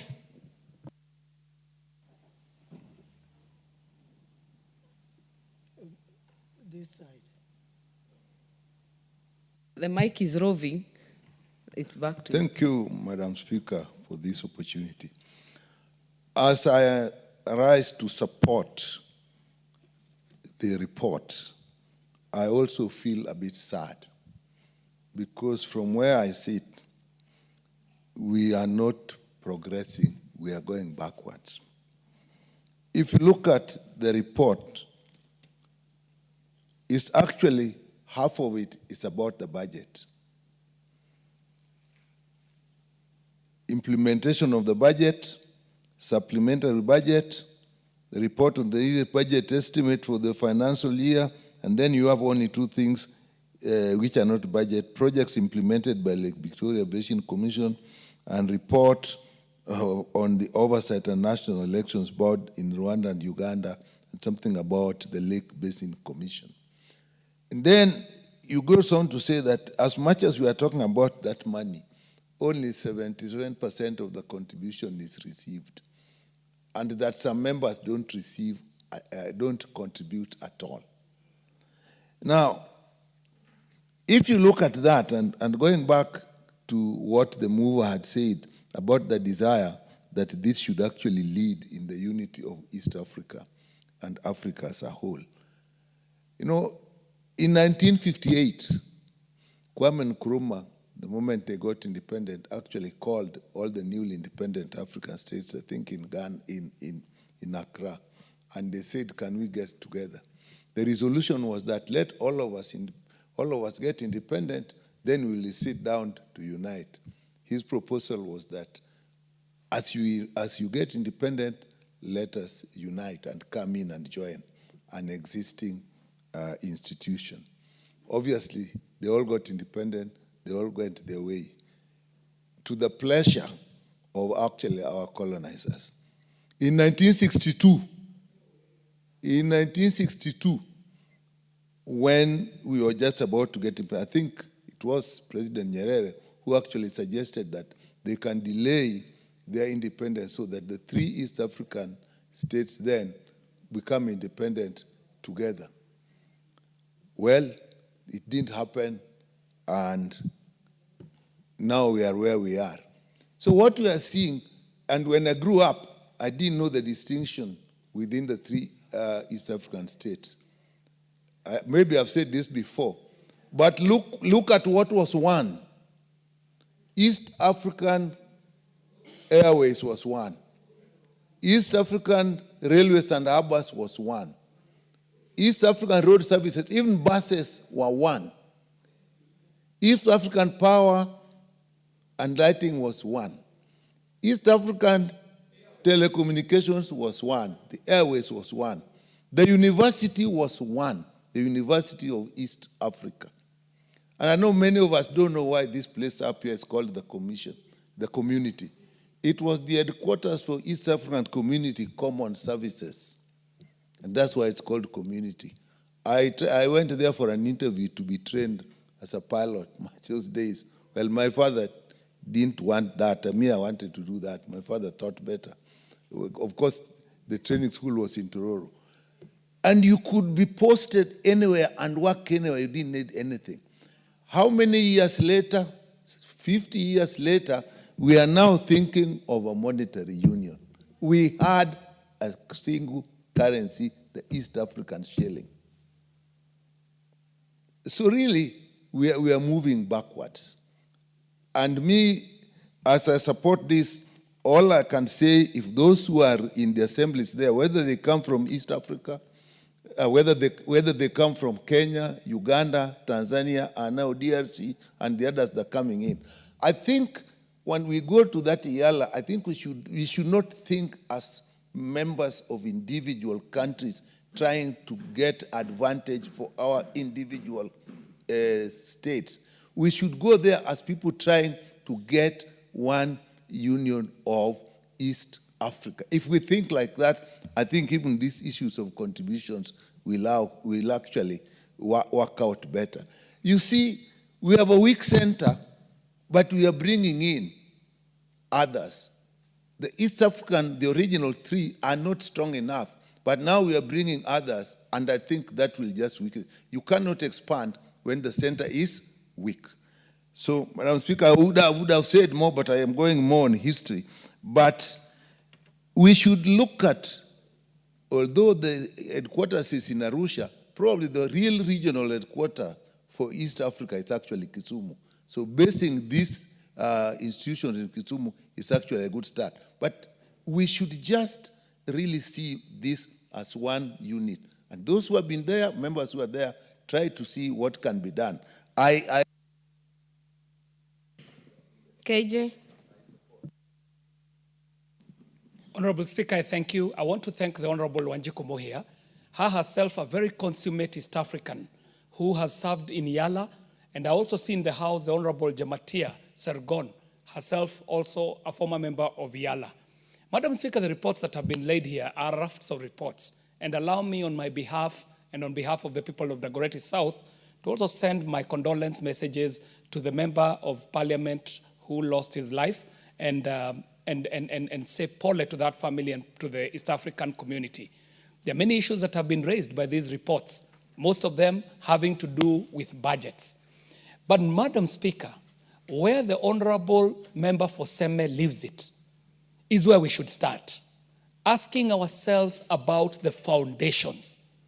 Madam Speaker, the borders that we pride ourselves with today are indeed artificial borders, borders that keep us apart as a continent, a people who are one, but separated by powers that are external from away of Africa, out of Africa.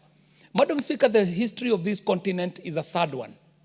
For 500 years, the most prominent enterprise globally was the extraction and the pilferage of resources and the slavery of our people.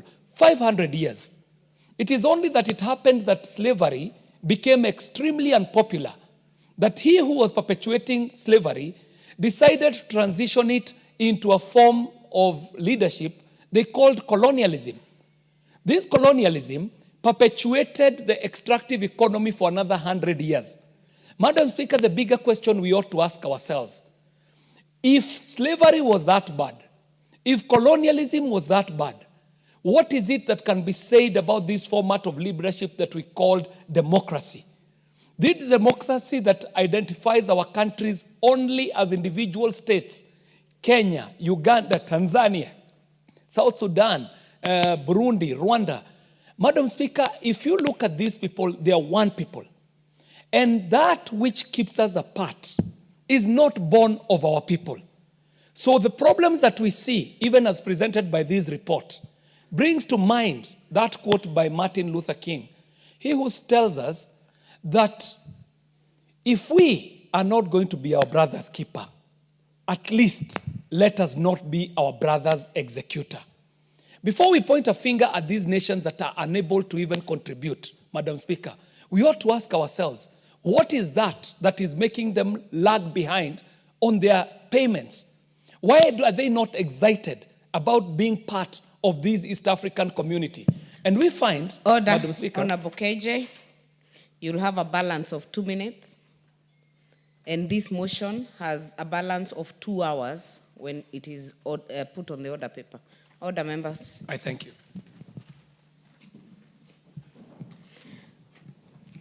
Honorable members, and the time being 7 p.m., this House stands adjourned until Tuesday, 14th October 2025 at 2:30 p.m.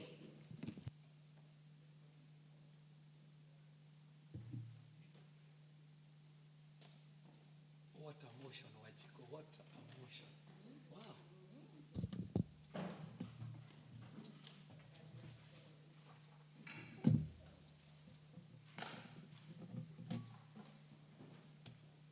Madam Harris? Thank you, Sergeant.